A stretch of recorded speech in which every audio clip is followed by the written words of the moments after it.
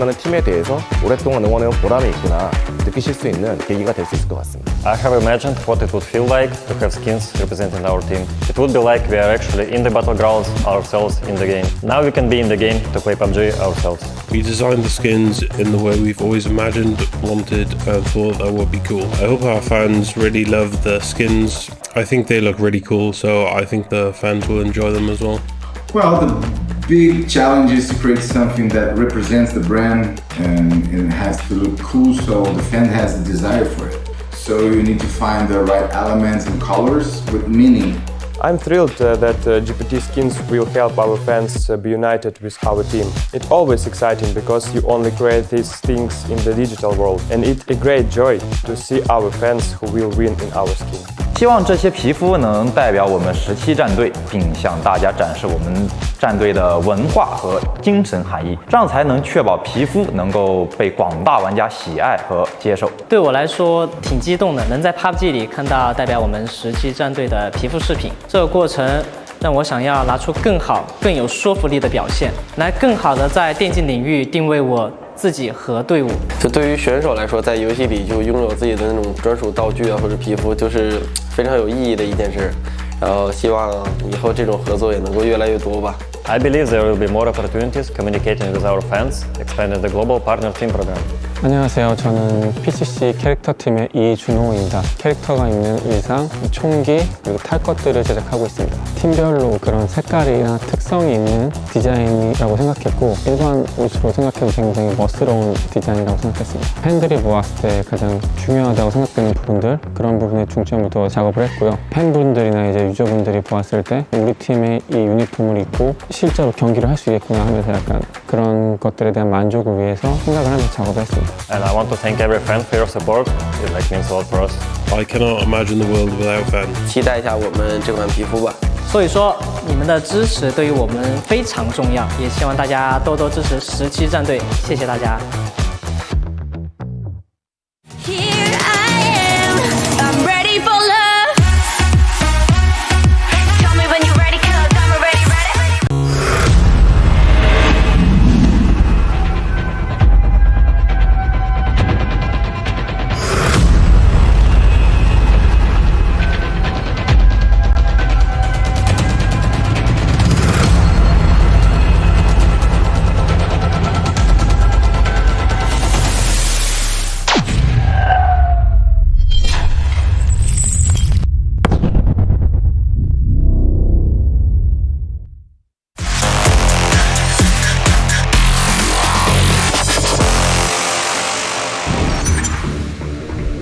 Xavier's position in particular is really tricky for 𝗟𝗟.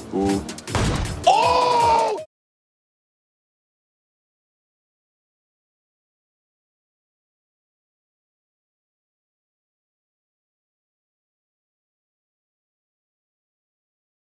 Unbelievable! Vegas! They desperately need the points. They're set in 15th. There's 𝗟𝗟 with the first. Instantly, the flush to follow. As now Senna tries to find another, but 𝗟𝗟 again finds the third as well!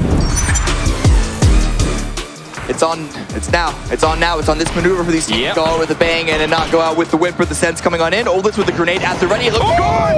𝗟𝗟 takes down 2 of New Happy! For 𝗟𝗏, still at her, holding the line, gets another. All of a sudden, this push for third party, or excuse me, for Third Eye, looked good, and now it doesn't. But they're losing players themselves. It's not going to be a free grab. It's not going to be an easy continuation of this game despite being a center spot. And it looks like Sun Sister also want to take part in this. Petrichor Road actually backed away. They realized that, oh, while I say that, it's actually going to be Third Eye eliminated. 𝗟𝗟 swinging around the corner. This, I mean, like you said, FaZe needs points, and now they're walking right to the guns of Gen G. Taemin is making them pay, getting 3 headshots with the SLR.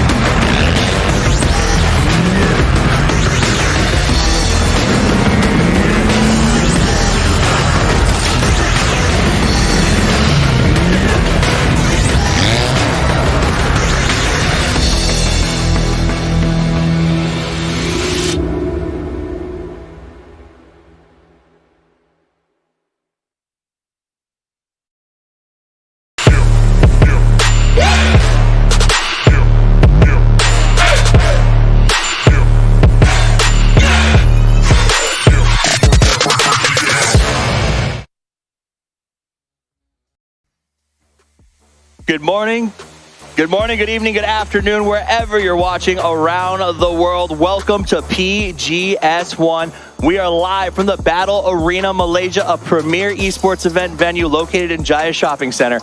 My name is Toffees. I am joined by Avenger, and it's time to get into the grand finals. Avenger, are you ready for 3 days of nonstop action? Honestly, this is all we've been waiting for, right? Super excited to get things started here. We have 16 fantastic teams. I can't wait to crown champion. 16 teams that have ground their way up. We started this whole thing with open qualifiers in different regions to get all the way here. You've been joining us for the losers bracket, the winners bracket, and everything in between to guarantee that we have the best 16 teams for you to take the field today. Let's take a quick look at the schedule. Everything I just talked about is done and dusted. All that matters is the grand finals, and it's go time. Yeah, and I gotta say, I love the double elimination. It's the way to go for from this point, right? We had some teams that obviously went through the winners bracket. The 8 best teams should be here. Some of the favorites should be in there, but we had a really rough grinder for that one, and we had to have some teams that were on the favorites path to go through the losers and then come here for the grand final, of course. And some that didn't make it out of the losers, but if you can't make it out, you don't deserve to play. Prize pool, $500,000 up for grabs, $80K for first place, and then a massive drop-off after that, Martin. Yeah, for sure. It's a huge difference here. It's the first time we kind of see a double or more than double here for the first place. So 80,000 is going to be a lot of money for the first place here. And this is what we talked about with that grind through. We started with group stages. We had the winners bracket for the teams that got to go straight through. Some haven't played for 3 days. If you were those winners bracket top 8, we'll see if that ice makes them better or worse going forward. But all that matters now is 18 matches over 3 days. So extra matches this time around, which I think is going to benefit some of these teams. Yeah, if you could guarantee yourself to be both in winners bracket and losers bracket, that would be the most training. The road to PGS here, of course, road to PGC, the PGS qualification points. If you win here, you get 200 PGS points. Is that automatic?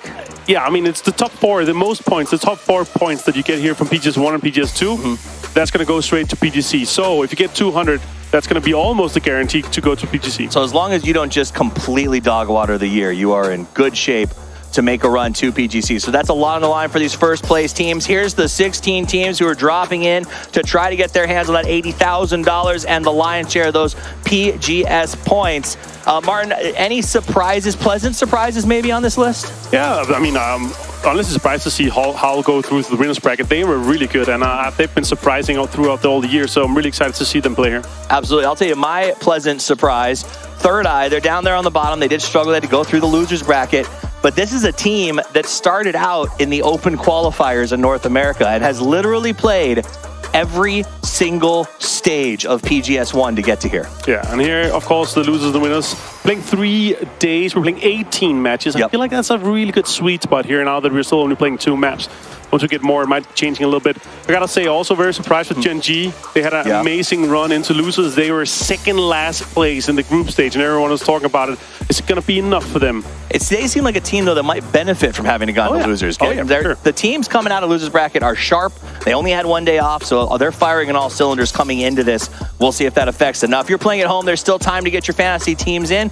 Kills are worth 2 points. Survival, if they're up, if your guy gets flushed and the team still wins, you lose that 5. So make sure you pick the right players. Now look at this. 3 members of Luminosity, my pick to win this event, up there on the top picks for fantasy. And the other 2 that is in the top 5 most points gained is not playing because Petrica Road, they didn't make it through losers, and New Happy didn't make it through losers. So very surprising to see these players. Obviously, of course, they did well, but now they're not going to be able to get any points for you. So make sure you go check your Fantasy League team if you haven't updated it. All right, let's take a look at who's got the team. If you need some help building your team right now, James Kylaris has had one of the strongest teams at this event, so copy him. I think Martin, I don't know if you copied him or if he copied you, but you're running in line there. He copied me. But I have Kickstarter as captain. I have a pretty good faith in him, of course. Also 𝗟𝗏. Now, they did too well in winners bracket not to bring in a player there. Of course, here, Paper, Toby, and Cameron's team.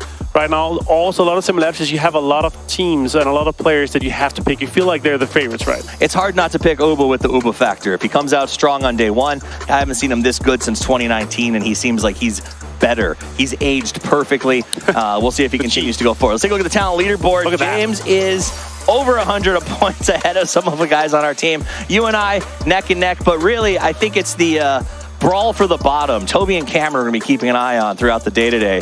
tied there at 786. Who's going to be worse? I checked the overall, like the global leaderboard for that. Is actually, I believe it was Nikos that is actually in lead with more than 1,100 points. What? And he's been picking Kickstart. That as well. Well, his team's about Kickstart. Our games are about me. Miramar, Orangel, back and forth throughout the day, starting in the Dusty Dunes. Does that give any team an advantage, you think? Nah, that's not going to be. The only big difference is that usually we play 3-3, right? But here we change it all the time. Now, it's a fresh change, and I actually like it, and I think the teams are actually completely fine with it. We saw a lot of hot drops on Miramar in the earlier stages. Do you think we're going to see those hot drops again, or has it all sort of sorted itself out at this point? I have some fun stories. Okay. One fun story about Miramar is actually that, Gunnar, he went in and said, we want Impala. Cerberus also wanted Impala, and he offered them a brawl. So they actually went to each other's rooms and started talking about it, and they came to an agreement. Maybe we shouldn't brawl, maybe we should fight for it.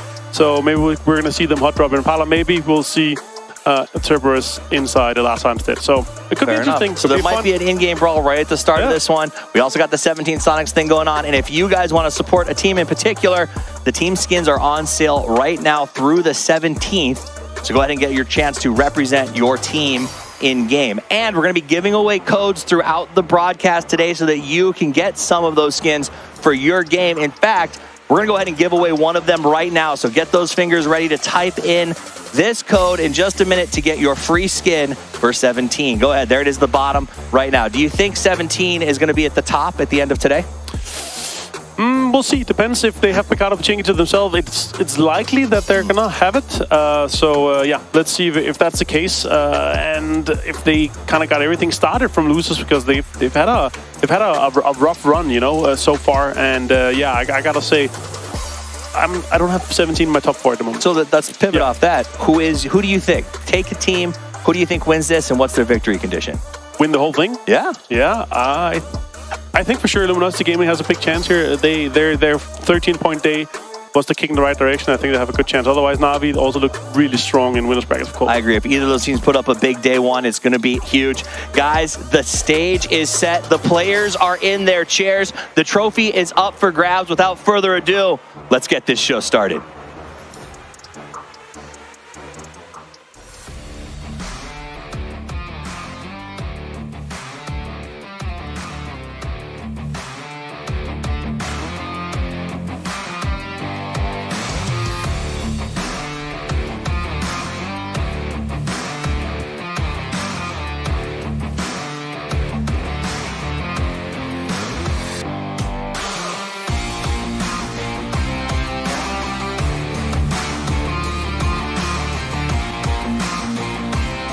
Good evening and welcome to PGS 1, coming live to you from Kuala Lumpur, Malaysia. It's been an exciting tournament so far, with our best players around the world competing for the past 7 days. Today marks the beginning of their final battle, and I'm sure the teams are ready to give their all to become the first ever PGS 1 champions. I'm your host, Bella, and today I'm joined by Paperthin. Paper, are you excited? Oh yeah, absolutely, Bella. The teams that have made it this far have worked incredibly hard and shown their skills across some of the most intense PUBG action we have ever seen. Yeah, and the stakes can't be any higher, with the prize pool of $500,000 on the line, and of course the title of the PGS 1 champions. The players will be, giving their all for the grand finals. Absolutely. So guys, sit back, relax, and get ready for some insane PUBG action. Yeah, we got some amazing matches lined up today, and I'm sure you guys can't wait to see how it's all going to play out. The first match is up in a few minutes, so make sure to stay and watch how it all goes. Well, without further ado, we are ready to kick off the PGS 1 Grand Finals. Let's get into the games and find out who will be the champions of the new era.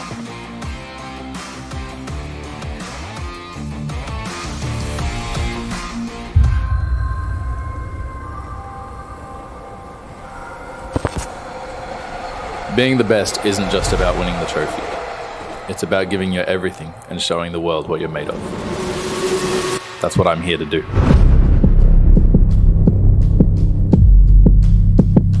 저희가 패자조에서 이게 되게 초조하고 긴장했었는데 결국엔 저희가 올라갈 거란 믿음이 있었기 때문에 평소 실력이 그대로 나온 것 같고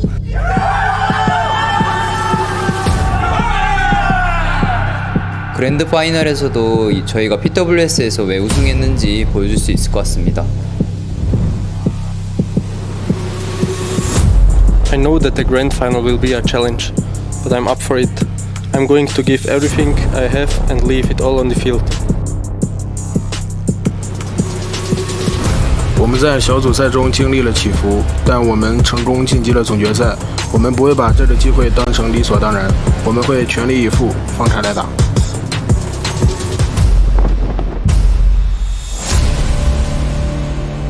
무대를 부시러 PGS에 왔습니다. 예전 모습을 신경 쓰지 않고 최선을 다하고 제일 강한 모습을 보여드리겠습니다. 조심하세요. Our journey to the grand final has been a roller coaster ride. We've faced some tough challenges along the way, but it just makes us stronger.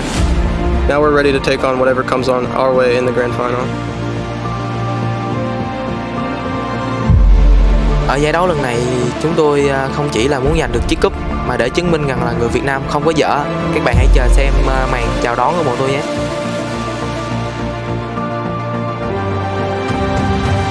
We have overcome all the problems we face, and now it's time to grab our champion. We are ready. 虽然我们在胜者组的状态不是很理想，但是我们不会因此失去了信心。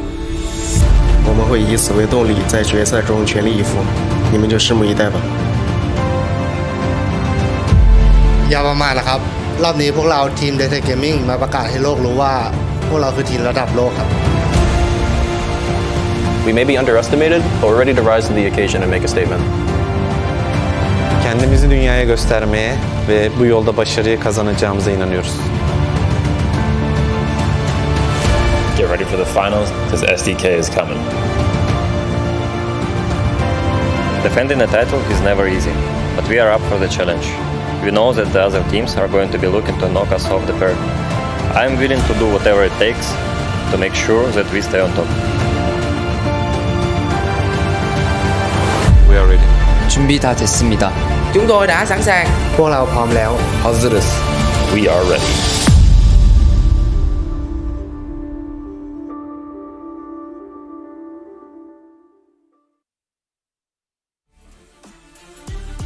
It is time for PGS1 Grand Finals. 18 rounds to go before we crown our first ever global champion of the year. And Toby, there are some favorites coming into this lobby for sure. Some of them were favorites from the very beginning of this competition, but also quite a lot of, I don't want to necessarily call them underdogs anymore, because teams like Howl really showed up in winners. Yeah. Just a bunch of teams that are just kind of really showing that this is a pretty deep pool that we have here in the grand finals. It is going to be absolutely phenomenal. 1 through 18, all the matches. I think every single game is going to show us the very best PUBG we could have hoped for. And I just got to add, these intro videos are getting better and better tournament after tournament. I had the chills all the way through. All these teams, you could hear it from themselves too. They want it desperately. They want to bring home the trophy. Yeah, I know. And it's all going to start here. New lobby, brand new composition of teams. I don't think we're going to be getting as many hot drops, not nearly as many hot drops as we did during groups, and then of course the 2 winners and losers brackets, though I do think there might be one at the start. I'm not going to spoil it just in case it doesn't happen. You never know how these negotiations go down. It's almost like the UN sometimes, where teams sit down, they bring their case, they try and see what they can negotiate. Exactly. We are going to hop over to Miramar. Of course, Des brought it down as well, or broke it down as well. We're getting the teams ready. We're getting the players ready. I don't know if you caught that. That was a big old X over Tilgerson's face. 17 are ready to take on the Sonics and make sure that their center spot is claimed. That I can guarantee is not going to be hot drop. The Sonics are prepared to leave. They know that it doesn't matter what happens. 17 Gaming are not going to leave their drop spot, and 17, I believe, have gone public saying that they are willing to throw this tournament to keep 𝗟𝗡𝗗𝗗 for themselves. So that is not what Sonics are going to be fighting for. They know that that is not a losing battle necessarily, but they have higher goals. There's more to fight for than just 𝗟𝗡𝗗𝗗. Couldn't agree anything more. Let's see now match number 1 of 18. It's hovered on over on Miramar. The playing path this time around came very eastern, and you know why I like this in particular? Because with this lobby there are now a ton of teams opting to loot out east. So most teams, if not all, should be able to go exactly where they want, despite this plane path looking somewhat southeastern skewed. I don't know if you guys can hear it through our mics. I don't know if you can, but there's a lot of yelling, at least there was until just a moment ago, between a couple of different teams, and it's exciting because they are ready to play. They are giving it their all, and yes, as you can see, the plane path is southeast skewed, so anything 𝗟𝗄𝗗 or beyond, a bit more difficult to get to, and it's Impala.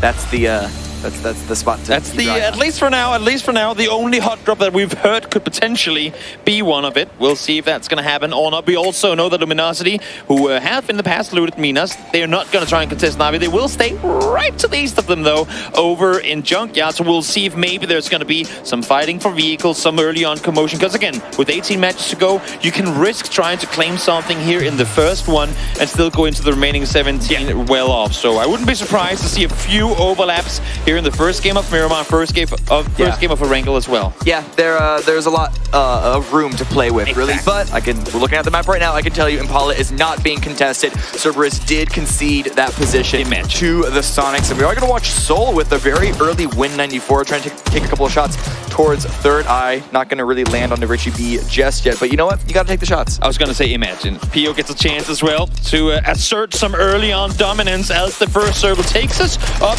towards the north. This is interesting, mainly because a lot, if not almost all teams opted to jump out early on. So how will the journeys be up towards Cruz del Valle? We have to wait and see. I mean, with no hot drops here, that's going to be a lot of teams all coming in from the south side, from a lot of different angles. Now, if you're a team like Ascend or Third Eye, who are south but southwest, you have an easier time wrapping up all the way around 𝗟𝗄𝗗 and coming in from the west side of that circle. But as it stands right now, with the terrain in play, there's going to be a lot of teams that are going to be coming in from the south end, whether it's a little bit east or a little bit west. That's still a lot of traffic from two specific points. Now, you mentioned them briefly, but I want to go back to them again. Ascent and Danawa as well, two teams we've seen trying to utilize very similar rotation paths. Now, they haven't had Third Eye in the middle of them when they've done this in the past. What I'm talking about is northern circles. Both Danawa and Ascent like to really wrap hard northwest, even around 𝗟𝗄𝗗, around the Copraria, all the way up towards Oasis and in from there. So could potentially be a little bit of commotion off of that one as well. 𝗟𝗔𝗡𝗗 throwing a grenade out the window. I thought that was... It got me looking at the map, wondering if there was a little bit of a hot drop that we missed. But there is going to be a little bit of a roster change, as you can see.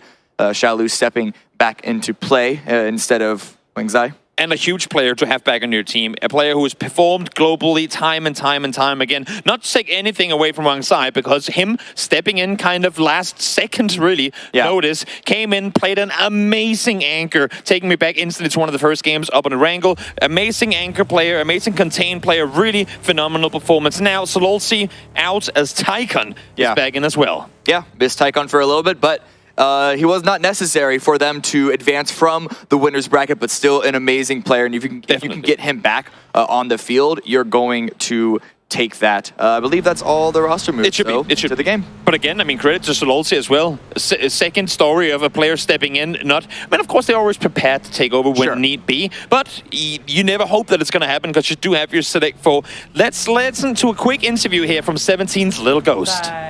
头两天小组赛打完，第一天被人战术针对过后，大伙儿心态都不太好。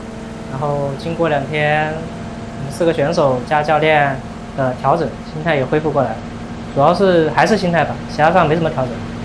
其实我觉得进入决赛后，我们一定会跟 S 就不知道，希望他像男人一样都捕捉完这18场决赛。Well, as we know, that did not happen. Did not drop down onto 𝗟𝗏𝗏, whether that's brave or smart. It depends on what angle you're coming from. But this is an early engagement here between 𝗟𝗏𝗏 and 4AM. And it's both contesting center here. And that's the thing, right? It's so ironic how we talk about all these teams on the edge that have to rotate in, but it's the teams that already have primary real estate that are now finding each other. But again, as I said before, teams will overlap, and especially those teams that are gifted circles early on, trying to flex out, trying to take more control. So far, Heaven is knocked, but I haven't seen any flashes come through just yet. Not yet, but it's going to take Human a bit to get over there, and that's Na'Vi also swinging in from the east side. So I think, oh, no, it's a crash. 𝗟𝗏𝗏, they're charging on in. They're not going to give up this first round. They want to defend all 4 of their members in this situation, as well as the compound. So Heaven there off on the side, or sorry, Human there off on the side angle could be a good anchor position because now Glaz and 𝗟𝗔𝗡𝗗 are in the room, but Crazy 1.2 pushing forward gets immediately dropped by the Vector. Yep, Vector up close, as deadly as any other gun, really, and the more shots fired here, Na'Vi here's the better off they're gonna be. They probably might just pull on over and see what happens on the other side of the street. Summer now. Bottom floor, Blue Glass. A couple of pieces of utility grenades come out, but Summer is just pushing on through, does not care about grenades at all. Gets the knock, but it's going to be 𝗟𝗟𝗡𝗗 again with that SMG. Not a very popular weapon, but it is doing the work here. Sure is. Doesn't have the extended mag either, so only so many bullets to work with. Heaven down to low HP, he gets headshotted.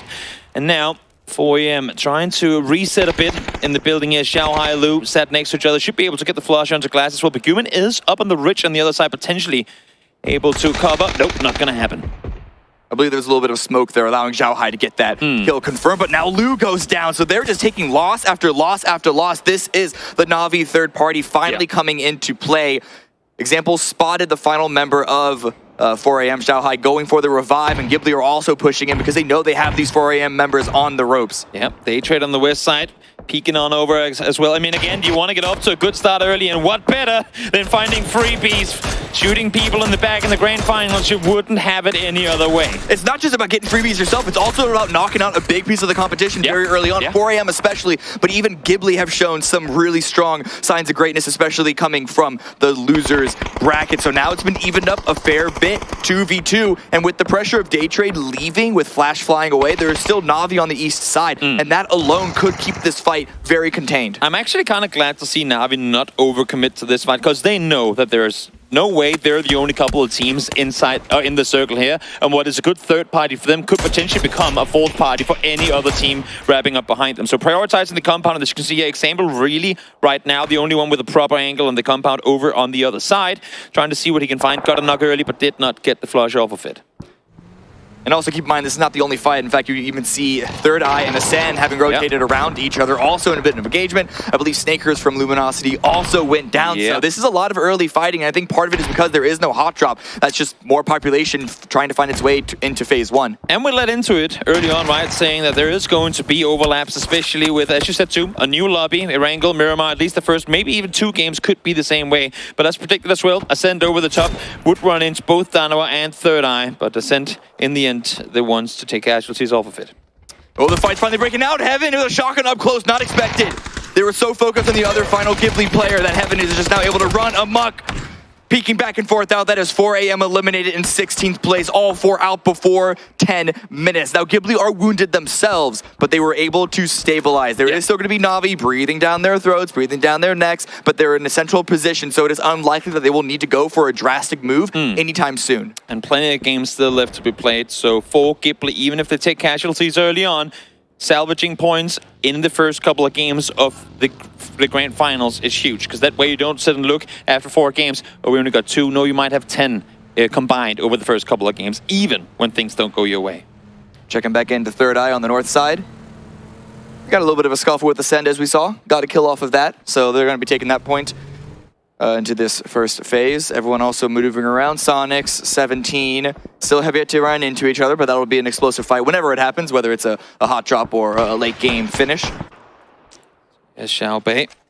Decent angle towards the east, wanting to make sure that no one's able to wrap down that direction. They see Tycon up on the roof as well, or the roof, over the top of the hill as well, as he tries to get a better overlook position. Again, this first circle, I mean, he can really swing anywhere, and there are some really interesting endgame areas available in this one, especially with how many teams have now been able to claim somewhat center positions here.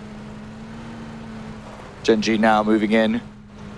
Coming in last, usually, well, they're definitely one of the more conservative teams in this lobby. Don't look for early engagements. This is a team that, not a lot of expectations coming into this, especially after group stage, but I don't know what clicked. I don't know what happened in losers bracket, but they just suddenly remembered how to play the game. And so I think that this is not a team that you can underestimate here. There's no team that you can really underestimate here in the grand finals, but you got to basically forget what 𝗟𝗏𝗏 looked like in groups if you're going to face them here. I'm not going to lie, had they scraped their way into the grand finals, I would not have had any expectations from them. But as you said, they managed to turn things around in the losers bracket and are now looking very, very good. 10 seconds before we see phase number 2. And it's been evened up a little bit, but Third Eye and Danawa, they're towards the north, and that is still quite open. It's a lot of field, but it's going to be a hard... Of course, this is PGS hard shift, not PGS 1. It's PGS hard shift, and it's going to be a hard shift towards the east, towards Terra Bronco. Sonics have a great spot. Cerberus have a great spot. 𝗟𝗗𝗡 are coming in late to a really, really good spot, though it is a little bit on the low ground, but they can perhaps race those two aforementioned teams for the nice, more controlling high ground positions. But a lot of teams on the west side, it's a big open field where we're seeing 17 cross through, so this might be a few kills being taken on traffic rotation. There's definitely going to be commotion as all these teams try and make the win. And as you said, 𝗟𝗡𝗡 clapping their hands as they get the shift in their direction. And now the two remaining Luminosity players trying to take out 17 on rotation. One tire out on the Mirado. You know what that means. Spinaroo.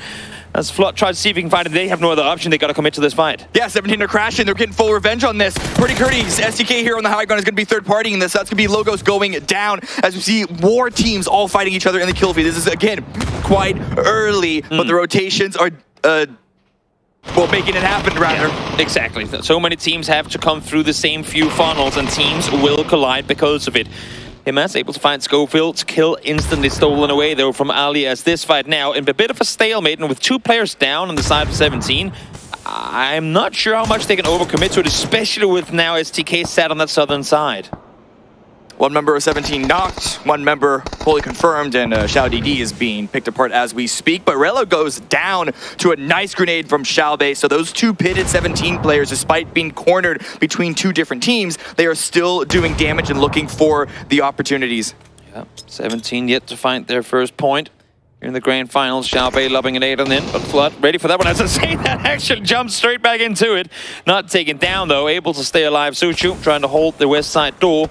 Not able to find a hold on either. 𝗟𝗓𝗡 now pushes. Solnov in hand. There you go. 𝗟𝗓𝗡 finds 1, finds 2. Luminosity out in 15th. Still a lot of heavy damage towards 17 on STK. They have them surrounded. Vegas even swung himself across the road. Alo is going that direction as well. Unsure if STK are going to be sticking around to make sure 17 can be put in the dirt right behind Luminosity, or they're going to use this opportunity to sort of speed ahead and get more towards the center, but the center is not safe either. No, I lied, they're crashing. Yeah, full speed. They're coming in only with 2 the first time round, leaving Purdy and Penta up on the hill. As I say, the Penta actually now wrapping down towards the compound itself as well. So they will be in a 3v2 position with Purdy up on the top, but how do they push this? Alo sat alone right now. Cavalry is arriving. First one in, instantly down Suju. Not going for the flush. Awaiting the second peek around Vegas. Able to take him down in return. Alo tried to bait out the shot to get the information, but he's going to have to send his own body inside. Now 𝗟𝗓𝗡, the last one left for 17 with a spray down against Penta. Ooh. He is going to get the knock. Down to half HP, trying to confirm that kill to get at least one more point, because surrounded by 3 other members of STK, it's looking very unlikely, but he has an opportunity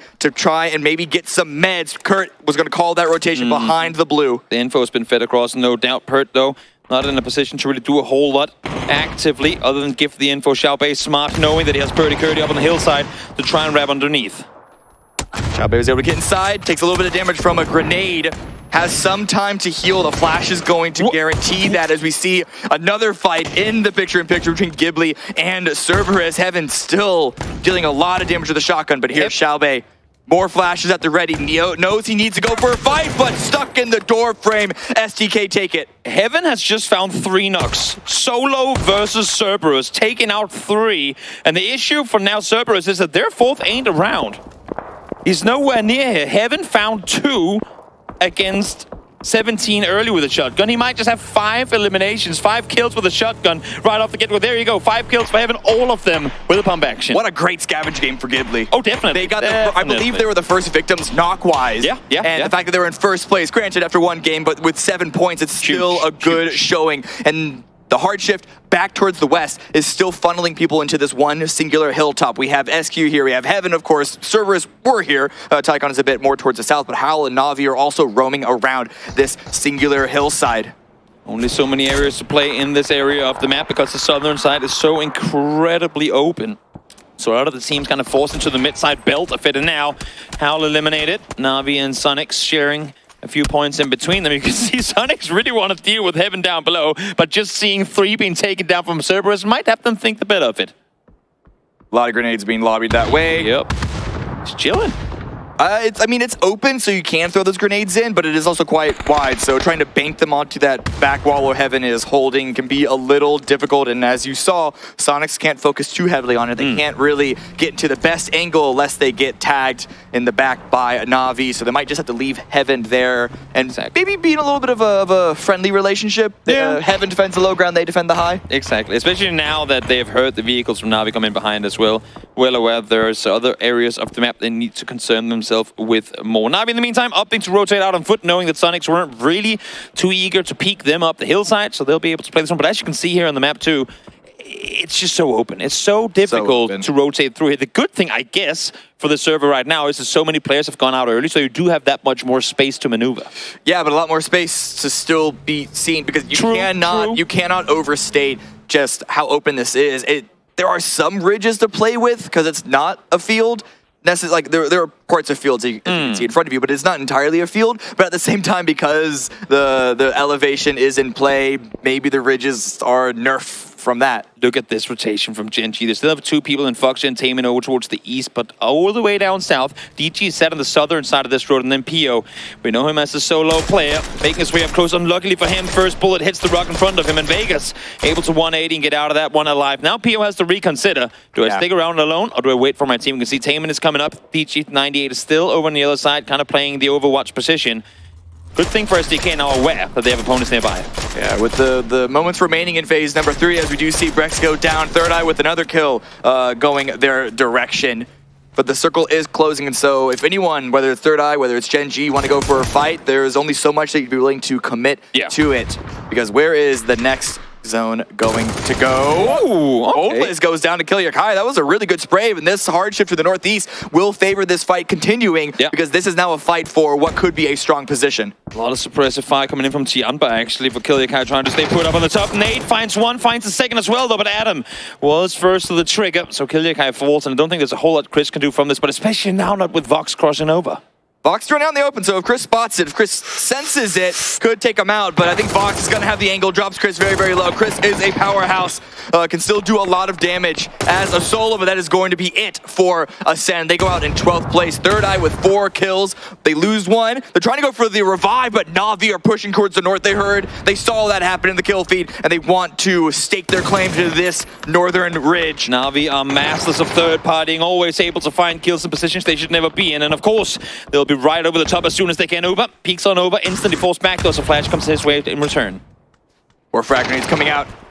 Adam trying to get the covering fire. Richard B with a frag grenade in return. They're bouncing all away from each other, and Vox with this position that he was able to take from Chris is a nice angle to keep Na'Vi from really overflowing this ridge, but this is Na'Vi controlled of this site. 𝗟𝗏 have such little ground to play with. And Na'Vi having to fall back now as well, because Sonics on the southern side are starting to suppress too. And I love the fact that we saw just quickly there from Vox that he shoots even just into the mountainside. They just need to hear gunshots, they need to hear shots connect to force them further back, because they were very alone on the other side of the ridge, but Vox's assistance forced Na'Vi back.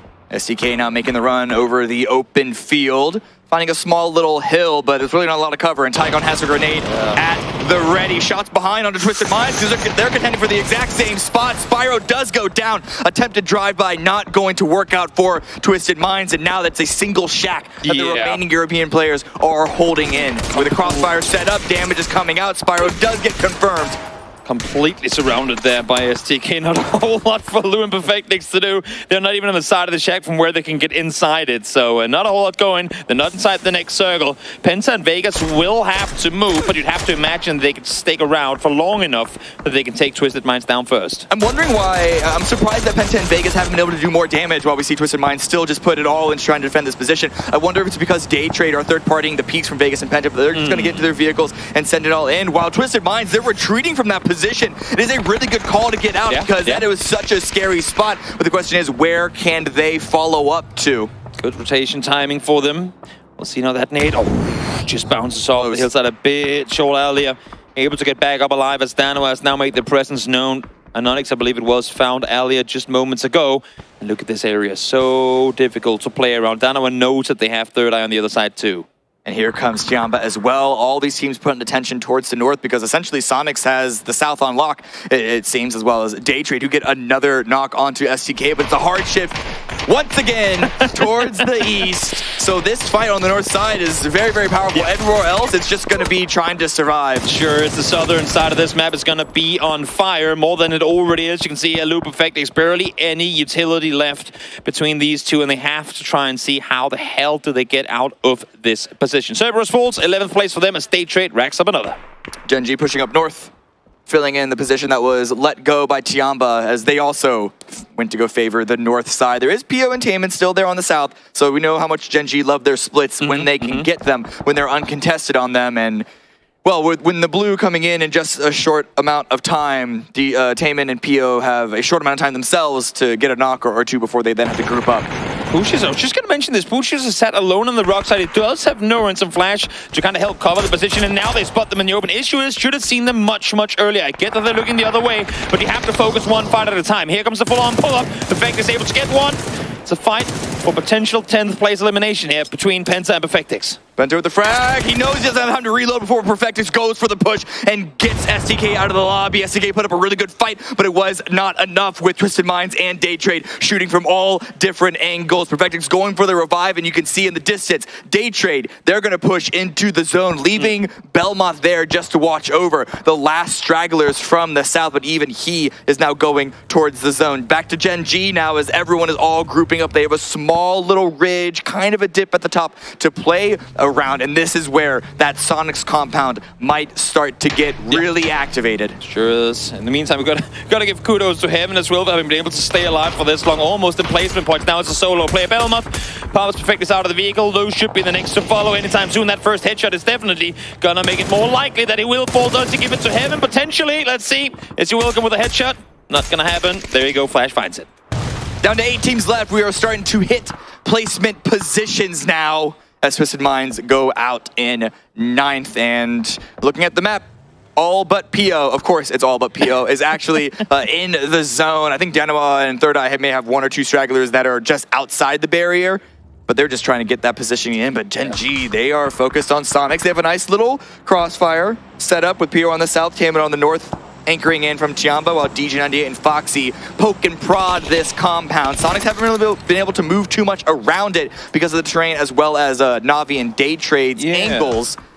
I'm surprised that, especially knowing that 𝗟𝗓 only has a solo player left in the compound, that with them pulling up, Sonics don't do more, like play more aggro to try and wrap out east. I guess it's partially because PO was sat on the southern side and trying to suppress him. In the meantime, now let's hop up towards the north again as 𝗟𝗏 and 𝗟𝗏 heads up close to one another. Soul is getting very, very close to 𝗟𝗏. The circle is going to basically center up. That center is not controlled by anyone. We're going to see a couple of different fights here, one north, one south, and we'll see if Na'Vi and 𝗟𝗏, where exactly they want to be activated in either of those 2 directions. Salutes baiting a peek out from 𝗟𝗏, because again, it's all about trying to give Soul that opportunity to get that second strike in once one of the other 𝗟𝗏 players gets the first. Let's see, Soul, surprise player, trying to sneak his way over the ridge line. As long as they're shooting, they shouldn't be able to hear the footsteps. One caught on the other side there, but Soul finds one, finds the second as well. Nice flank, nice peek, almost takes down the third. Soul gets activated. Richard B did get the first knock of this engagement, but now Soul is here to close the fight,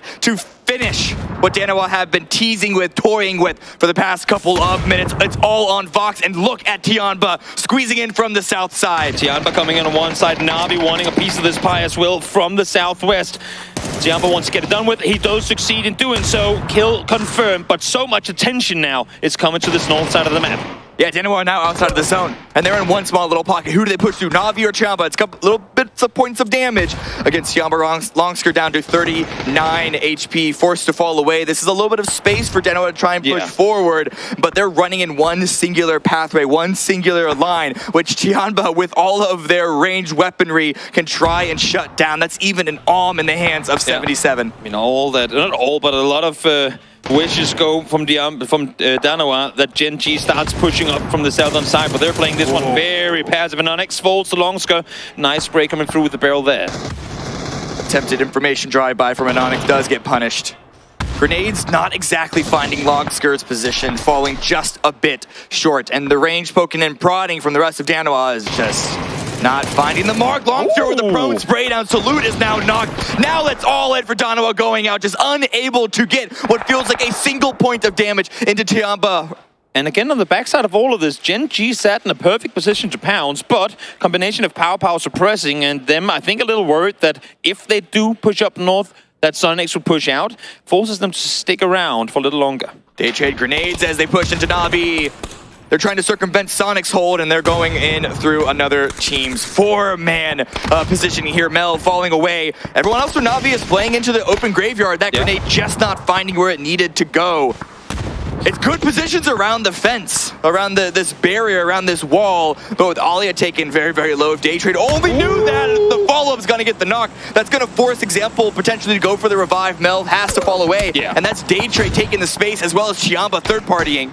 Yeah, with 𝗟𝗗 now over one, Ridgeline Daytrade pushing in from the other Na'Vi, all of a sudden in a very, very poor position, trying to play full control. And in the meantime, Heaven, the solo player from very early on in the game, has snuck his way into top 6. Daytrade in the hardcover. Circle's going to set her up once again. Not a single soul is inside this next zone. And 𝗟𝗗 and 𝗟𝗡, as you said, have a lot of movement, a lot of freedom. Daytrade do not, and they're just putting that pressure onto Na'Vi. Mel goes down. 𝗟𝗓 did get revived and meted up. Grenade at the ready, knows that it just needs to be tossed on the opposite side of that wall, but 𝗟𝗓s and 𝗟𝗏, they are going huge right now. It is only 𝗟𝗏 remaining. Deals a little bit of damage. He's in such a tough position. The issue for Daytrade is they can't really wrap into. The only entry without jumping over is exactly where Flash went down off of that gate right there. So 𝗟𝗏, nice angle for him, knowing the only spot he can really play is in that exact position. He's creeping forward. He wants to try and catch Daytrade off guard, potentially. 𝗟𝗓s has the shotgun ready for the one and done. Pump and dump, and he's going to go for the shot. That's at least going to be the information, while 𝗟𝗏 is going to confirm the kills that they knocked. And then, of course, the jump shot. He is going to get Na'Vi out of this, but 𝗟𝗡. Heaven is still alive in all of this. He found one before, now he finds Mime as well. All of a sudden, Sonics just has 𝗟𝗏 left alive. Again, 𝗟𝗡 playing this one extremely passive, not wanting to one into Heaven, but Heaven is continuing to rack up points.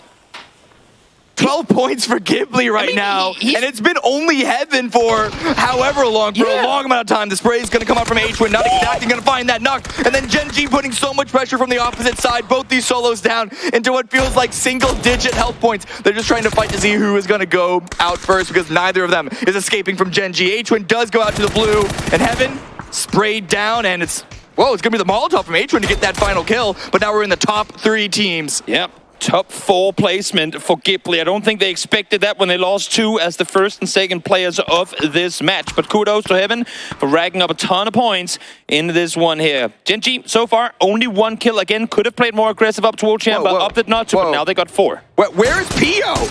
Where is Pio? Well, he's getting the knock, so I guess let him keep playing his game.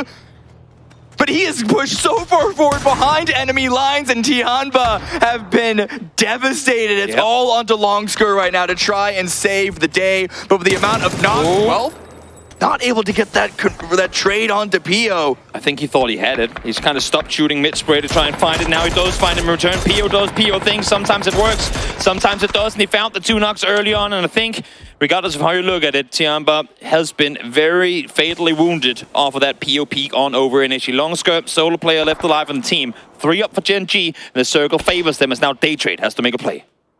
Well, if 𝗟𝗏s is able to get a knock here with the with 𝗟𝗡 spread as they are, at least a few of them, could be an opportunity, but no, the covering fire is going to be spotted. 𝗟𝗏 maybe trying to wrap on the south side, but Daytrade are currently just lying in wait. 𝗟𝗏 did find an opening, an opportunity to go for the revive. So with the teammate in tow, perhaps if Daytrade and 𝗟𝗏 strike at the same time, they could then really take this game from 𝗟𝗡's hands. 𝗟𝗏 strikes first. I like this wraparound. They know they're playing solo games now. I mean, both 𝗟𝗏 and 𝗟𝗏s is full level 3 gear. So if you're going to be outnumbered, at least have the Kevlar to support your position. 𝗟𝗏 sprays over once again. DG98 down to half HP.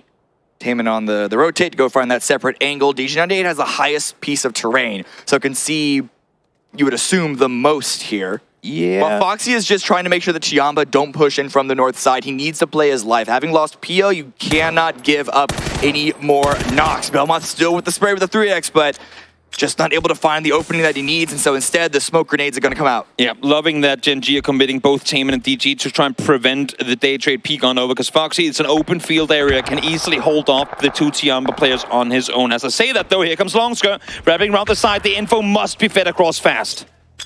𝗟𝗓 are focusing both 𝗟𝗓 and Daytrade. They know that unless they get an opening onto a member like Foxy or even get a knock on the South members of 𝗟𝗓, really they want to just play for second, and so keeping Daytrade out of this Phase 8 will be the name of the game for them. Taemin with a couple of shots through, taking Belmont low. Gotta hit those shots, 𝗟𝗓. You got the arm in hand. Gotta see if you can find one knock here. Could be a winning knock, but now smokes are fading. Taemin finds the first.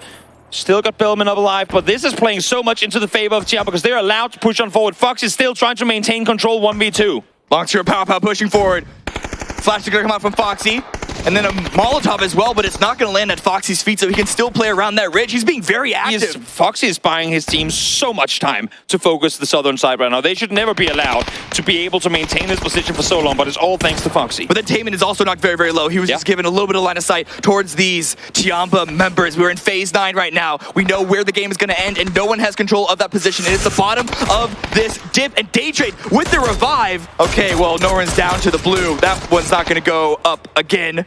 Yep, not gonna happen. 𝗟𝗓 now 2v3. Weren't able to deal with Foxy. Kudos to you, buddy, for holding off. Now one falls. 𝗟𝗓 solo against the rest, but he finds the first one. Almost gets down Foxy as well. 1 versus 2. 𝗟𝗓 versus the world right now.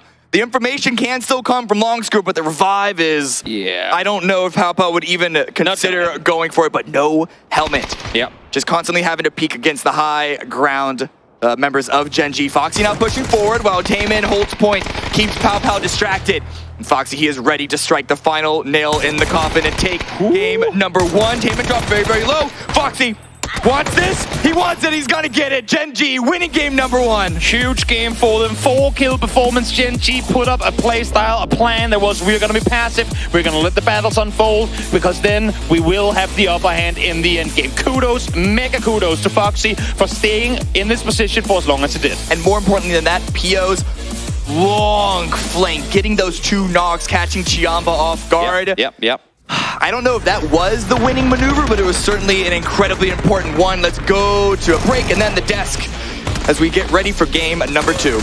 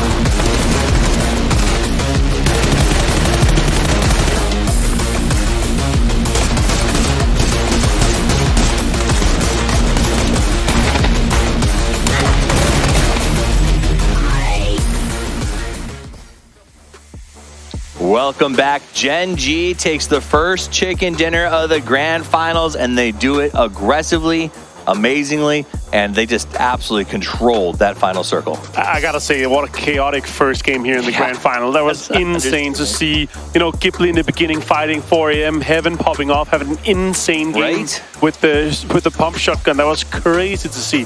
And also a really rare ending. This is like finding like a rare card in a pack opening or something. Like, they're super, super rare. We see these kind of endings here, and it paid off all the way through, and 𝗟𝗓 popped off. So 𝗟𝗓 does get the chicken dinner foil and comes out with that big win. I will say we did see a lot of trench gun, a lot of shotgun play, a lot of uncomfortable crashes for some of these teams, and some of our favorites got caught early. I know we saw 𝗟𝗓 get picked off by 𝗟𝗓.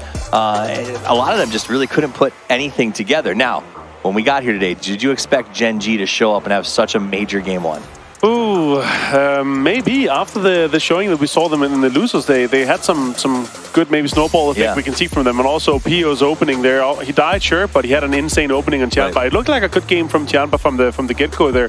They had a really good amount of control in the northeastern side. The terrain was looking really good for them, and Gen.G was forced to kind of take this fight with 𝗟𝗓 that are on the western side, right? I gotta say though, 𝗟𝗓 looking strong too. They took down Na'Vi quite easily, and that push on the cemetery there. Yeah, 𝗟𝗓 was a beautiful fight, but I do think that's what it came down to in that game. PO making the sacrifice play, basically. 𝗟𝗋 played the east side of that circle for so long. They got a couple of good shifts, and I think they were in a position to potentially win it. PO going in and being that sort of, I'm willing to lose it all to get two of you down. Exactly. Really changed the game. Like, that seemed to be the turning point. That was literally the reason why Gen.G was able to win this year. They only got 4 kills, sure, but it's a 14-point game for them. 𝗟𝗋, 13 there for that. But 𝗟𝗓, 10 kills. And Ghibli. And Heaven as well, able to pop off for Ghibli. He secured so many kills, and he secured 4th for them too there. But this push here for 𝗟𝗓, I really love what I'm seeing from them. Yeah, no, I love what I'm seeing for them. A bit of irony for Na'Vi taking that fight in the graveyard where they ultimately ended their run. Here we get 𝗟𝗋 again, pushed by Heaven, and Heaven, I think, single-handedly wiped all but one of the 𝗟𝗋s there. It was just beautiful. He was in a league of his own, as was 𝗟𝗓. Here's this fight with Na'Vi back to the graveyard. 𝗟𝗋s with that double pop up over the top, and then from then, they were just racking up kills. I love what I'm seeing from the sawed-off again and again and again. But you got to remember, going forward, we're not going to see that as much because it's going to be the smoke grenade launcher that's going to be the meta going forward. But it's been showing really, really strong there. Having that pocket shotgun is looking good. This is the other one you were talking about, PO having that off angle, making sure he can get 2 down from 𝗟𝗋, and that went to be really crucial for the Gen.G win there. It was close though. I gotta say the way that they played it, and also how Longscore is able to push out and get 𝗟𝗋 in a good spot here. It ended up being fantastic here for Gen.G though, but only 4 kills, 14 points. It's not a big win for them, but they can have this kind of consistency in terms of the lower amount of kill games. That's going to be fine for them. And I mean, while they only got 1 kill across the board, let me look at that damage count from 𝗟𝗋. He's definitely, I think, going to be the man of the match on this one. 737 damage. This just speaks to the way that they played a little bit different. I think Gen.G was playing a lot more crashy earlier in this event, being very sort of in your face. Now they're still doing that, but they're playing defensive. They had a great job. So, okay, PO, you go, but we're going to have an anchor. We're going to have a cover position. I like the Gen.G that we're seeing going into this grand final. And sure enough, it will be 𝗟𝗋 that wins that man of the match. Yeah, I love what I'm seeing from them so far. And I got to say, what we've been seeing from 𝗟𝗋, he's had some really good DMR shots. He's been really putting in work with that, both in terms of the knocks he's getting and also the damage and kills he's getting. In some of the other stages we saw, he was getting headshots, and with this LR as well, like you're putting in 79 plus damage. Somebody just got rest. It's a knock again, right? So it's good to see your team being able to step up for the man of the match.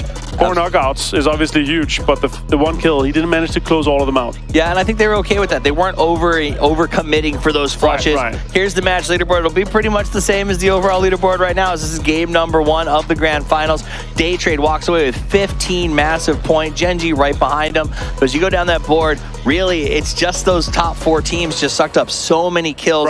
Is that a symptom of how crazy this circle was? Because, I mean, the Phase 7 shift, there was nobody in it.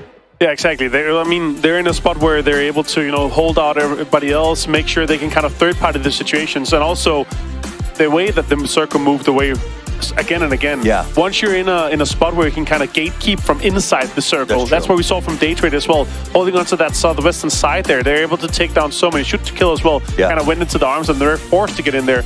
Twisted Minds were one of them. 𝗟𝗋s were in a fantastic spot.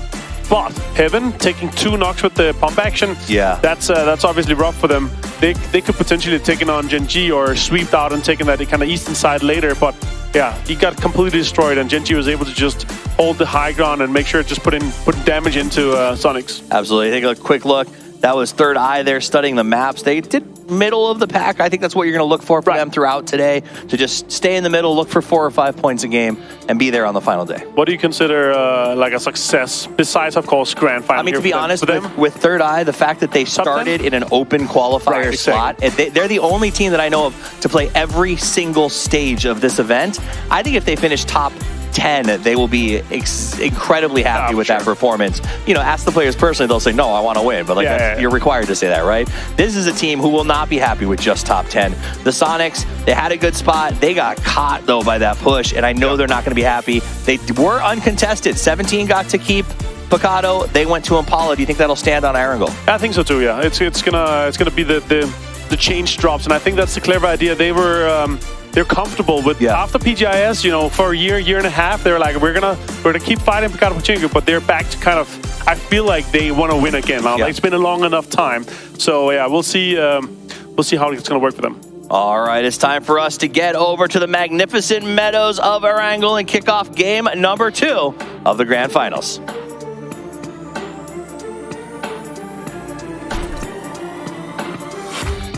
Thank you so much, Toffees. Thank you so much, Martin, for the great analysis on the desk. We're headed on over to Erangel for the first time here in the Grand Finals. A little bit of an alluding to potential hot drops. I do not think we should see anything similar to what we had last game cam over on Miramar. Don't think it's going to happen. One thing that I do know it's going to happen, though, is that these players are going to be flying out from the far western side of the map.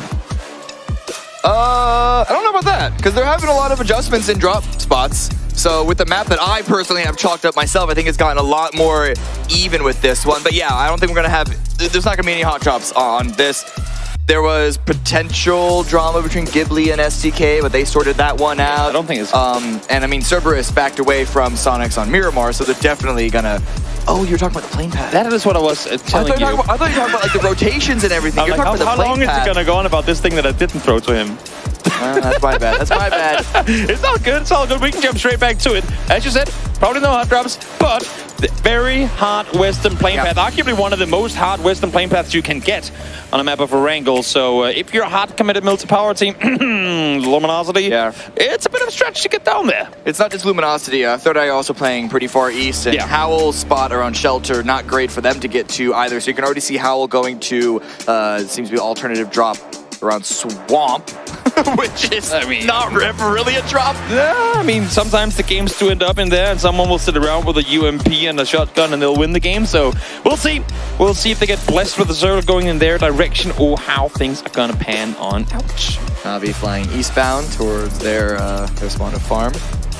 See there, vehicle commotion early on as 17 grabs one off of Twisted Minds. And again, of course, we're going to see these things. I actually kind of like that Little Ghost is all the way up here, because they had an easy reach down towards the Pachinki, but up to scope. But anyway, in circle, okay, hard north is where we are headed. So at least they're on the right west to east side of the map, but only having bridges to cross over. That could cause some commotion. And that does mean for the teams that are going to their east positions. I'm looking at Navi as the biggest ones for this. It's going to be a bad rotation for them because they haven't even got to their drop spot. We are still seeing a couple of attempts at knocking people out of the sky. If you get a gun early and there are still parachutes above you, might as well go for it. It's happened a few times over the course of the entire history of PUBG esports. Yeah. So it's, you know, it's low chance, but it's a free attempt. You ain't gonna win the lottery if you ain't playing. So you might as well see if you can find yourself an easy one. And even if you don't get the flush on him, you now know exactly what team, especially with a plane path like this, where you're not necessarily sure of all the team's ult drops.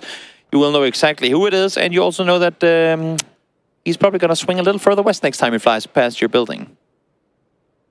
Looking at Ascend with their new alts, like 7th position alt drop, scavenging all around everything, but they should have a good rotation in. It's only if Tiamba or Cerberus want to gatekeep that south side, but with the river not really favoring the south edge of this zone, I think everyone's just going to be trying to push across through Georgia Pole, north of Razak, etc. You say that. I would say I think a lot of teams are going to opt to swing hard east over Yasnaya. The only area of the map where you can actually cross south to north, avoiding bridges. And with us being this early on into the Grand Finals and teams wanting 3 points early, I would expect to see a lot of teams try and like kind of just set up gatekeeps on these bridges. Pro player, pro tip, get a boat. It's been a while since we've seen a botation from Primorsk all the way up to Zarki. Just saying, maybe oldies can be goodies. Okay, so question is, since it's been a while, is there a reason that it's been a while? Yeah, there is. They learned how to play PUBG since then. Who would have thought? I know. You know, if there's one hard shifts west, I'm all for it. Howl, you know what, take that boat, swing it to Saget, do whatever you want. But for now, I think keeping control of your vehicle is probably the play. Let's take a look at a replay here as we continue this one forward. And that's Heaven against Cerberus. Of course, just the solo hold, double shotgun. They pushed S2, and well, the shotgun is like the one weapon that could really take care of this, and that was the shot that was completely unearned. We were wondering why you were ahead of me in fantasy, and then we were like, oh wait, yeah, oh wait, I have heaven. Yeah. Okay, wait, 𝗟𝗓 𝗟𝗏. 𝗟𝗏 just can't not get a break. They always get into early engagements, but Vox now gonna remind us, gonna repeat what Heaven just did, it seems. I like this repositioning from Vox. He knows that if I take the fight alone inside the compound, there's not a lot I can do. 100 HP to 0 HP, just like that. One shot to the chest. Shotguns are insanely OP. It's all about positioning for that weaponry. Richie B with a grenade throwing out, and then the rest of 𝗟𝗏 arriving. Adam stopping short to try and get some damage on the Linshu, and Richie B avoiding a couple of grenades. But 𝗟𝗓 are swarming the site. Adam's angle just not good enough. Can the rest of 𝗟𝗏 hold on while he repositions again? Ooh! Finds one in the chest, gets it the second time around as well. Oldless instantly there though to trade as 𝗟𝗓 now fully committing to this fight. We do have both 17 and Twisted Minds in the nearby vicinity too. So look for those trackers from the side and see if maybe there's going to be some third-party commotion. Adam going down is huge because that was the anchor of the Overwatch position. It is all up to Oldless right now. It is only 𝗟𝗟 down 4. Oh, he jumps down, tries to do a sneaky little Assassin's Creed maneuver, but is not going to catch 𝗟𝗓 off guard. 7-7 with the final shot there. 𝗟𝗏 are eliminated incredibly early, but are there other teams in position to perhaps capitalize? STK and Twisted Minds might have thought of it, but instead they just run into each other. It's very rare that we see so many teams just full speed send it up into the open hills here in a phase 1. But of course, with the plane being so far west and so many of these teams having a chance to wrap up early, they know they have to claim real estate early on in order to secure it, because there's a lot of teams looking this way. Lou finds Vegas wide out in the open. Yeah, Vegas really likes making these plays, but sometimes can be a bit too far ahead of the rest of the team. A bit caught out here, and it's going to get punished for it. No revive going to be possible. The rest of SDK are pushing towards the north. And, I mean, the reason we're seeing so many fights, I think you just touched on it, is that top third of the circle, water. Bottom third, below the river, and unlikely to stay in play. Everyone is rushing for this center peninsula, strip. kind of just going out there. Yeah, exactly. The bunny ear. The bunny ear. You know what? That's a good call. I'll call that entire place the bunny from now on, regardless of whether you're just west of 𝗟𝗏. The bunny ear. I get it. I see it. Yeah. Now, in the meantime, wrapping their way on forward, side by side with Sonic. You just see a little bit of Tiggleton there in their minimap, in the bottom left corner, bottom right corner of your screens. But I think Sonic's heard that. They saw the vehicles come through and like, you know what? We actually kind of want to play a whole game this time around. So let's allow them to wrap on through. Human trying to find an opportunistic knock here with 𝗟𝗏 solo player in this split. It's a sneaky angle coming in from the ridge line. And 𝗟𝗏 doesn't seem to be that aware of the potential for sure, but not that defensive from it. But maybe some call out happened because he's going to drop in the high ground, get in the vehicle.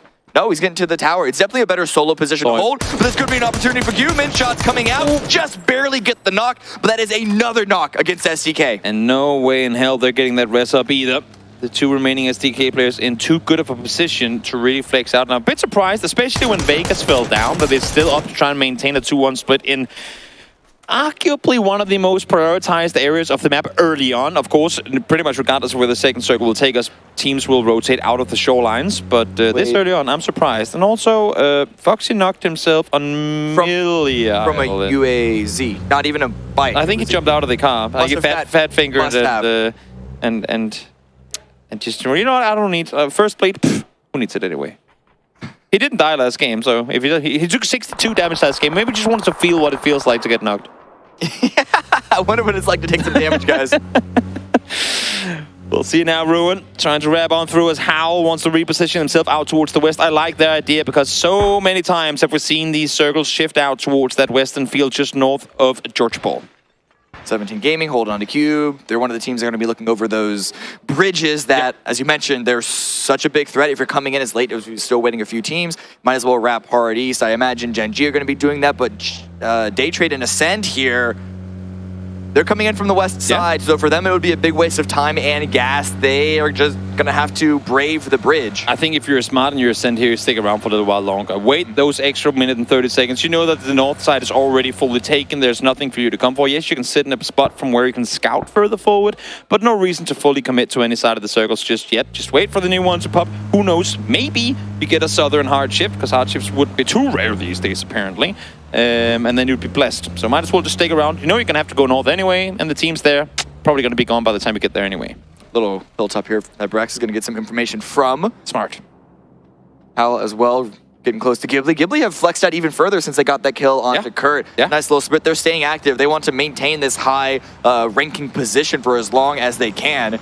No reason to give up that podium spot just yet, as we also see the Sonics group on in, and Gen.G in the blue coming in super, super late. No reason to hurry. I mean, Melee team with the north side shift coming in. They know they're going to be late to the party again. As I said, similar story to Ascent. They know they're going to be late to the party. And honestly, perfect timing for them would be hitting Rostock around the new circle pub, because they're going to be coming in full speed, maybe even that far out. Going to be able to beat a team or two to the punch for a good position. That's true. That's actually a fair point, especially if it's an Eastern shift. Exactly.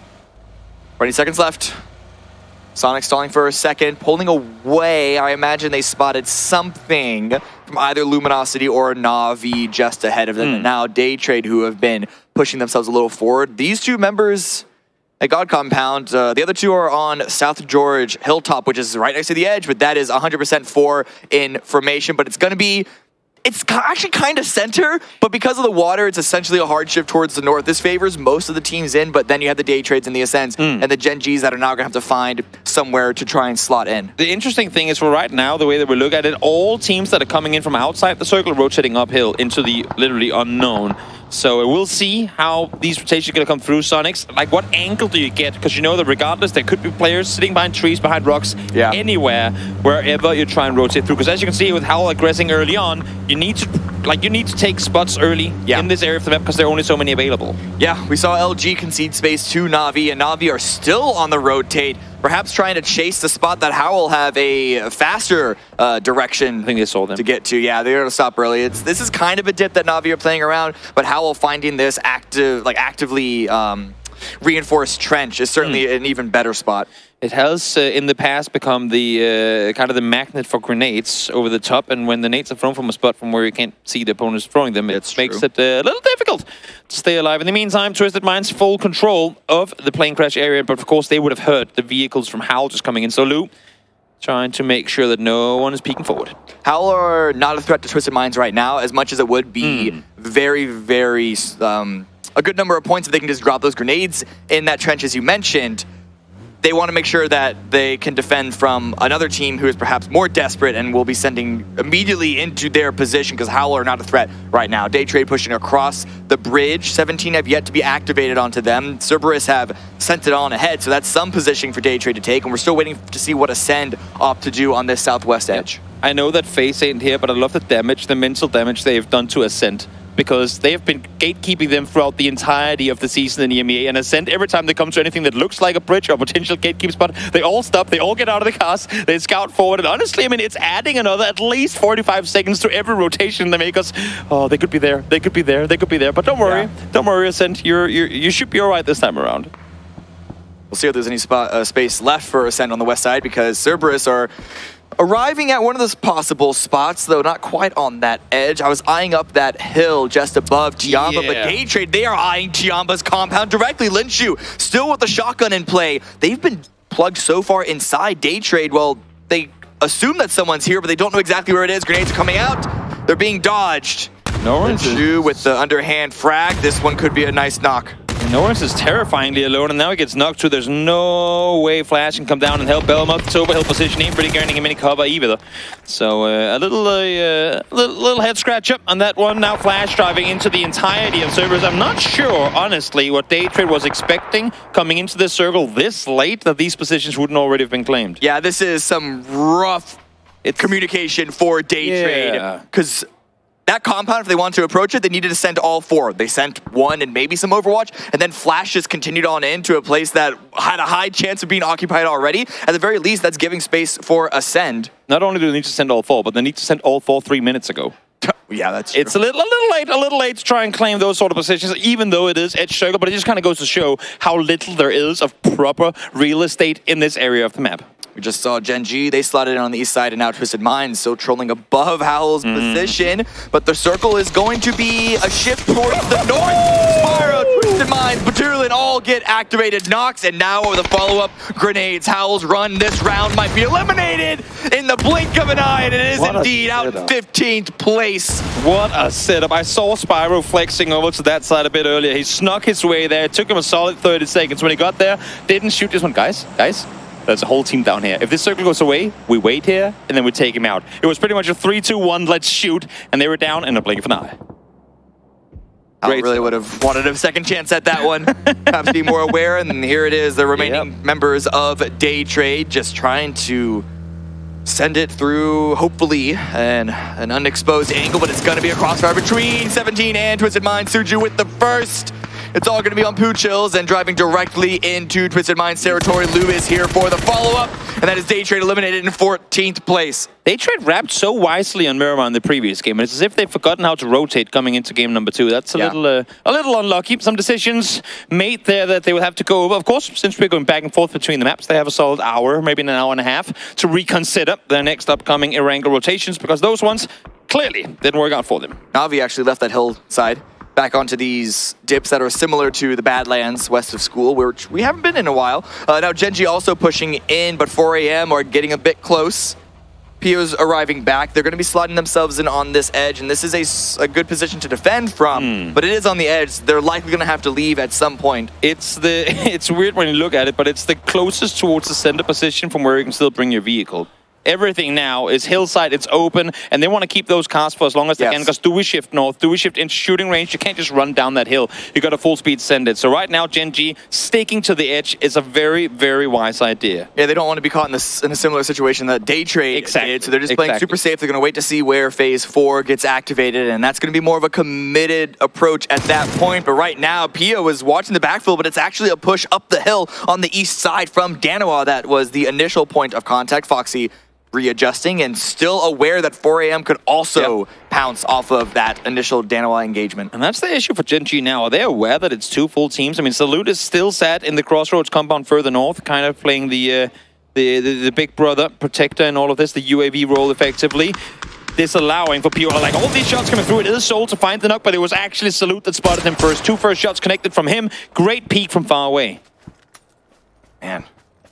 Gen.G, their spread, it looked good, but you gotta win the fights. You gotta hit those shots, and you also gotta just make sure you don't get snuck up upon. They're arriving back to pick everyone up, ready for Phase 4, but ultimately this is just to get out of dodge because they are in a very, very hairy situation. Pio is savable, and it looks like Gen.G are actually trying to send it into the Korean brothers. Okay, they're just saying, you know what? You took out one of ours, but we'll just full speed send it straight into you. They know that Salute is a solo player down below. Pio saw the shots coming through. They're calling the bluff. They're seeing the split. They want this combo for themselves. Vehicle over the top of the head from one, but Salute does fall. So nice call on the bluff on that one, reading the split as effectively as they did. And the Northeast hard shift made that send even more valuable because everyone else is going to have to try and get into that West Severity field. And it's going to be Sonics with good positioning. Na'Vi on the move. STK, at least in the 1-1 split, could try and catch some heads here, some scalps. And Twisted Mind sending it into Luminosity. Kickstart is knocked and finished very, very early on once again. What a tough shift for so many teams opting to play the hillsides. For the ones that didn't have their vehicles around, it's taken them much longer to get down here. For once, so it got here early. As you can see, Twisted Minds pulling up, finding kickstart early. Huge for them to make landfall in and around the shooting range area. It's a big open field. Ascender trying to take it, but everyone else is probably just going to be fighting over shooting range. There are a few small little pockets of cover you can take. 17 seem to be eyeing up this ridge on the east side, on the east wall, and 4 a.m. Summer tumbling into position with this shack. It's in the zone, and it has high ground. So this actually could be a good position to play from, but it all depends on where Danawa want to continue to respond. There is Loki there just above them with the potential to grief that spot. It's going to be dangerous if they don't catch him. In the meantime, 17 splitting out as best as they can, where Sushu and Xiaopei is currently sad. We know that to be like the nade spam grave, essentially. People that sit there tend to lose their entire teams in those positions, so I love the fact that 17 aren't fully committing to the same spot, but spreading out because they know the threat of nades is real when you sat down there. Ghibli, Tianba, last 2 teams try and get into this zone. 4 a.m. somehow spotting Loki in the grass. That's the kill for them, and that's another member of Danawa taken out. So the last 2 members of that team, Onyx and Soul, I believe, are going to have to try and center up and stay alive. But Ghibli, eyes on this shack, eyes on Alo. Grenades coming in that direction. This should be it. It's cooked just a bit too long, and the fire is not spreading into alo's feet. Surprised that he cooked it at all, considering they already had Molly there. Yeah. Even if he ran out, they could just shoot him. But okay, they tried. Didn't work. Now, Anonix, first one to fall as the downfall of Danoa continues. Brexco trying to help out a little bit, but I think even with that, not a whole lot Soul could do to try and recover. And now Tiamba eyes onto 4AM. They want that high ground, and they know that 4AM are at least a little wounded. But they're going to be sending it on to Summer, who is alone in this shack. Is able to get the first knock and defend his position. And the rest of the team firing on all cylinders from the high ground on the west. Shots coming in, Longster down very, very low. Good grenade as well. Nice lob on over as 4AM trying to push further forward. It's only a knock still on Summer. Could potentially get all four back up. 7-7 now. Solo player left here trying to keep the dreams and hopes of Tiamba here in game number 1 of Miramar alive. A couple of flashes as well as even more frag grenades coming on in, and they're going to take that ground and they're going to try and push back in. They know it's only one. They're just going to go for a double peek and play for the trade, but the trade is not even needed. 5 kills for 4AM, and they can get the revive onto Summer, not losing a single soul. And huge for xiaolu that he comes in here fragging in game number 2. Circle has swung north, so even though they win the position, 4AM will have to move again. But again, xiaolu hasn't played this tournament at all yet, so for him to come onto the server, get a couple of kills in there early on, get a good feel of it. We know how dangerous he is. We'll see if he tends to perform here as well. Look at this spot by Ascend. It's a split. 2 in the center, 2 in hard cover on the soft edge that is uncontested. Just give that covering fire. Everyone else is going to have to just go through the meat grinder that is the shooting range lines. Yeah, it's not going to be easy at all for all these teams currently sat far south. STK has Penta sat close towards the hillside, but no one else is really there so far. Sonics has trapped hard north. Again, Sonics has been quiet pretty much this entire match. 0 kills so far, but keeping all 4 up. Good position to approach the circle from, and now up close here is Twisted Minds, sneaking their way up towards Cerberus. 3 pitted below Cerberus, but 2 in a vehicle. Could be playing this as a bit of a bait, of a distraction. The vehicle comes sending by, and the rest of Twisted Minds are there to pounce. And 4AM also in their own vehicles. So the last one remaining of Danoa. They should know where he is, but he's going to continue to play this as a solo. But back on this side, Cerberus know that Twisted Minds are here. The grenades are coming out. First one connects perfectly onto Perfectix. Batulin's now trying to send one in return, but so much damage coming through from them first, taking them down in seconds. Lu does find one in return, but the damage has already been done to him as up close, sprinting forward, doesn't connect onto Spiral the second time around, but just like that, solo player left alive, Na'Vi flexing out. Luminosity wanted to do the same thing, and Ghibli looking down south, up from the north side compound as well. Smoke's coming out for Spyro to get the revive out of Tulin, but Lu and Perfectix, they're just playing for information at this point. The revives are unlikely to come out. More frag grenades coming in. Spyro has to pull away, run into the smoke, and get his own heal on. But Tulin has been confirmed in 4AM now, so we can actually pass Danoa on to 17, but Shao DD with the grenade. And the hole with Shao Bei. They are not going down in this pit just yet. Maybe that's the kryptonite from this position. You die by nades, but if you just spam enough out, you might actually get to survive as well. Just like that, Cerberus falls too as the battle in the open fields continues. Na'Vi flexing out, trying to take control, regardless of having lost one early and Alia now being down 2. Now 4AM are also eliminated on the east side, which means that Soul, as a solo player from Danoa, can continue to try and snake some final points out. Alia has been knocked. Example with the revive under the cover of smoke, but that is a cover of smoke. So if anyone just wants to fire a whole magazine in or even drop a grenade, I think Ghibli have eyes on that. They could get the confirm there. And not to mention Spyro also solo Twisted Minds out in the blue. Yeah, they took out Alo, which has allowed for Ghibli to push further down towards the southern side. Let's see, new circle pups. How brutal are you going to be? Because anything north of the road here is open. Shifts down towards the south. Luminosity still going to be in the shooting range area. Luminosity 17, looking pretty good in this, and Na'Vi, if they're able to hold the line against Ghibli, could also be a strong position here, but that's so many strong teams in one limited piece of territory. Sure, this ain't gonna be easy to make your way in from here, or into here from anywhere, really. Nate's lopped on forward. Would be a bit short, I'd imagine. Actually, no, as a matter of fact, right on the money. Example falls. Should be an easy rest, though, depending on whether or not Ghibli opts to aggress off of it. Mel holding the line, gets a little bit of damage out, but the follow-up grenades force Na'Vi to get the revive indoors, and that means that Ghibli could try and retake that space. There is still Penta, the last member of STK, to try and maybe backstab and steal a kill or two, but Ghibli need to get on the move. Sonics now with the high ground as well on the north side, just trying to start to get involved. See now, Smokes deployed. They want to suppress them as best as they can and wrap on forward. They know they have to do so before Luminosity peaks, before anyone takes the hillside. They're out in the open, but they have to continue pushing forward. Now they've gone for it. Now they have to commit to it. Smoke's coming out. McEwen is still on the push, and here comes the buggy. Holding heaven, charging forward on a chariot, but he's also going to go down. Na'Vi, Meld has been dropped. Alia very, very low. Example holding point while those heals happen, and Spyro is still out in the blue, and it's going to be Sonics as well to third party this push. I love the idea of this play from 𝗟𝗟, but the timing was awful. They came in essentially one after one, allowing for Na'Vi to pick them up one after another. Now Luminosity out on this side finds one. Melman example finding the last from 𝗟𝗟 as well as they fall in 9. Alia unable to get revived. Couple little tags there.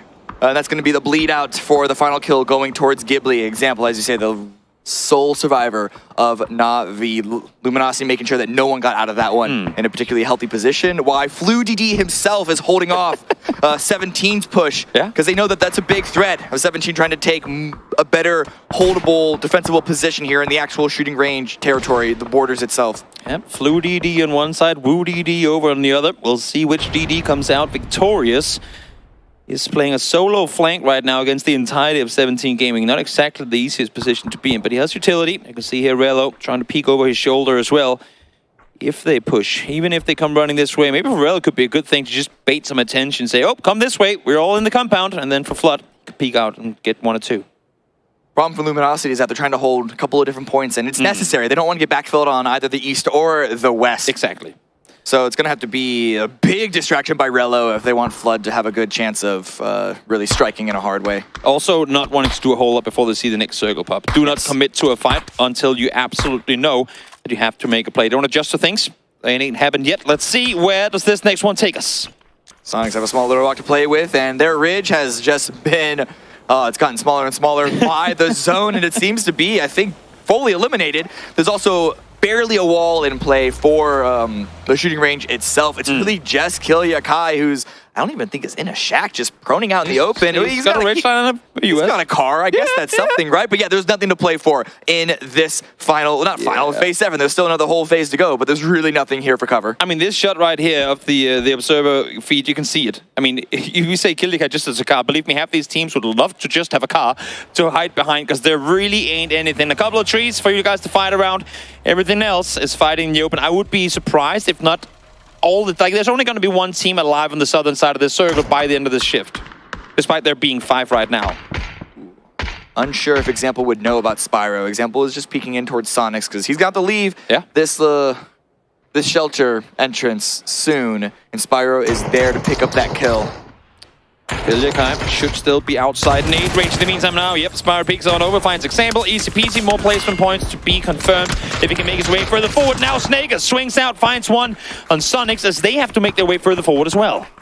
Man, I wonder how many smokes they have. We see 2 on one of those members of the Sonics, so they're going to have to use a lot of them to try and get into the zone, but even then, can they even play on? Like, I don't know. I think it's just going to be everyone running out in the open, and then the small little smidgen of shooting range in play for Luminosity and 17. If Sonics and 𝗟𝗟 ends up, if Ascendant and 𝗟𝗟 ends up fighting here, Sonics has to make the wrap on east. If the fight battles on the south, they have to make the play on south, and now you can see they're still not fully committed to any decisions just yet as knocks come through on both sides. 𝗟𝗟 down.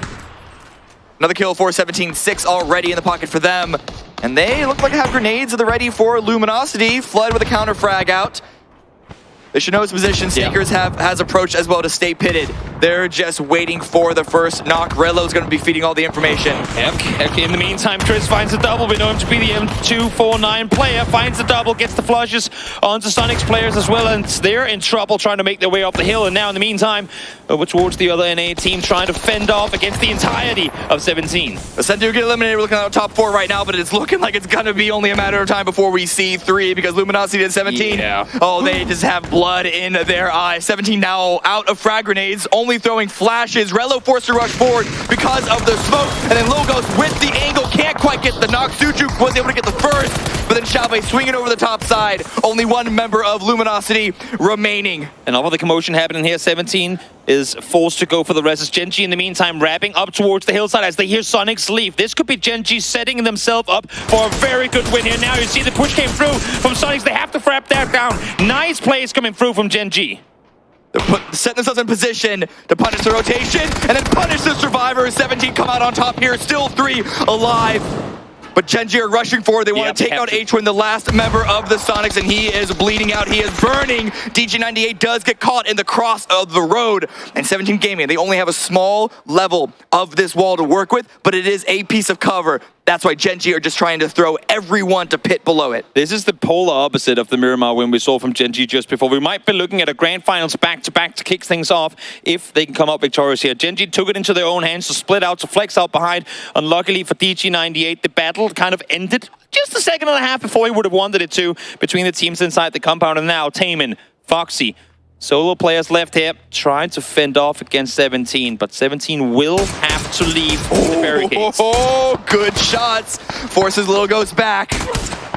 But Foxy can't not die, and off of that damage, 𝗟𝗏's gonna strike, but the timing doesn't work out. He's gonna get the kill anyway. He gets a second. The follow-up now. It's a 2 versus 1. 𝗟𝗓 might just go for the back-to-back. Pushing forward, no vest to work with whatsoever, no utility, down to low HP, taken out instantly. Foxy, he knows exactly where he has him. Does 𝗟𝗓 go for the rest now, knowing that Foxy has to make a run? Foxy's closer toward the center. He could hold on to that, but he does not want the res to happen, as you say. Frag grenade at the ready. This one could be the game-winning throw, but I don't think it's far enough. His bounces in the air, down to 60 HP as he has to make the play on forward. 1v1. There's no way you're allowed to go for this res, Foxy. No way. 𝗟𝗓 is expecting the peak, and Foxy's going to be sticking the res. The smokes are fading. Smoke is gone, but he has enough of a rich line to sit behind. 1 up, 2 up. Now they're hearing the footsteps. Here comes the flashes on forward. 𝗟𝗓 is holding the cross, trying to sit and wait for it. They're crawling for info, but to get hit by it, not gonna happen. 𝗟𝗓 back to kick off the grand finals. They look terrible in groups, but something changed in them in losers, and now they win 2 games in a row. Where has this 𝗟𝗓 been this entire time? You know what? Ignore that question. It doesn't matter because they're here now. Absolutely phenomenal performance from them. Ever since they come up on the ridge line, they make the full speed sent down to salute, recognizing the split from 𝗟𝗏, wrapping around the north side, claiming the win for themselves. What a way to start off the grand finals for 𝗟𝗓. Oh, man, form is one thing, experience is another, and 𝗟𝗓 show us just how important that can be. Let's go to a break as we set up for game number 3.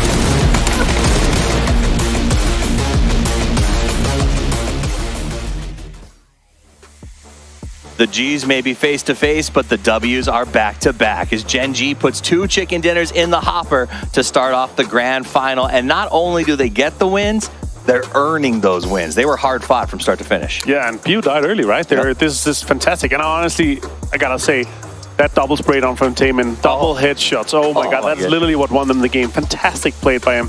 And they're able to close that one out. And back-to-back here, it's honestly a little bit of a surprise after what we saw in the group stage, but here, and of course, going in from the losers bracket, they've been stepping it up. They're one of those teams. They remind me of like that sort of Na'Vi vibe. But when they start strong, they get strong. Because that fight, that hubris was the definition of that. The aggressiveness with which they push, the res inside of the pit to get 2 back up in that final play. Like 𝗟𝗓 really did play like they don't care. They just know they're better, and they are acting that way, and it's nice to see. And also Sonic sent 2 players to the Scent Shack that then opened up the push from 𝗟𝗓.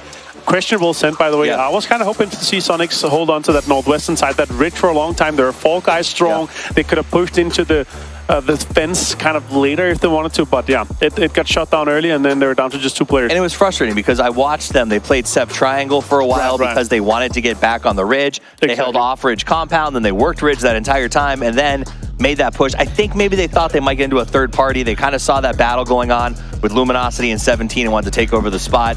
That said, 17 came out on the win for that battle, and that LG's Luminosity, or sorry, yeah, 17 Luminosity battle was also one of those game changers because it opened up the door for everybody to kind of come in, open that space up, and everyone was limping after that fight. Yeah, and they were like, they're throwing all the utility at them. They're kind of trying to get the opening, and once all the utility was thrown, everyone waited because everyone was blind, and then 17 got a really good opening on it, of course, here. Twisted Minds and Spyrex managed to get some points out of that one too. They got a good amount of kills. And this send here, I was like, wow, what are they trying to accomplish here? Obviously, they wanted to get back. It wasn't even a shack, it was the car that was burning, and that opened up everything for 𝗟𝗓. And of course, 17 Gaming, I was impressed with their push. They managed to take down Luminosity quite well, and 𝗟𝗓, of course, opening that up. But then 𝗟𝗓 sent it over, and Taemin with that double headshot knock here from this angle here. Perfect timing from him. You know, I honestly don't know if they knew Ascend was there in the first place. You saw him trying to pivot and drive away. Maybe not. Tyre got shot out, and that's the end of that one. But here's the play by Taemin. My goodness. And then they get this res. You saw Foxy come over. He gets up DG98. They put out that flash. And once the flash is out, it's just an easy stand-up and double spray for them to take home that winner's dinner. Let's check it out. This is the team stats. Foxy, 4 kills and almost 600 damage. But Taemin with 700. Who's your man of the match here? I gotta say that double knock from Taemin there. It's very likely gonna go to Foxy though. But it's the double knock from Taemin with the M4 there. That's an insane spray down. Yeah. Especially in the longer range. The PO though, if you have PO on your fantasy team, and he's been out for both of the wins here, that's gonna be rough. But of course, happy for 𝗟𝗓. There's a lot of Korean fans out there that's gonna be cheering them on at the moment. All right, your man of the match is Taemin. That extra knockout and the damage got him the man of the match, and I think deservedly so. When we watched that replay, the first burn down, it was close range. It was sure, okay, he saw it first, but the fact that he just let off the gas for a quarter of a second, transferred that spray, and got that knock, opened the door for 𝗟𝗓.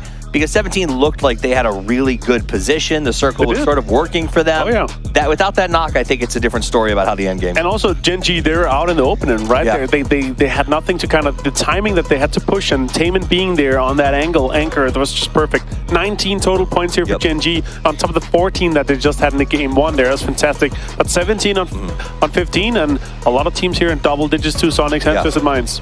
Actually, Twisted Minds getting 8 kills, definitely noteworthy. They got 4, but they put a good amount of points on the board. And then all the way over to 4 AM, Cerberus, 𝗟𝗓, teams that sort of got pushed out positionally, were able to salvage those points, and that's what you want to see. This is a long 18-game series.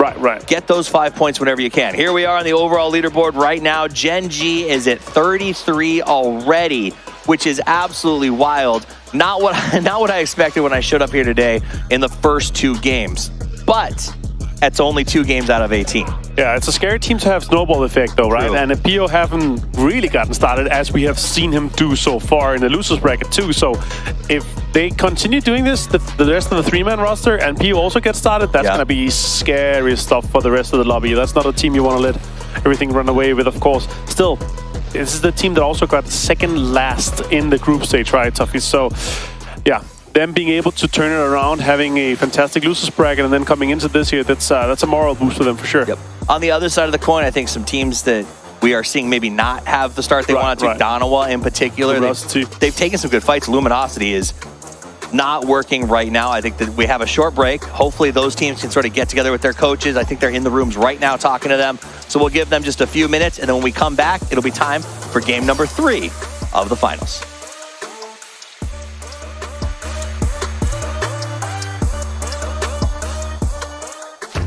Now we can be in the game to play PUBG ourselves. 我们设计了我们脑海中一直想要很炫酷的皮肤。兄弟们，现在登录游戏就能看到我们精心设计的皮肤了。If I encountered a player wearing R-skins in the game, I would feel like proud to see that.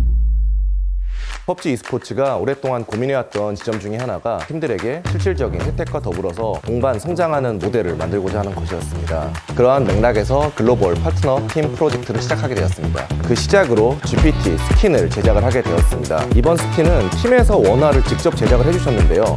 그 퀄리티가 정말 예상보다 훨씬 좋아서 깜짝 놀랐습니다. 팬분들께도 응원하는 팀에서 직접 제작을 해주셨기 때문에 더욱더 의미가 클 것이라 생각이 되는데요. 자신이 응원하는 팀에 대해서 오랫동안 응원해온 보람이 있구나 느끼실 수 있는 계기가 될 수 있을 것 같습니다. I have imagined what it would feel like to have skins representing our team. It would be like we are actually in the Battlegrounds ourselves in the game. Now we can be in the game to play PUBG ourselves. We designed the skins in the way we've always imagined, wanted, and thought that would be cool. I hope our fans really love the skins. I think they look really cool, so I think the fans will enjoy them as well. Well, the big challenge is to create something that represents the brand and it has to look cool so the fan has the desire for it. So you need to find the right elements and colors with meaning. I'm thrilled that GPT skins will help our fans be united with our team. It's always exciting because you only create these things in the digital world, and it's a great joy to see our fans who will win in our skin. 希望这些皮肤能代表我们17战队，并向大家展示我们战队的文化和精神含义，这样才能确保皮肤能够被广大玩家喜爱和接受。对我来说挺激动的，能在 PUBG 里看到代表我们17战队的皮肤视频，这个过程让我想要拿出更好、更有说服力的表现，来更好的在电竞领域定位我自己和队伍。这对于选手来说，在游戏里就拥有自己的那种专属道具啊，或者皮肤，就是非常有意义的一件事。然后希望以后这种合作也能够越来越多吧。I believe there will be more opportunities communicating with our fans, expanding the global partner team program. 안녕하세요. 저는 PGC 캐릭터 팀의 이준호입니다. 캐릭터가 입는 의상, 총기, 그리고 탈 것들을 제작하고 있습니다. 팀별로 그런 색깔이나 특성이 있는 디자인이라고 생각했고 일반 옷으로 생각해도 굉장히 멋스러운 디자인이라고 생각했습니다. 팬들이 보았을 때 가장 중요하다고 생각되는 부분들 그런 부분에 중점을 둬 작업을 했고요. 팬분들이나 이제 유저분들이 보았을 때 우리 팀의 이 유니폼을 입고 실제로 경기를 할 수 있겠구나 하면서 약간 그런 것들에 대한 만족을 위해서 생각을 하면서 작업을 했습니다. And I want to thank every fan for your support. It means a lot for us. I cannot imagine the world without fans. 期待一下我们这款皮肤吧。所以说，你们的支持对于我们非常重要，也希望大家多多支持17战队，谢谢大家。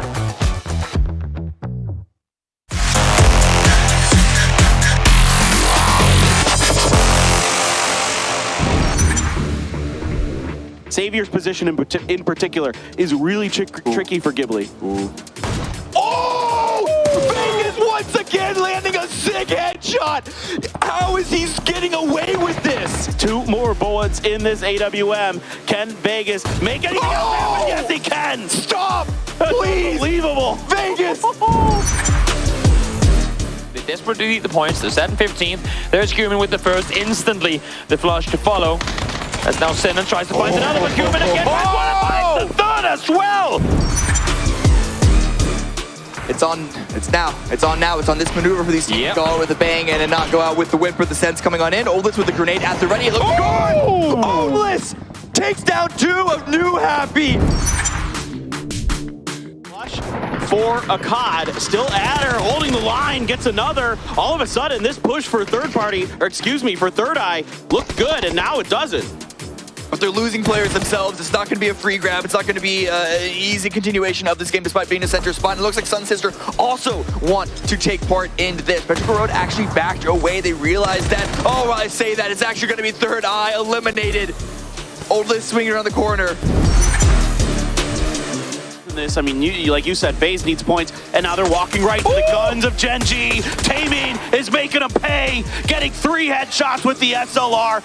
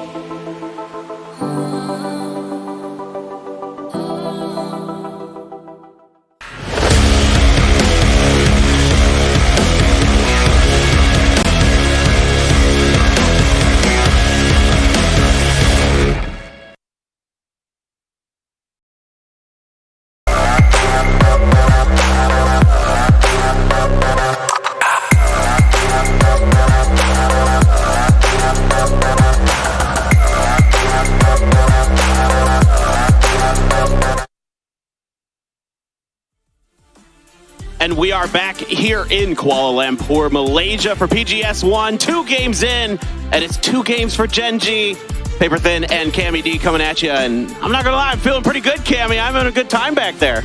Yeah, who would have seen this coming? Who could have seen this coming? Like literally, in no stretch of the imagination, just looking at 𝗟𝗔𝗡𝗗's form coming in. Yeah, PWS, yeah, sure, fine, but then like in group stage and then losers. Okay, they were underdogs that were looking good that I thought might have been big threats. 𝗟𝗔𝗡𝗗 was not necessarily the top of that list. Yeah. No, it was sloppy. I mean, I called them out. What they were doing in some of those earlier stages of the event were not good. It was frankly just baffling at times. Here, this is a completely different team. It looks like they're starting to figure out some of their teamwork, some of their communication, and it is certainly not PO and Friends, because that time it was the Friends who were getting the job done there, DG, Foxy, and 𝗟𝗓𝗓. What I think is important, though, is that they're allowing PO to be that far like roaming player to get a lot of information, to try and find some crossfires, but that he is not their win condition.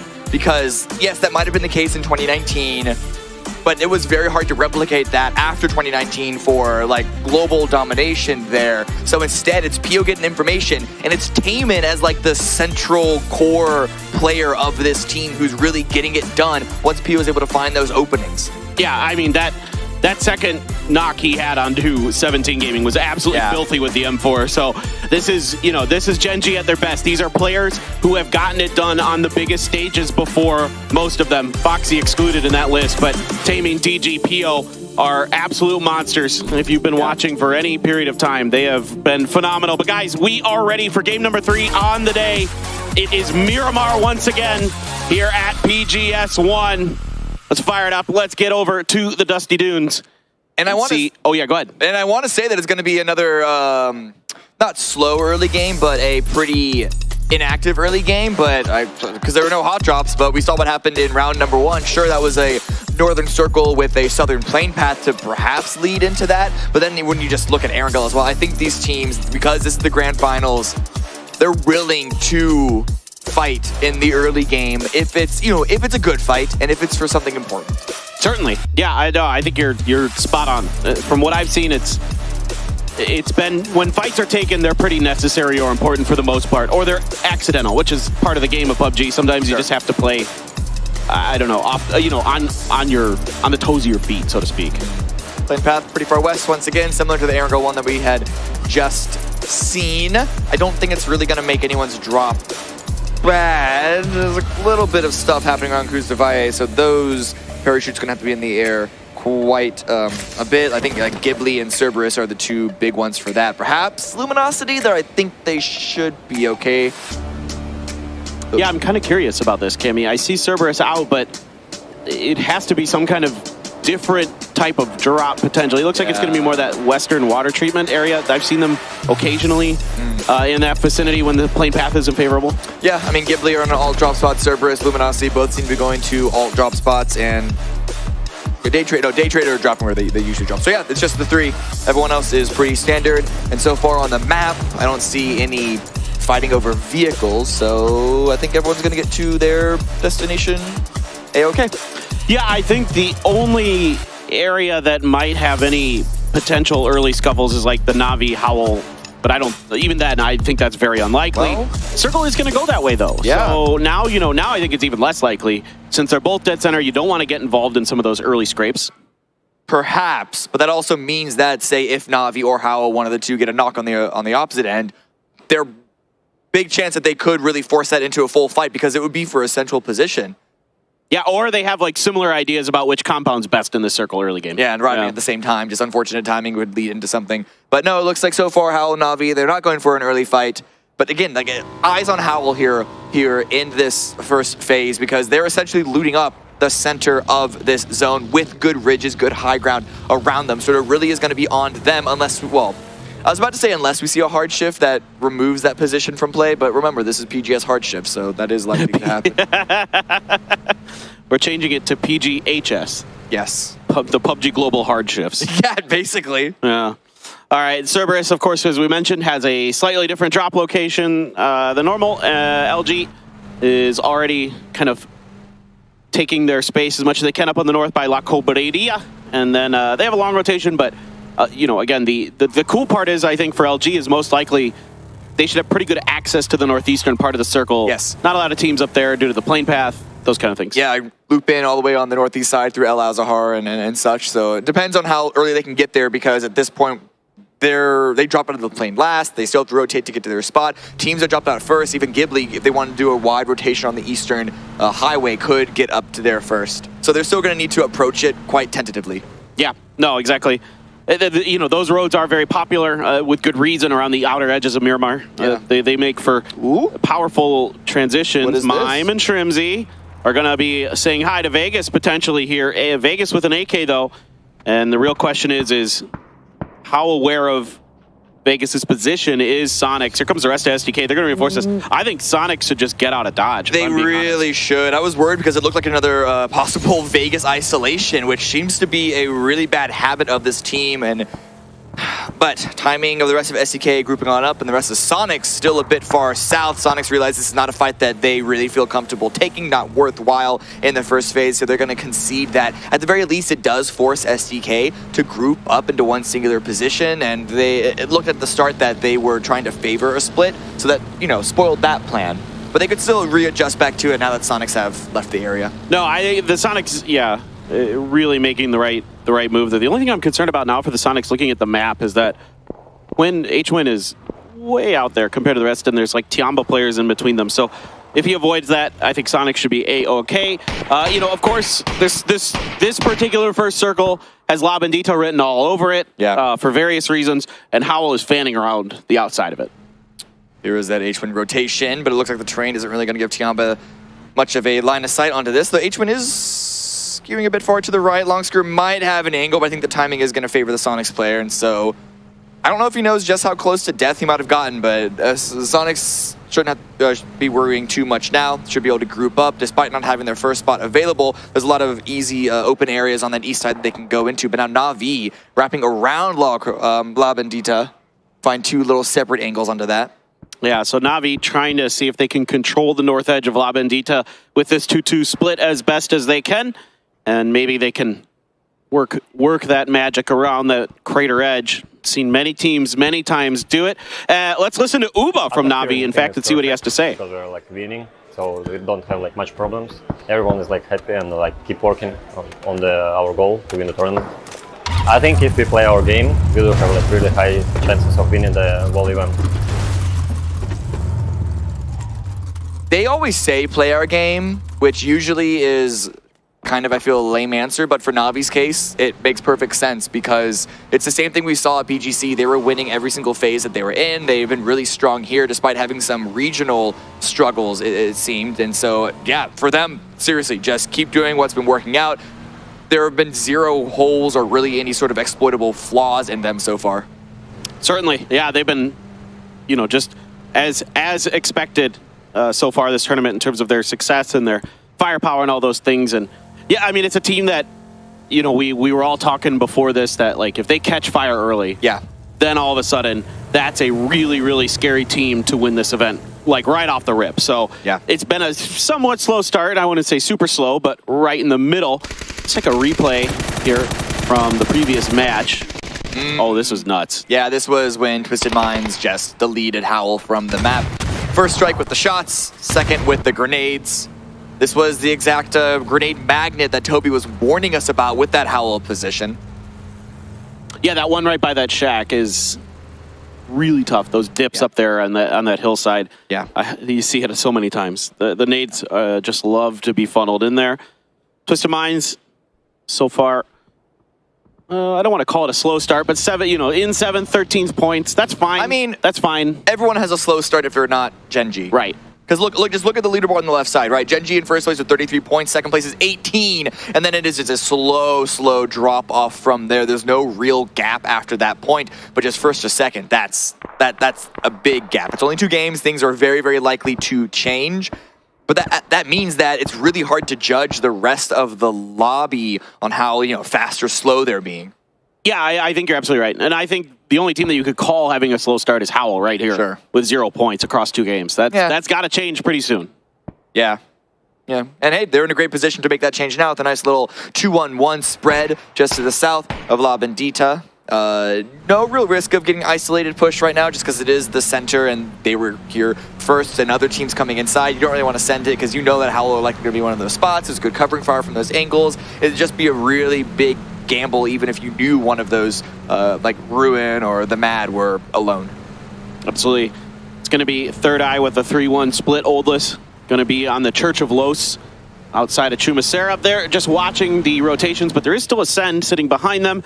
Luminosity now, like we were talking about, had some space here on the eastern edge, but Cerberus cut just a little bit ahead of them. Kickstart trying to make a pay. Spray doesn't find much. No, but it still is going to push Cerberus away. Tycon now looping back up. They might be trying to post up and actually holding Luminosity out. We still have a minute and a half for phase 2. So, but this is just all about posturing and really having those positions for the lines of rotation wherever the next zone might go. Yeah, precisely. It's really important, especially on Miramar, to control those pathing routes. Yeah. So crucial. And you can see that there is some distance separating Twisted Minds and Danawa here, more towards the center of the circle, just to the southwest of the La Bendita crater. You can see Los Leones in the distance, and both teams just, scouting and those kind of things. The SKS, they're not Soul's preferred gun, so he would probably be looking to upgrade at some point, continuing with this very mild affair between LG and Cerberus. This is really risky. Luminosity have spread on out to try and find different angles of crossfires, but Rello is still playing point in that front position, and if he gets knocked, very difficult to get revived because of Cerberus' own angles. Duckmai was in a strong position to try and do just that, but I think shots from Na'Vi pulled them away. While Batul and Twisted Minds, of course, he's on a high ground position, gets the first kill of the round onto DG98. So Gen G, it's not going to be impossible for them to get 3 in a row, but now down to 3 themselves. More difficult. It's just a day that ends in Y with Batulins getting kills from up on top of these mountains. Just every time. The guy's just a mastermind at doing that. The best in the business when it comes to controlling those power grid San Martin mountains. Yeah. I mean, his region is very familiar with it. I think sometimes the global teams need to remember. But yep, what did I say? What did I say? Hardship. Hardship towards the east. This is good for Luminosity and even Sonics and teams around the east side like Chiamba and Ghibli, but everyone else driving through those La Bendita fields, it's going to be another harsh rotation because this isn't even one that you can particularly wrap to. Exactly. This is a tough one for most teams. There might be some space on the north by the junkyard, but everything else is... But how do you get there? Yeah, well, that's good. Yeah, exactly. It's going to take a while is the real answer there. Howell, though, of course, probably pretty disappointed with this circle. Na'Vi rotating ahead of them. You can see a lot of teams in parallel rotations because of this hard shift. Because there's so many fields in this circle, there's going to be a lot of scrambling for position. Yeah, it's not just parallel rotations. This parallel rotation is going to push them through teams that are already in the fields, and attempted sends towards Impala, which is on the far east side. 17 Xiaobei is getting crashed by Danawa. They might actually want to commit to it now.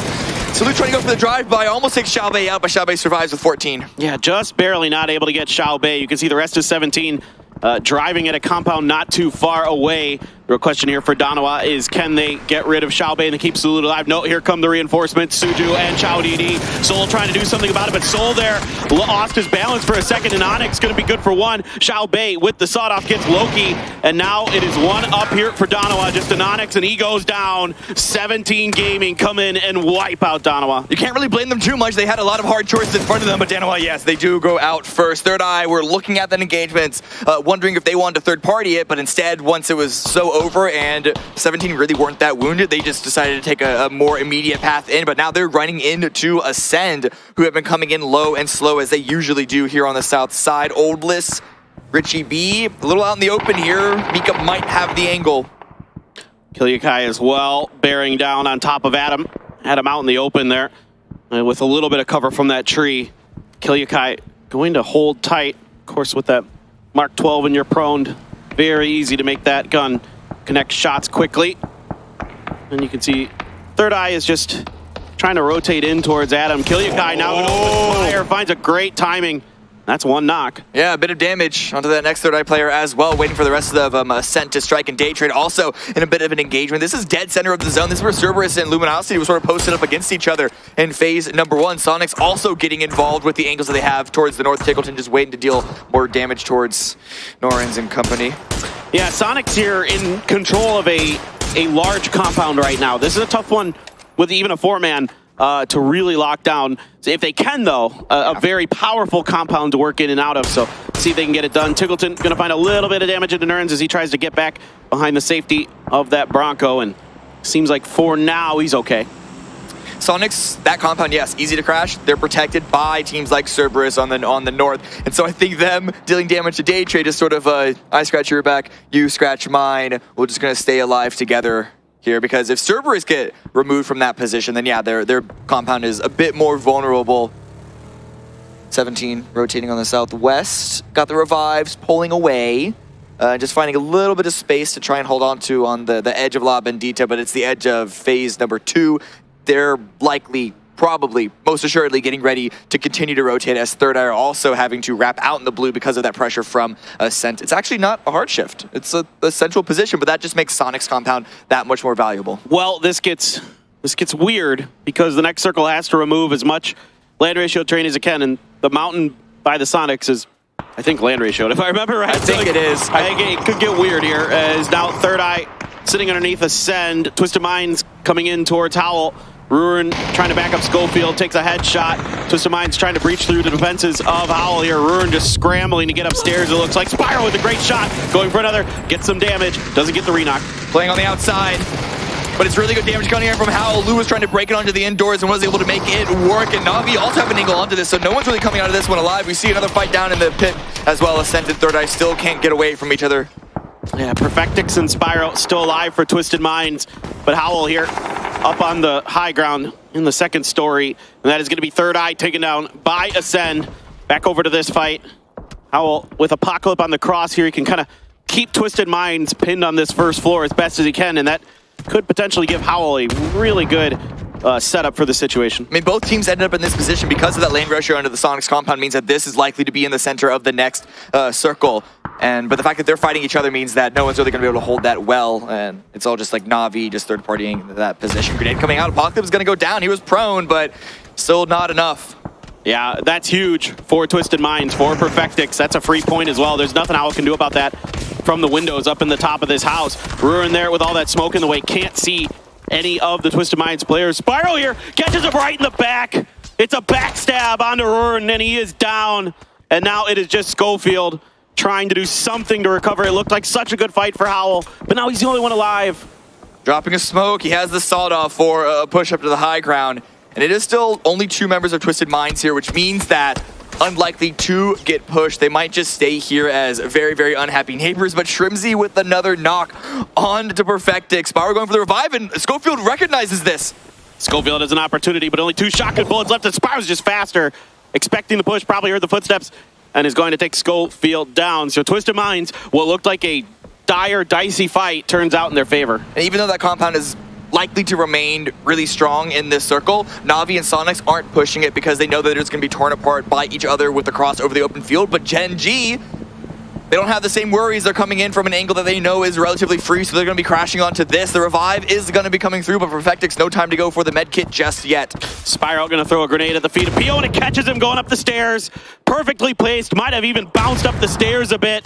Pio still taking damage. Now another knock at 𝗟𝗓𝗡 onto Taemin. Just Foxy alive for Gen G. They tried to time this crash, but they were a bit too late before Twisted Minds was able to recover and get utility back in hand. And there's nowhere Foxy can go right now. Everybody is watching these houses. I don't really blame Gen G because where else can they play on that north side? But they do get punished by all the other more healthy teams at range, but that hard shift to the northwest, Gen G might have wished they stayed up in that air direction, because look at Cerberus's immediate spread. Duckmai is actually taking that compound, but Na'Vi focus on this building. They're trying to follow up onto Twisted Minds into Gen G. There we go, Perfectix with the Saiga, gets Example down. Example trying to scramble to safety. Should have that door covered, he's got another.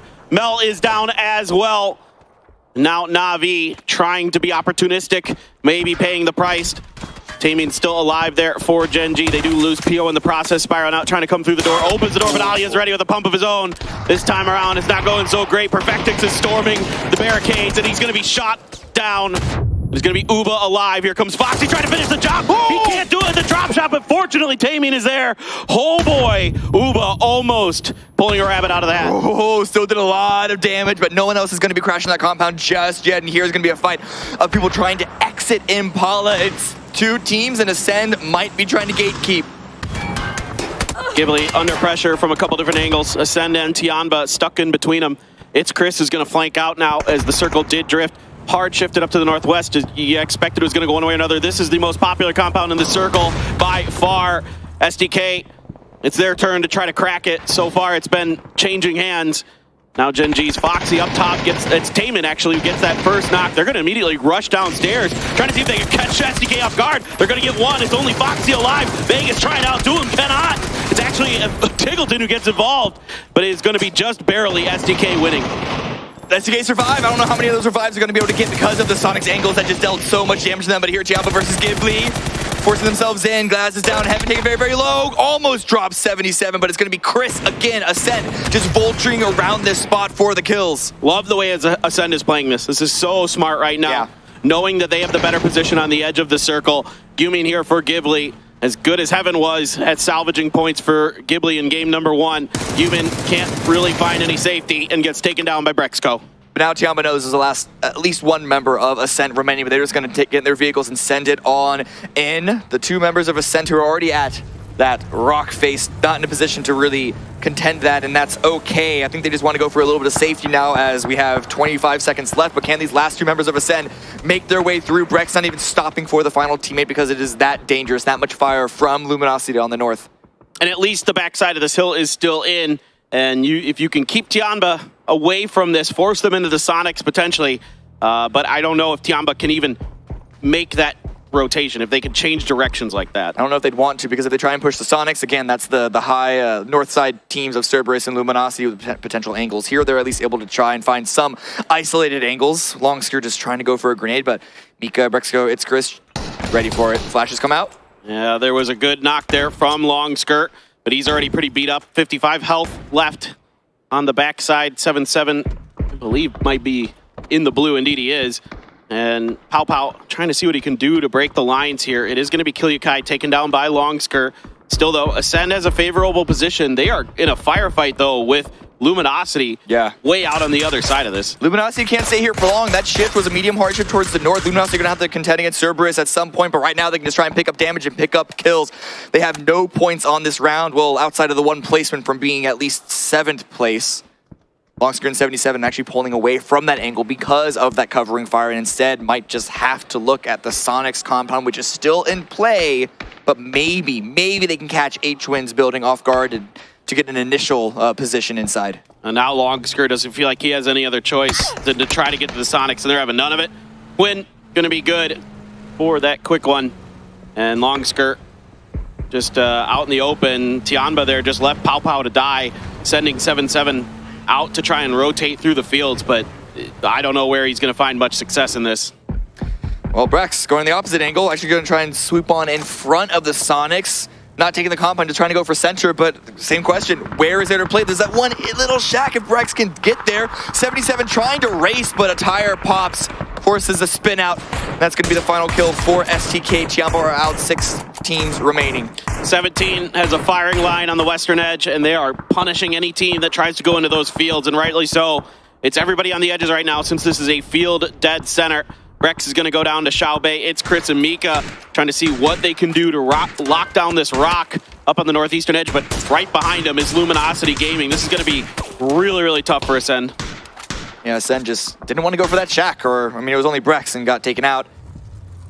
And now they don't even have that other higher ground shack. It's Chris going to make that run up there while Luminosity are getting their vehicles because the blue is closing in. They lost their window opportunity here on the high ground, and they, instead of crashing 𝗟𝗏, might just be trying to crash onto where Ascend are. This is a nice dip, but they want to stay here.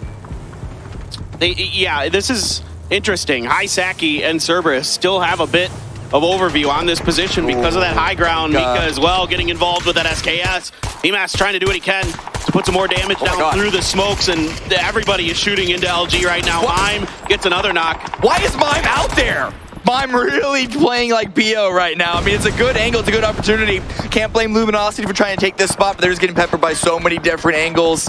It was really their only safe play, but even then, it's just falling apart. Emas just fishing, seeing if anything will reveal itself through that smoke. But so far, Luminosity able to somewhat stabilize. Love the play here from Mime. Absolutely love this. Yeah. Now Sonics can lock this down with fewer players. They can afford to go out for these points. Yeah, and now with this circle shift, hard shift towards the east, Mime needs to play his life. Cannot go down because he's going to be the anchor that the rest of Sonics going to be playing around. 𝗟𝗔𝗡, SDK 17, they're now going to have to leave their positions and make their way through the field. Grenade not going to make its way towards Luminosity, and Mime back into the vehicle to push just a little bit forward, again, to just solidify that swing position. But no, he's actually going to group back up with the team. In fact, you know what? This compound's still in play. No need to give it up. Let's let everyone else fight it out first. Yeah, it's really good measured play here from the Sonics. Go for the points if they're there. Okay, they don't present themselves. Get back in and let's play as a team here. As there are some knocks onto SDK, they're going to have to make a move, and 17 is being patient and trying to harass the exits of SDK. SDK opting to go for the earlier sort of land grab, whereas 17 is going to just try to work this edge for as long as they can. Vegas now going to be following on up. No time to revive Penta. And now Server is pushing on in. It's Chris at the ready, potentially with an angle to sort of follow up the Sonics damage. It is Kickstart with the first knock, so that just shows that Cerberus are now, they had the strong position. Now they are ducklings in this field. Oh, it's Chris, just got a big double. And now Cerberus with high sack, he's so beaten up on that field, can't really help out. It is just on the boys at the bottom, and they're done. They are in a lot of trouble right now as Cerberus just has high Saki left. Tycon is basically dead to rights. What a hold there. It's Chris, completely unnoted in that shack by Cerberus, it feels like. And it was just a dry run to get up there, if you remember. In fact, it's even Mika on the opposite shack, on the opposite angle. So Ascent just still playing this aggressive as if they were a full four-man squad. They're not giving up any room, any space to the stronger teams in terms of manpower. And this is huge for Luminosity because now there's a little bit of extra space for them. They don't have to worry about Cerberus kind of jockeying for these positions. It is going to be 𝗟𝗡𝗗 going down here as 17 eventually just opted to try to play edge, play for kills, and see what they could get out of that. And look at STK. They've actually been able to stabilize as well with the revives. They lose Penta, but with all the high ground being eliminated, not so much covering fire over them. Same thing with Luminosity, but it is Sonics in the compound. They haven't had to do a lot of work, but they have 6 kills, and they have 4 members up. So with the podium in front of us, they are the team to throw this away. And again, it's Mime expanding out first. Here we go. Mime going to make his way over to the back of the tractor. alo just peeking in that direction, just seeing if there's any movement. You know, this is good awareness here from SDK that that's a weaker angle because they can see the other side so well. Mime is actually going to grab that 𝗟𝗓𝗄 too, and that gun has been so good for so many players, of course, throughout the entirety of PUBGs. And that's great for his position as well, trying to entry against SDK, but this circle shift is not. It's another pretty hard shift towards the north. It's good for Mika and good for Chris, though. Chris is going to have to leave that high ground at some point, but hopefully he can do a little bit of damage onto those last teams beforehand. And woo, Chris just barely inside the circle as it is. Yeah, just enough room to squeeze on in there. And Chris, you know, obviously, I think LG knows he's in there, and they are going to be waiting with open arms for when he comes out, most likely. SDK going to try to wrap to the north, going to try to take one of these few pieces of real estate that's left in there, but it's going to get some help from the Sonics. 𝗟𝗋𝗄 just takes Mika out. Yeah, Mika wanted to deal some damage to SDK trying to defend that position, which would have been the right play, but unfortunately revealing himself with only 2 up, Ascend needed to perhaps try and unfortunately played a bit more conservative, which sucks though because it means that they were likely to get surrounded anyway, but as it stands, it's only Chris up to try and salvage 1 or 2 points while Luminosity, Sonics, and SDK are going to be fighting each other for the win. Well, it's Chris was able to get out of the shack, so step 1 complete. Now he's got to get into the circle somehow. The Sonics trying to move. It's Chris. Takes a ton of damage when he tries to peek up over that rock. Sonic's going to fan out towards that hillside. 𝗟𝗋𝗄 on the backside going to be watching from the anchor position just to make sure it's as safe as they can. And now the Sonics want to wipe LG out. Tons of damage to Relo. Flood so low. 𝗟𝗟𝗡𝗗 finds the spray, gets the knock. Relo literally at about 1 HP here. Those grenades very likely to finish the job. They got the heal up. Oh, they're still good enough. Nice throws. The double up is what did it. And now the 3 teams remaining. Sonics taking that position now. 𝗟𝗋𝗄 now following up with the vehicle. He was playing on the long Overwatch spot, but it is no longer necessary because they have a wide hillside to fan out across, and with Chris eliminated 4 versus 3, SDK have been trying to fan out themselves, but Sonics are just faster and they have better terrain to play with. And better weaponry, better armor right now, but Vegas finds the opener onto 𝗟𝗋𝗄. You still have that level 3 gear, 2 pieces of it for the Sonics to play here. 𝗟𝗔𝗡𝗗 with that Mark 14. Trying to see if he can get any damage done to the Sonics. But now it's going to be another 𝗟𝗔𝗡. So we've got two 𝗟𝗔𝗡s floating around between these two teams. This should be potentially a banger finish. It should, but they're not really going to get close to each other without taking a lot of damage. Just look how open that center is. So at the moment, the DMRs are still going to be reigning across this zone. Phase 8's going to favor STK. So they're down a man, but they're up in positioning. Yeah, so now you've got some interesting choices to make here as Sonics. You have that rock up on the northern side. You try to flank around, use those trees and those, whatever they are, those weird looking, I call them pimento trees, but I don't think that's what they actually are. You're asking the wrong guy. Somebody told me once and now I can't remember. As the Sonics still have some vehicles to work with as well, so SDK trying to play defense. 𝗟𝗏𝗡 taking a little bit of damage. Gonna have to rethink this. Let's see what they want to do. Yeah, it looks like Mime's gonna go for the rock. And he gets there. Oh! Just barely misses it, stalls a bit short, takes a lot of damage, and he's gonna have to prone behind a vehicle. That's a potential knock for STK, but 𝗟𝗔𝗡𝗗 onto Vegas. That's the opener that Sonics needs. That's huge now. The Sonics, it's only a 2v4 at this point. 𝗟𝗏𝗡 gonna lead the charge, taking some damage. 𝗟𝗏𝗡𝗗 trying to do what he can to keep the Sonics at bay, but this gives him the opportunity to get to the hillside, to get within grenade range. But Kurt is really good at grenades himself, but he's been knocked to just 𝗟𝗏 left here. He's still got a 𝗟𝗔𝗡, still dangerous in his hands.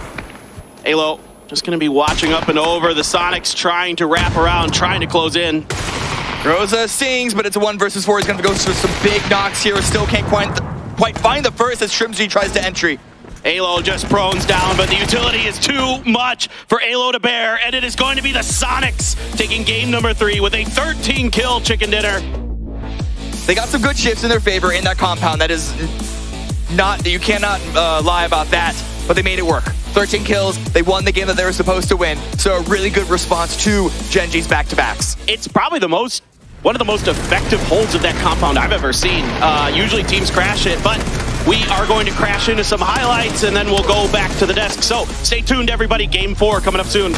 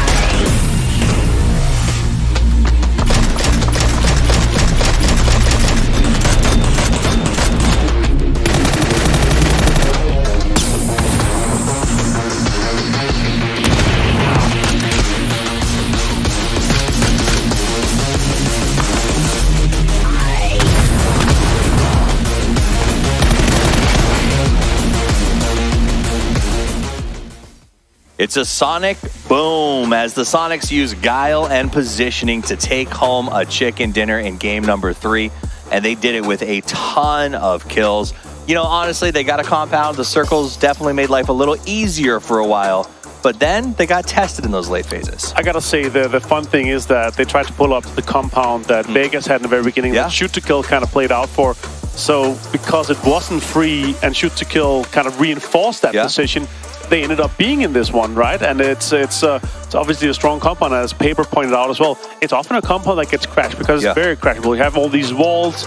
It's pretty easy to get into a position where you can actually run on it, but they managed to defend it. Yeah. They did it with 4 guys live all the way through the end, and that ended up being a huge kill game for them. Absolutely, it really was. So Sonics got pushed off to that compound. STK, though, held the compound. They got out. Sonics maybe paid them back a little bit by covering Ascend or taking Ascend out as STK survived, but they got to that final 2. It was a very interesting sort of face-off at the end. Yeah. And it really, for me, it was, you saw STK hunkered behind a shack trying to figure out how to use cover, and the Sonics were just driving in circles, almost like circling up the wagons, getting ready to make their move, and boy, did they do it. The amount of confidence you have when you have a 𝗟𝗏𝗡 and an MK14 in the team, it is disgusting. So yeah, and 3 gear to Buddhaville as well, of course. But well played. Unfortunately, Luminosity, they were in a rougher spot. They got into a situation where they had Cerberus still putting in so much damage into their cars, into the smokes, and they got multiple knocks. if there were 3-4 guys alive from that position, they could have been different. But yeah, they got pulled up on, and yeah, Mime did some work on them too. I will give a shout out to somebody who is my personal man of the match, though I know he's not going to win man of the match. It's Chris in that one. Not only did he cheekily hide from the blue in the most delightful way, but he was just raining death and destruction down on every team that tried to find a position in this untenable circle. So a big honorable mention, I guess, shout out to It's Chris as they end up with third place, and a lot of that damage is going to go to him. Yeah, and the kills too. I think he ended on 5 or 6 kills for It's Chris. So that was well played by him. He managed to sneak out a few nades there too. Good amount of utility. 28 smokes on shoot to kill. Yeah, that is crazy. 1300 damage only, but well played here by 𝗟𝗡. 13 kills. It's 23 points in total from this game alone here, Tough. That's pretty impressive. When that circle, when I think it was phase 2 pop, I look at Toby in the green when I said this is an NA circle, and it really ended up that way, but that's because all those teams drop sort of in that area, know how to play that area very well, and as you see the overhead here, it came down to that in the final 4. Let's see them line up for that last fight. You see LG and Ascender on there, but they're not really in the mix. They both feel like they were just surviving. Yeah, exactly, especially here, like, even when the circle went north, 𝗟𝗡 can just move into such a strong position on this southern ridge here and just take them out completely here. Flood obviously not able to do too much here from this situation, and yeah, just gotta run away, but the points still went 𝗟𝗡's way, and they're able to take down the Lumpur game completely from that angle there. They did really well, I gotta say. When you get into top 4 and get some points that way, then it's pretty easy. But yeah, shoot to kill, taken down 2, and 23 points for 𝗟𝗡. 𝗟𝗡 gets 4. Oh my god, almost 2 guys to 1,000 too. I know, it's insane. And a lot of that too came off the back of that last push. When they squared off 4v4, 𝗟𝗡 had the MK14. He held off a really good angle on the right side of that shack, and that opening knock let the rest of his team sort of surge forward and run over STK. But that is awesome. I love seeing those numbers spread out across the entire team. Everybody was active. Everybody was doing work. When Mime found himself isolated, Win rotated to support him. When he needed to come back, they did it together. It was very clean. But the man of the match goes to 𝗟𝗡. 4 kills, 3 knockouts, and a whopping 871 damage. I'll have to see my boy 𝗟𝗡 up here. Because, like, when there's a situation where he's like, all right, I'm going to put in some damage, and with an MK14, that man is unstoppable. Also, you're happy. Your fantasy team is reaping the rewards of this 𝗟𝗡's win here. I also love 𝗟𝗡 because if you meet him in person, he's a nice, wonderful guy, but he's often, I think, when you talk about big hitters in North America, in the shadow of 𝗟𝗡 on that team. It doesn't get as much flowers as he deserves. So seeing him get that man of the match, seeing him play so well at this event has been great. Total kills, 22 to the 𝗟𝗡s. Total damage and the highest average survival time. The story up till now is 𝗟𝗡, but 𝗟𝗡 seems to be trying to change that narrative. Almost 4 minutes, or 3.5 minutes, more than 3.5 minutes more average survival time. Of course, it's only 3 games. But man, see the ball here. A lot of teams, of course, reaping up in the top. We have 3 teams on 8 points. 𝗟𝗡 17 and Twisted Minds. A lot of the names are going again here. Twisted Minds, 17 has done pretty well so far too. They've been able to get some, and now for this one, 𝗟𝗡 only 2. They're able to slow down a little bit. Halfway through the day though, Toughies. Yeah, halfway through the day. I like to see Twisted Minds has been, we haven't talked about them a lot because they're not hitting the top 4 as much, but they have been putting up some decent, consistent numbers. Let's look at the overall leaderboard and see exactly where everyone stands. 𝗟𝗡 takes over the lead off the back of that win with 40 total points. 𝗟𝗡 does slide to second, but it's not as far ahead as it used to be. 17 in 𝗟𝗡 at 25 and 23, and as Cameron said before the last game, after that it gets awfully close because it's only 3, but we are playing 18. For those of you at home, we've added a full day of games to the grand final, so a good day 1 is nice, but it's not the stamp of approval that it was for the earlier stages. Especially when we have these 3 days here. Like, you need to have 2 good days to be able to stick into the top 4 here, and your 3rd day has to be above mediocre to win the whole thing. And it's looking pretty rough for some of these teams, obviously, for a rough start. But again, you can have a few bad games and you'll be fine. And you know, it goes back and forth. You saw Luminosity, they had a tough start to the day. They've been kind of grinding back up. Daytrade had a wonderful start to the day and a bit of a slide off in the last. So it really goes back and forth. You got to stay on top of it, and it becomes a grind, an endurance challenge for some of these teams when we're doing 6 a day. Another team does have a rough start. Navi, they had an insane winners bracket, but now 13 points after 3 games. That's a low average even for them. Absolutely. Another team that's struggling right now, Howl. I don't know what happens. Maybe their stealth generators ran out of gas, but they're not getting points. The rotations haven't worked. They worked well in groups. They're not really working here. Twisted Minds, we saw 𝗟𝗡 at the start of the day today, asked if he was excited, if he's looking forward to it. He said, I'm going to wreck them all. Yeah, and honestly, that's the That's the spirit I want from him. He's going to go up in the high grounds and he's going to wreak havoc. Absolutely. Well, it's time for everyone to get up into the high ground, see if they can get the win. We're heading to the lush lands of 𝗟𝗚𝗚 next with the beautiful voices of the 𝗟𝗚𝗡 and Paper Thin. Thank you very much from the Argonauts of Analysis over there, Toffee and Avenger. And as we go into 𝗟𝗚𝗚, it's going to be interesting to see how this starts to shape out. I mean, Gen.G with 2 wins, you think coming into match 4 they should be in the lead, but no. The Sonics have just been overall the more consistent team today. Yeah, I mean, guys, if you remember, even Gen.G had one of their wins with only 4 kills. Right. So definitely not the strongest points grab there, even though obviously put themselves in still a good spot, not to take away from them, but that is just such a good match in terms of points for Sonics, as well as performance. But like, as far as we're concerned, the points to put themselves in first place. Absolutely. An exciting battle. Look at that dab. Look at DG98. Ooh, I like it. Oh, he's dabbing on the competition. That's right. He should be. I mean, they've had a hell of a day so far. As Gen.G is going to be going to the southern part of the military base. Plane is, of course, just straight, almost straight down the middle. Pretty close with a little bit of a lean to it, but yeah. Ascend going to be heading over in the Novo direction. Sonics, of course, going to be going to the ferry pier for the foreseeable future.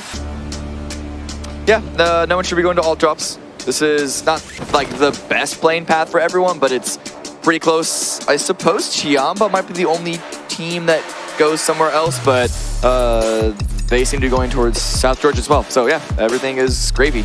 Yeah, should be a relatively stable part of the early game here. We'll see though, you never know. Sometimes teams run into each other and do weird stuff. It's like every time I say that, and then something crazy happens. Yeah, I'm like, yeah, this looks fine. Yeah, I have my eyes focused so much on where these parachutes are dropping, waiting for a vehicle kill. 17 aren't spreading out to ruins to steal a vehicle from Twisted Minds, but what a phase 1. It was a normal plane path, normal drop locations. Of course the circle has to throw its chaos into the mix. Yeah, well, I guess it wouldn't be a PGS circle without the potential of getting one of those insane 50-50s across the channel. Yeah. That sits between Sosnovka Island and the mainland of 𝗟𝗚𝗚.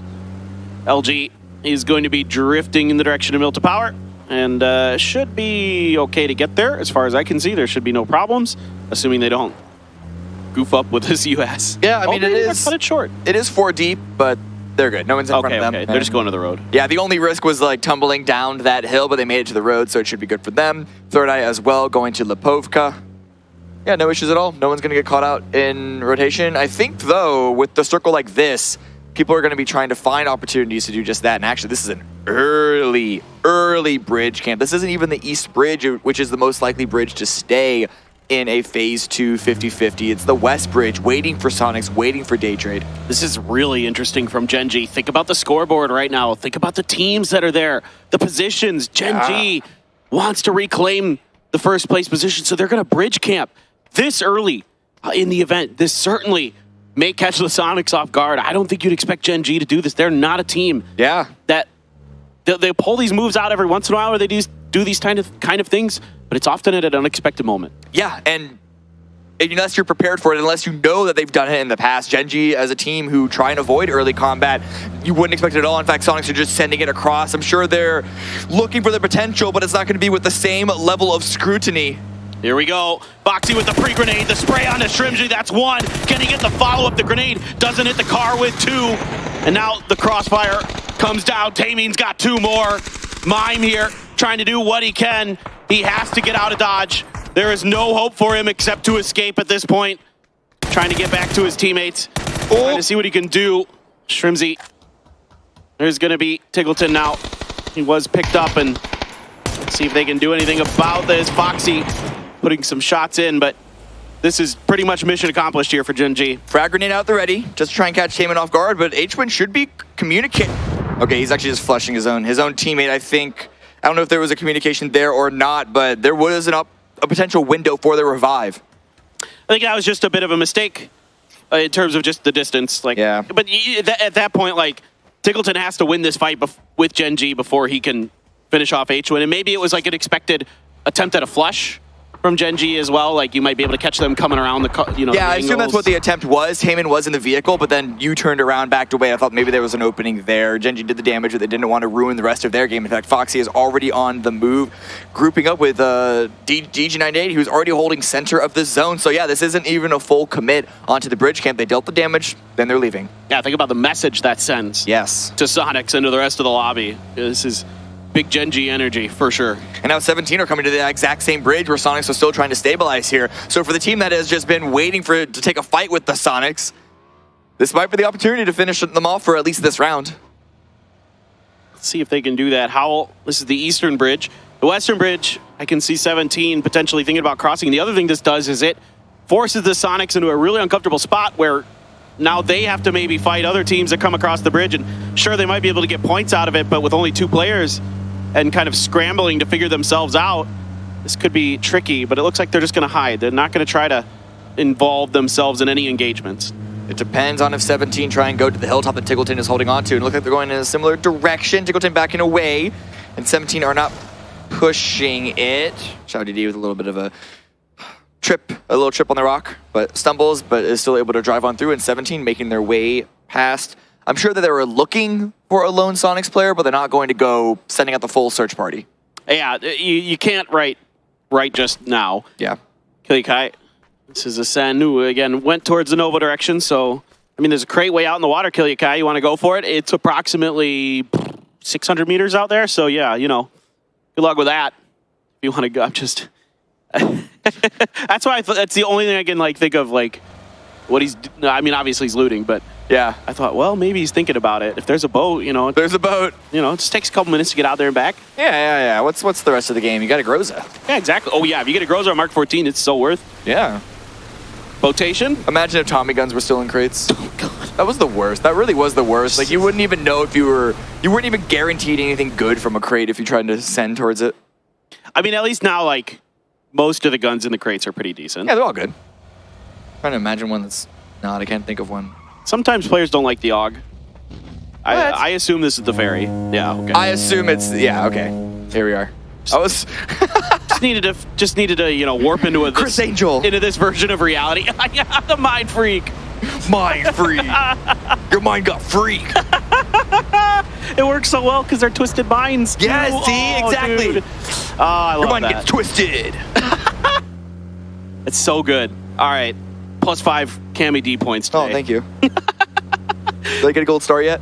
Well, you're close. Okay. You're doing pretty good. You had the flu DD earlier. All right. And now I want to give credit where it's due. That was a Toby invention in the green room. Ah, okay. Then Toby gets half a We'll gold split. star. I'll split it with him. All right.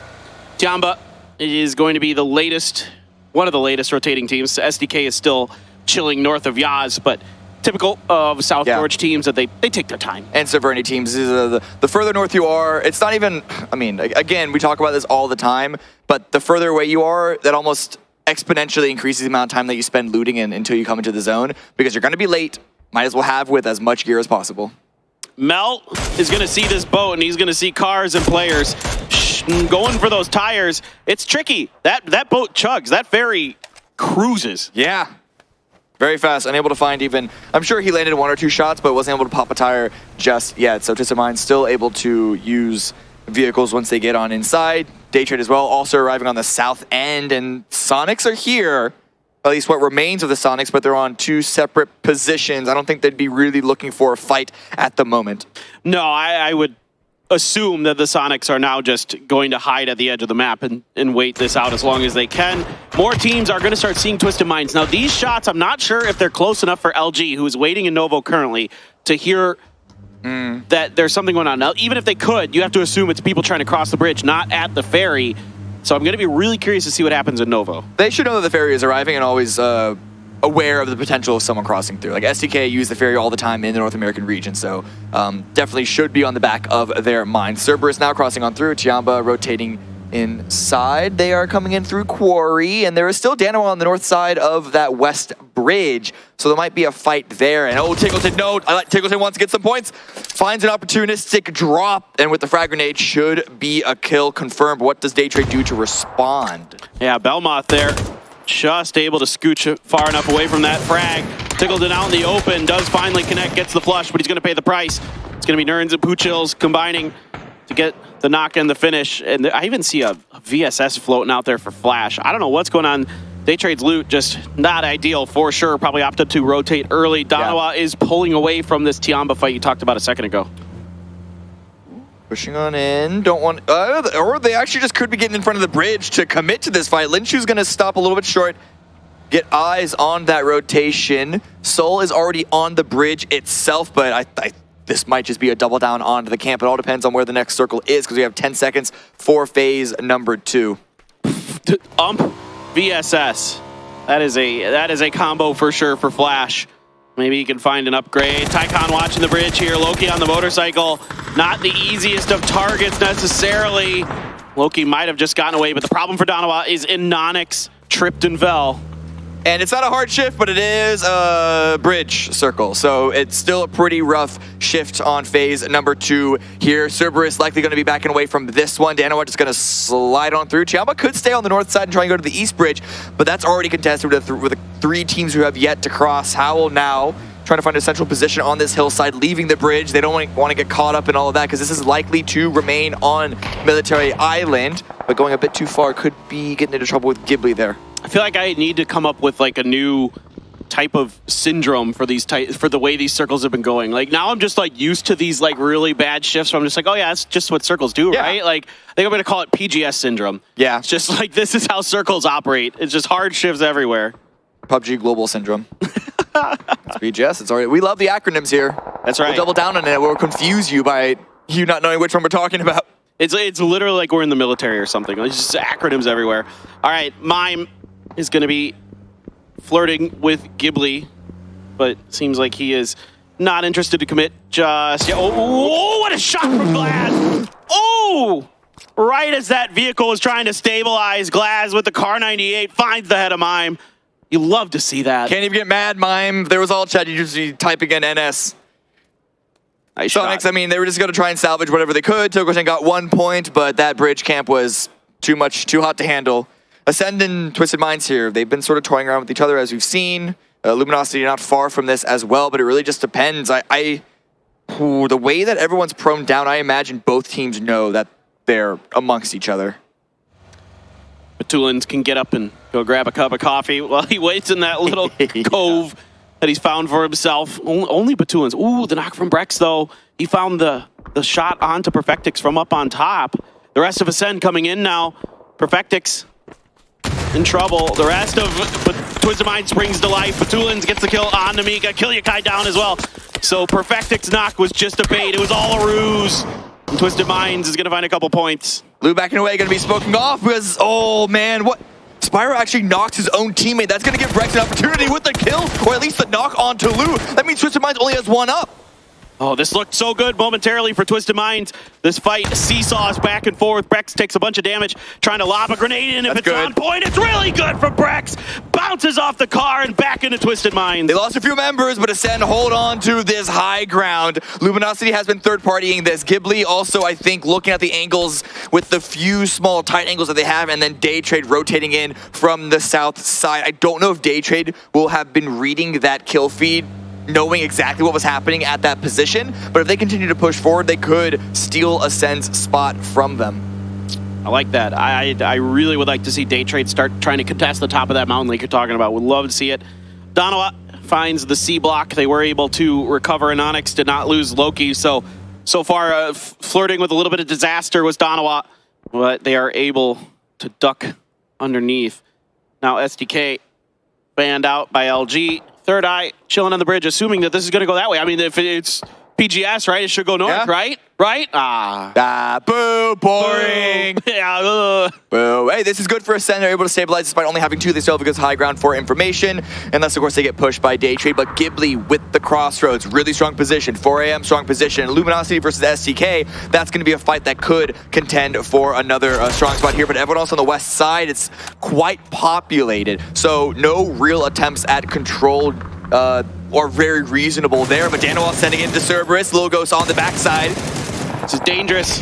𝗟𝗏 now going to just cut to the right, trying to avoid 𝗟𝗏, and they have done so.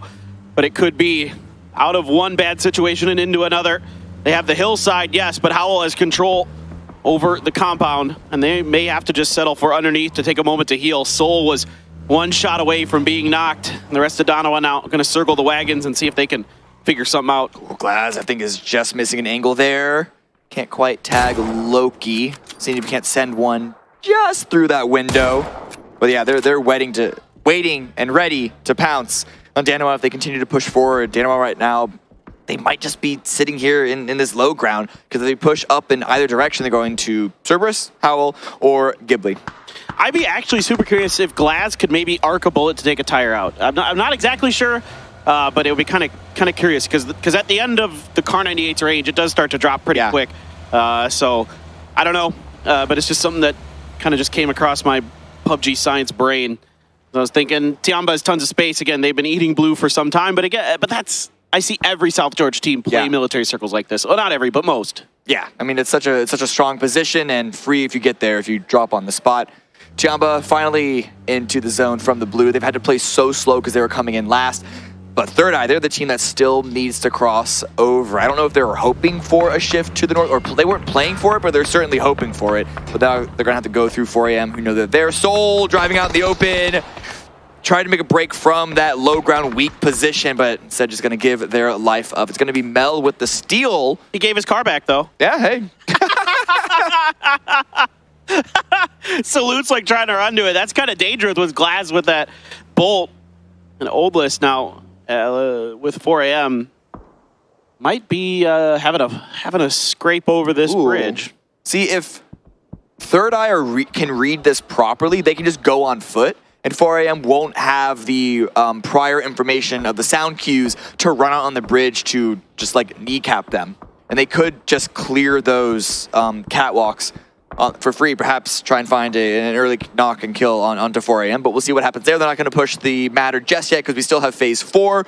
Third Eye are in on that bridge. Everyone is just staying put for now. Trying to use 𝗟𝗋 to get information for Third Eye. Of course, it's phase 4, so it has to remove as much water as possible. Yep. And it will head down towards the south. Centered right on top of Howell and Donowa there. So Donowa's in a tricky spot because a lot of teams are going to be contesting this territory sooner rather than later. 4AM are waiting for Third Eye. They know that they're there. They haven't heard the vehicles. They got to be crossing somehow.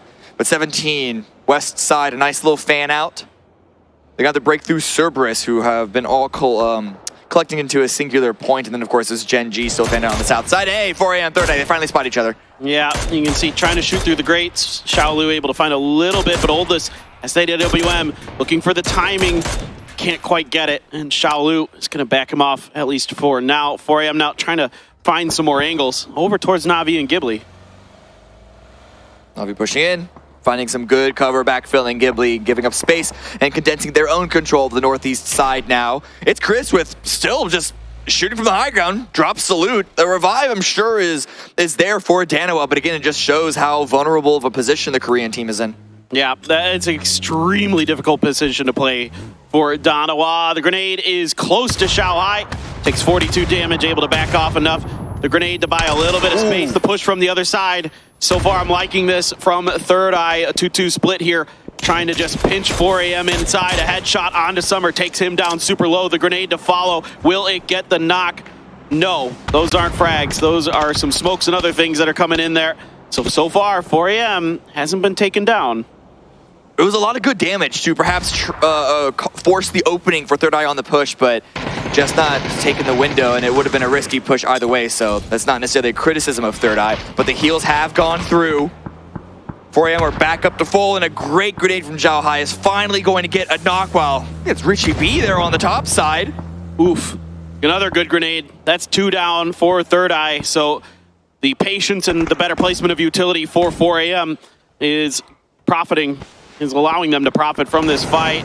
𝗟𝗋 is going to come up and confirm the flushes. 𝗟𝗋 now trying to find Adam, Third Eye here, just trying to get any player across to safety that they can.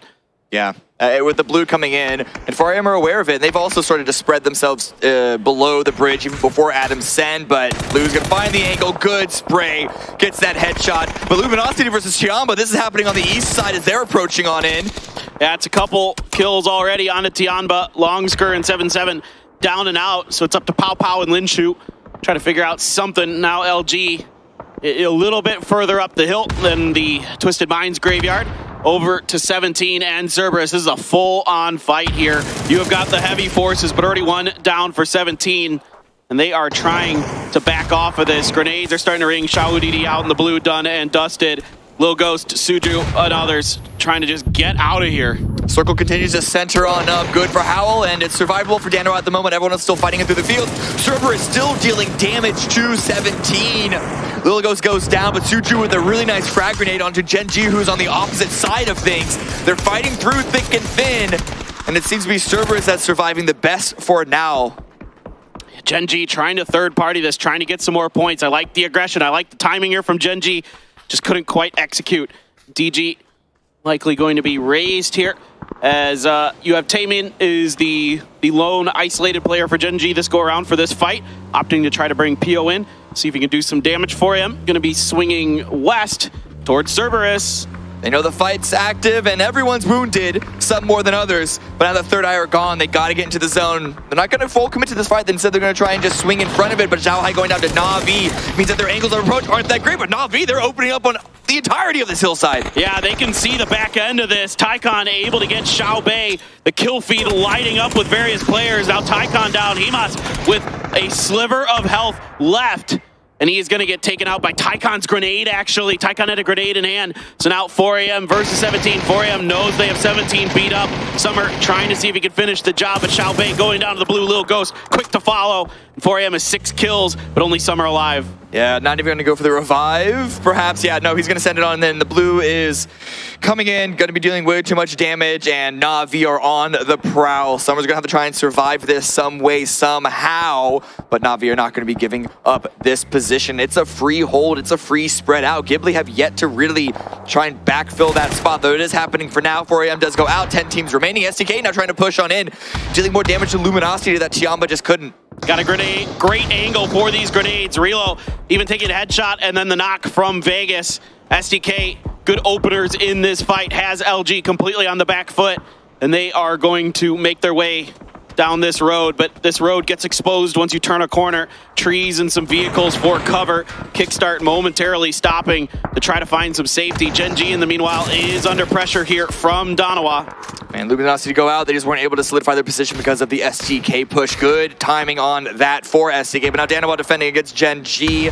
PO is down. It's still the rest of 𝗟𝗓 up to try and push off of the back of it, but how long until Na'Vi really flex over that high ground and get even more angles onto this valley? And Taemin knows a day trade is back here. He just spotted one. 𝗟𝗓's going to take a splash of damage from Taemin there. Flash still sitting on an ump. I don't know what is going on with Flash in this particular game, that he still hasn't been able to upgrade off that ump, but maybe he just feels like it's a good gun for this day. I'm not sure. Don't count the SMGs out. They're good in the right hands if you know how to use it. Example, knock onto Heaven. Chris gets a knock on to 𝗏rt. So if STK wasn't aware of a sense position on the high ground of that mountain, they do now, and 𝗏rt's out in the blue, so that's not going to be a revive. The circle is going to swing down to the south. 𝗟𝗚 haven't really been activated too much so far, but now that they are controlling a big, wide plateau, whether they can defend it is, I guess, up for debate, but they're certainly going to be defenders of the castle. You just mentioned it. It's tough, and Linshu's knock may make it even tougher. Now, Danawa has a tough road ahead of them, quite literally, as Ghibli and Na'Vi are out there. A great grenade from Flash lands right on top of Taemin. He is knocked. The rest of 𝗟𝗓 now starting to turn their attention to the south. Flash gonna line up with another one. Can he find it? Just 27 damage from that onto PO. Some stuns, another thing out. Foxy trying to get an angle down on top of day trade, making his way through. He's gonna see 𝗟𝗓's. The spray isn't good. He doesn't have a red dot. It's just the iron sights there. DG trying to come in and reinforce, as Taemin did get flushed by the molly. Flash gonna use the UMP, dealing more damage up close range. The fire rate on that thing is pretty good. And 𝗟𝗓, they're still making sure that no one can spot them from the top side, waiting for Na'Vi, but it's actually going to be day trade that are backing away from this one. The blue is pushing in, and so they know that they just need to wait for the terrain to be advantageous for them. 𝗟𝗓's just kind of trying to keep 𝗟𝗓 off of their backs, doing a decent job of it. Now they've got to try to get into 𝗟𝗚 territory is what it's looking like they're going to do. 𝗟𝗡 is not going to head towards 𝗟𝗏. 𝗟𝗡 is rotating back into this direction. Not sure what the grenade situation is like for them. Ooh, Na'Vi also finding themselves across the road. A good angle for them. It's actually going to be pressure on the north side of 𝗟𝗏. I was going to say 𝗟𝗡 might not be aware of 𝗟𝗏's approach, making their way this close, but I mean, they're shooting shots at each other, so they certainly know now. But Na'Vi on the north side, 𝗟𝗏 need to push down onto the south, but look at DG98's. He's got to win this fight against Loki. This one's tough for both teams. Whoever wins this top fight, certainly going to have an advantage. Loki there, not able to connect with his barrel, but there's an instant trade for Anonix and Foxy. Salute now trying to back up Anonix. Loki up and over the top, going to be bearing down onto 𝗟𝗡's position. Na'Vi's hot to trot. They want to get on the backside of this, and they are starting to tear 𝗟𝗏 apart. It's only Loki on the north side, on the high ground. Catches PO off. 𝗟𝗡 are eliminated in 9th place, but Loki, how many more points can he get? It's not even Na'Vi, it's Day Trade that are capitalizing on the wounded Korean teams, but Norens gets knocked by Schofield, gets confirmed as well, so now Flash, only angle he can go is into Na'Vi. Yeah, Flash with an ump versus Na'Vi. I don't think that's going to go good. Yeah, it did not. Example is going to get the kill with the 𝗟𝗏 here, and now Na'Vi with 8 kills, having their best game of the day.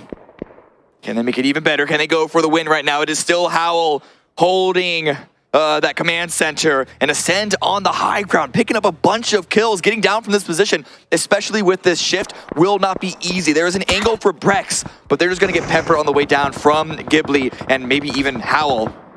It's Chris. He's going to deal with Lin Shu, so just Pow alive as Lin Shu is easily flushed from that angle. 𝗟𝗡 still 4 up in this, still a role to play. Howl, Na'Vi as well at full strength.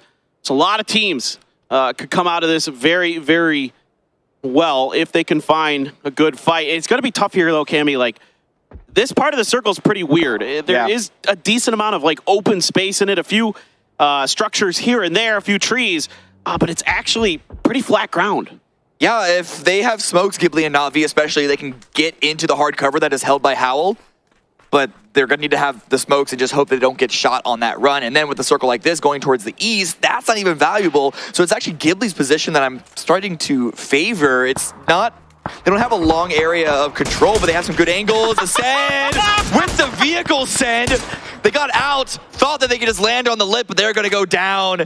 Look at the top 4. Listen, they had to get down somehow. Might as well make a show of it. And hey, Brex doesn't give the point over to anybody. He just died himself. All right, 𝗟𝗡 has to turn their attention over towards Na'Vi. They can't push forward because of that flat ground. They have to try to find safety in some other manner. Grenades are going to splash out, but Na'Vi is nowhere near those lines, but that's going to alert Na'Vi to 𝗟𝗡's push. The second round of grenades still coming up short here, so 𝗟𝗡 completely misjudging until then. Na'Vi's position. That one's not short. It forces Mel away, and now Glad's going to take that opportunity to push forward with the vehicle. It has a little bit of a tree. It's all about blocking the angles from Howl, but they haven't yet been punished for it. Yeah, let's see if 𝗟𝗡 can put the pressure onto Na'Vi. Now it's Howl as well, the Mad out front, putting the pressure onto 𝗟𝗡. So this is what's tough about this fight for 𝗟𝗡. That molly just a bit too far for Na'Vi, but now the stuns are out, the grenades are coming. Here comes the full force of Na'Vi. The first grenade is good onto Glass. He has been knocked by Alya. 𝗟𝗏 on the flank, trying to push around. Apocalypse getting involved. Human down. Just 2 up for 𝗟𝗡 right now. And now Schofield getting in here, helping out 𝗟𝗡 a little bit. Heaven getting the knock onto 𝗟𝗏. Example trying to do something. Alya gonna get a knock here, but Heaven able to find 2. 𝗏𝗟, the last one alive. 1 versus 2. Popping a flash out to go for the peak. And Melo's nowhere near here. Howl isn't allowing this to be a clean 2v1 push. 𝗏𝗟 gets another knock, but down to 2 HP. Oh, the grenade from Ruin is going to finish off Mel. Na'Vi is gone. 𝗟𝗡's 𝗏𝗟 still alive. Apocalypse hunting for him with the DBS. Hasn't seen him just yet. And this game, it is going to have to be a miracle for 𝗟𝗡. See if they've got any of that magic inside them. Any of that 𝗟𝗡 magic. Apocalypse around the side. The first on the Ruin, can't find the knock here. And now from the backside, the DBS at range is going to finally find its mark. And Howl is going to get a 7-kill chicken dinner. Playing with the food a little bit, using the shotgun, the DBS at that range. But 4 versus 1, it was only a matter of time, just playing for the peaks, playing for the angles, playing for the trades. And Howl, 7 kills, it's pretty low. But with that position that they had, there really wasn't too many opportunities for them to get involved earlier on. And hey, they got the win now. That's all that matters. Yeah, all right, guys, we are going to look at some highlights, and then it'll be the desk, and don't go anywhere.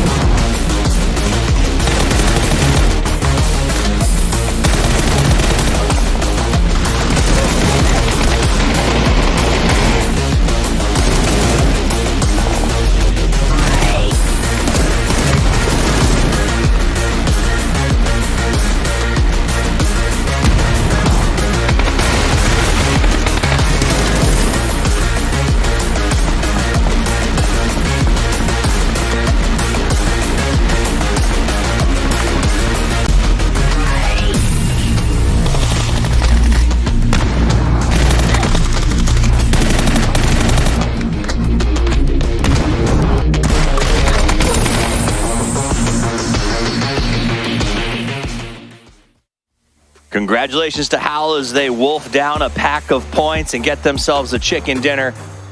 Now, we talked about them at the end of the last game and said, hey, they're not really doing great. They had 1 point to their name going into game 4, but boy, did that change. Yeah, for sure. We were joking around. How can they maybe do and pop in a little bit more kills, you know, get something like 4 or 5 out of this one. But they managed to clutch it out.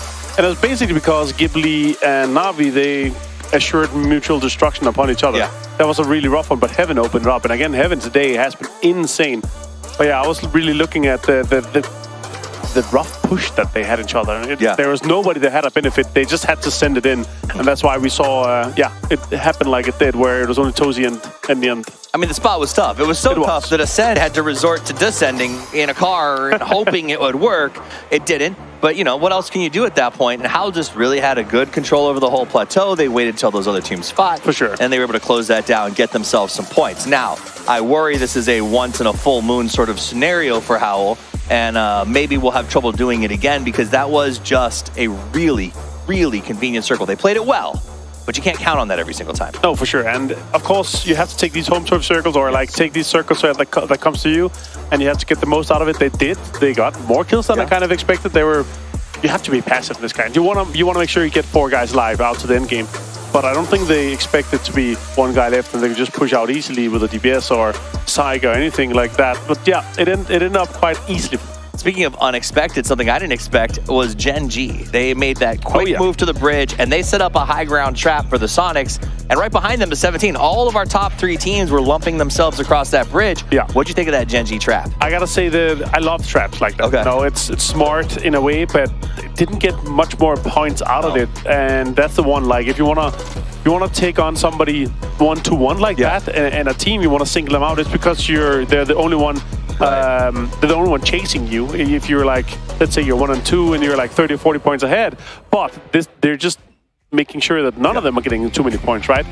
So interesting game. It's always military games like this that's gonna be fun to watch. Na'Vi's play, how they were kind of sweeping the northwestern edge, were kind of nice to see. 𝗟𝗟𝗡 managed to sort of survive for way longer than I expected them to, but then this northern push here, they had like 2 meters, 3 meters of bridges to play, and then of course the sending it down full send straight down to the top 5. But they got some points from up on the high ground. That's one of those, you take that risk-reward position. If it had shifted the other way, they would have been absolutely dominant. Here we get Heaven. He has been playing absolutely wild. 𝗟𝗏 and him sort of went head-to-head, and I feel like Heaven's been coming up spades in those fights versus Na'Vi. Yeah, really impressive here. 𝗟𝗓𝗡 can't do too much. You have to basically just 4 guys sending it towards you. 7 kills, so I gotta say 17 points total. They were on 1 before this one here, so it's obviously a huge send up for them. They're able to jump into our mid pack, that ever-growing mid pack. Mad really didn't even show up during that match. That's like so few kills. Not even for the pictures on media day showed exactly. up. But I will give a shout out to 𝗟𝗡𝗡. He's gonna get the man of the match. And now this the coach 10,000 if you play fantasy. Dirt cheap, great to bolster out the roster. But I like that. He played strong. He had a smart move to make the push onto Na'Vi in that fight. And got in there first to get those kills. 423 damage and some good knocks. And shout out to 𝗟𝗓𝗡 home. Hopefully you recover well from your surgery, of course, and everything goes well with you, my friend. I cannot say that better myself. But if you are going to have someone stand in, this is a great chance to do it. Oh yeah, for sure. You know, Super experienced. Played in PGS last year. Like this guy, if you're able to get a coach like that, you have to take it every single time. And honestly, one of the things I love about them is their attitude. Hal came to this event. They've been super friendly, getting to know everybody, handing out Turkish delights to almost every team. I thought they were just bribing us, but it turns out every team was given chocolates and delicious foods. And I just making a great name and a good community contribution. It's been great to have them Getting here. Turkish delights for most of the teams and us here is fantastic. They're so nice. It's so good to meet them finally. Now let's take a look at the match leaderboard. You're going to see 17 total points. Howell increases their score by, I'm not great at math, but there was a 1,700%. Yes, like that. Pretty good. Next up, Na'Vi gets 15. They are starting to turn on. They start a little bit slow, but we're seeing some good signs of life out of Na'Vi Ascend. They had 13 before this, so this is more than double points for them too. They needed that. They did. Being able to hear, we have two more games to go, of course, today, and if they were ending on, sub 20, that's going to be a rough one to go into day 2 and 3. It's going to be hard to catch. I also got to say, Luminosity killing me inside. But you pointed out, Gen G got 1 extra point over Sonics after that trap. But both of them will still be in the top of the leaderboard. For sure, and on top of that, no matter what here, even Danawa, you're in 8 points right now. If you have a double-digit kill win game, you're straight into the top 6, top 7 still. So it's still pretty open. The top is looking good, but again, Gen G assuring mutual destruction here for Sonics means that they're not running away with anything right now, and that's the scary thing, right? Because if you're in the lead, if you're Gen G, you want to continue adding on top of the points that you want to make sure you're ahead of the kind of mid-pack, top pack. In a lot of ways, Gen G did a massive favor for the entire lobby by sort of causing both of them to have to limp out the rest of that match. It's still anybody's game. We've played 4, we've got 2 more today, and then 2 more days of matches afterwards, which means it is a long way from over. So if your favorites are struggling right now, there's plenty of time to come back. And we're going to be back in just a few minutes with game number 5 from PGS1, co-hosted by Krafton and BSPO.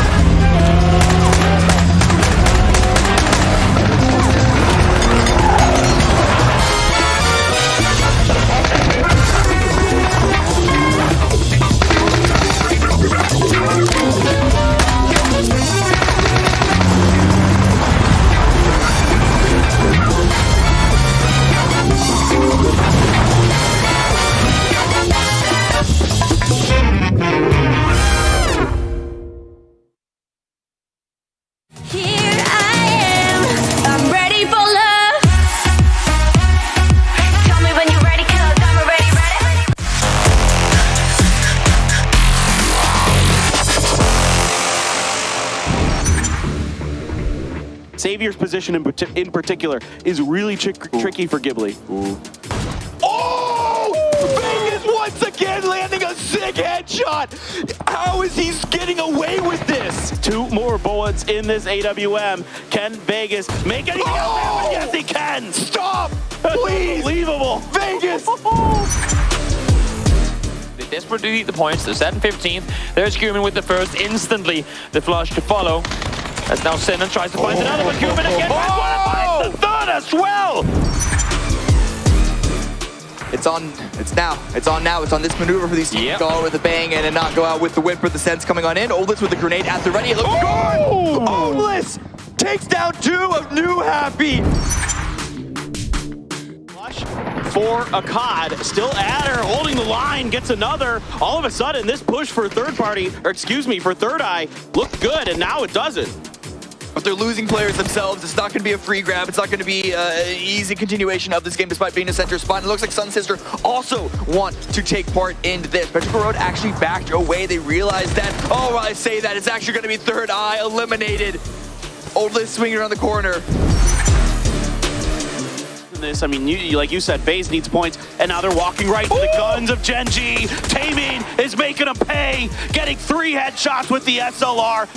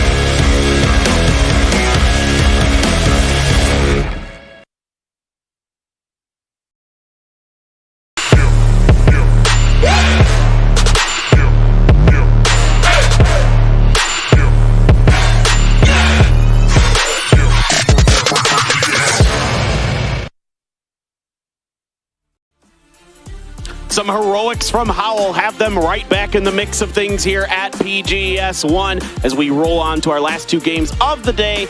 It's Paper Thin along with Toby now as we are going to guide you through these last couple of games. Of course, this is just the first day of 3 for these grand finals, but the last couple games, you know, a couple teams able to lock down some compounds and get some much needed points. It's always nifty when the circles keep going your direction, and for Howl that was exactly. We saw other teams like Daytrade who are out there fighting with UMPs in phase 7. Not something you normally see, but goes to show that teams were committing to compounds right from the get-go. Yeah, I mean, Flash at one point had a VSS and an UMP, and I'm like, this is my kind of combo right here. But yeah, so far there is, of course, the codes, guys. We've got some codes going on for you. Make sure you get these. This one's for Petrichor Road.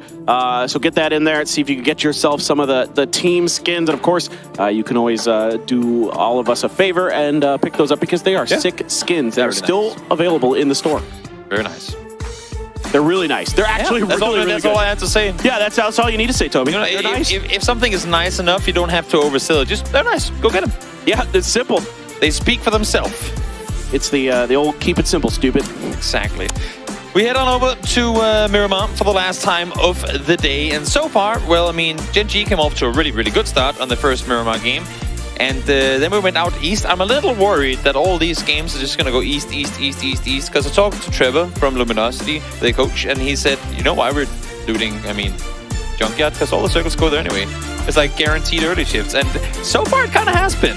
Yeah, we've seen a lot of Eastern circles on Miramar, but let's find out if this game will continue the trend. It's game number 5 here on the day here at PGS 1. Again, I had to do some quick math. I'm like, how many games of video? Okay, yeah. All right, let's get into it. It's time for Miramar as we load up into the plane, find out exactly where we are going to end up. And if you can see the plane path from your other monitor, your other screen, your other tab, what have you, of course, you should have the map screen open, as we always highly recommend. Exclamation mark map. Exclamation mark map. In the chat. Go. Go. Yes, always have it open, because as nice as it is to see people loot, there's a lot of info to keep track of, and having that map feed nearby, even if you don't have a second monitor available, put it up on your phone next to your computer, whatever you might have available, have it up there too, because it is great for info. Southern plane path this time around, if you're a hard committed Oasis looting team. Not that I don't know why it would be, but then it's a bit of a stretch to get to your loot spot. How dare you? Oasis is the best drop spot. You almost had your Oasis circle last time. Now, yeah, we were really close. Yeah, we were close. 𝗟𝗡𝗗 is going to be out the plane very early, heading towards the southern fields of Los Leones, and 17, of course, uncontested so far at 𝗟𝗡𝗗𝗗. Yeah. Twisted Minds is right above them because of the plane path and the, obviously the drop location. Imagine just Twisted Minds of all teams. You know what? It's been a while since we hot dropped last. Let's go 𝗟𝗗𝗗𝗗, see what happens. I would just love to mess that. with people. They aren't far enough ahead in this tournament so far to play that ruthlessly. They will go back up to Power Grid, because now, finally, they have it themselves. I did have a quick chat with Kovo, the coach of Ascend, in between here, and overall he's very happy with how his team is playing today, but he was like, how in the world did Batulins get up into that cove on the side of that mountain? Yeah. Only Batulins knows how to do these things. Every time the camera goes on him when he's rotating, he's just going, no, go away. I'm not going to move my bike any further until the camera shifts off. And we always said that it could potentially go east, paper thin. I'm seeing this plane, and I'm seeing this circle, and I'm thinking, 𝗟𝗡𝗗, if you're going east because you want circles, well, here's another one. Certainly.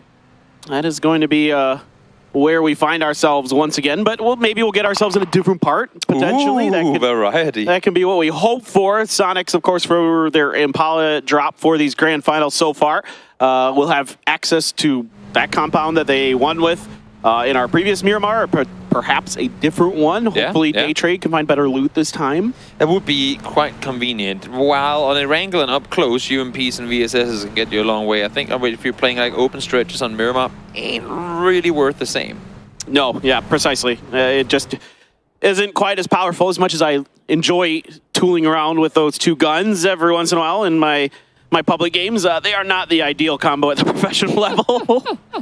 But I've always wanted, I don't know if you've ever tried this, and I don't like to talk about like what But now you're doing it, so go ahead. So whatever. Like all VSSs is super fun. Just if you're at home and you want to do something goofy, all VSS is hilarious, because that is one of the quietest guns in the game. You can't hear it from like anywhere. Yeah, very annoying to be up against.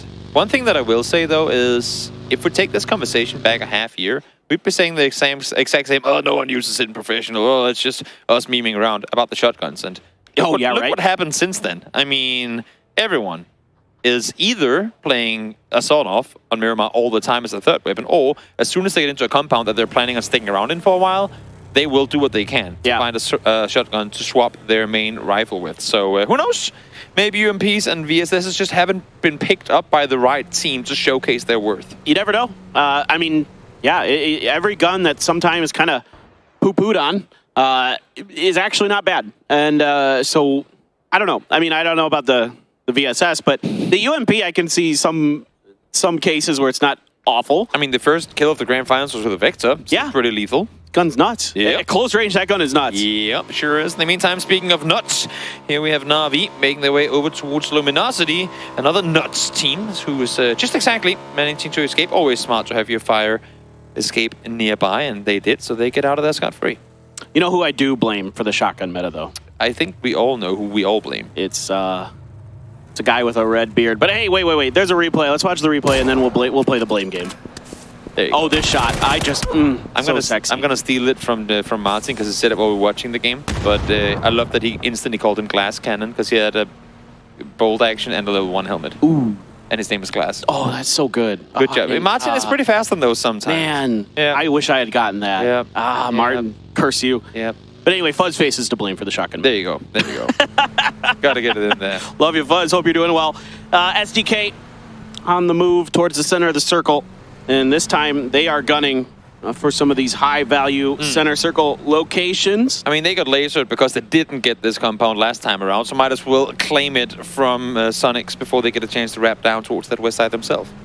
Absolutely. 𝗟𝗡 coming in late, sort of, to the circle. Wouldn't call it super late.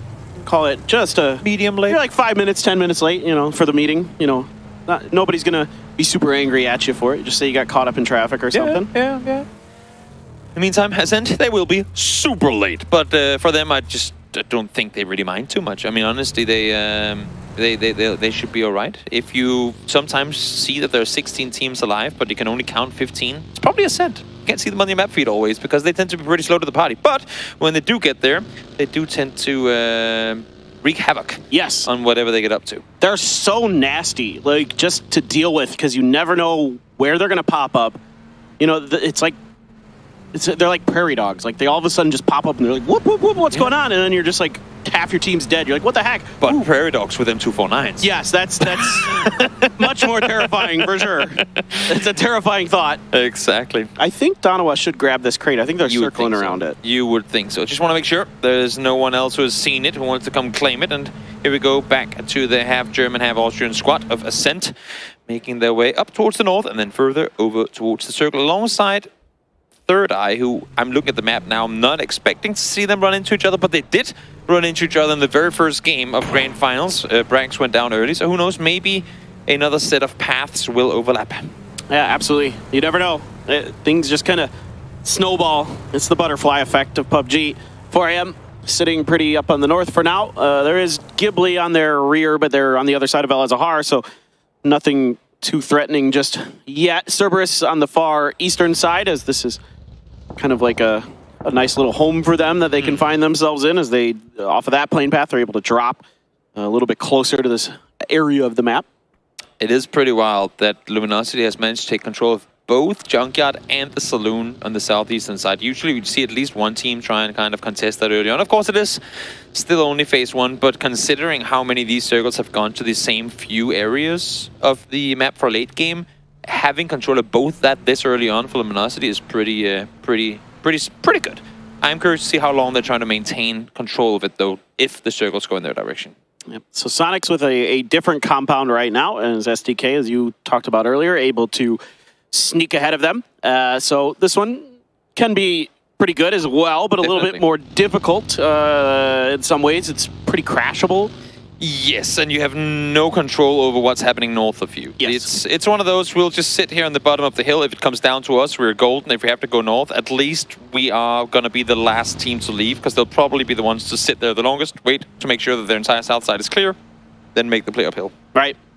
But phase 2 is going to be interesting. A lot of land ratio terrain in this circle, so it's going to be kind of interesting to see where it goes. Phase 2 should tell us a lot more about where this game is going to end. I would like to ask the game to not go Junkyard, though, just for the sake of variety. I mean, we have islands in play, they're pretty. We have 𝗟𝗡 in play, that's pretty fun. Even east of 𝗟𝗡, down towards where both 𝗟𝗡 and Ghibli are currently, that's a pretty fun place to end the game. You have a massive hillside, you have open fields down towards the east of it. It's pretty different. I think we're due for a hard south shift, and I think where like 𝗟𝗡 and Gen.G are set up, I think, south or, well, southeast is... I have yet to see an island finish. I've only seen a couple, obviously, because they don't have them very much, but unless, like, the first circle is half water. That's about the only way that it's possible. If it happens, it pretty much happens in phase 1.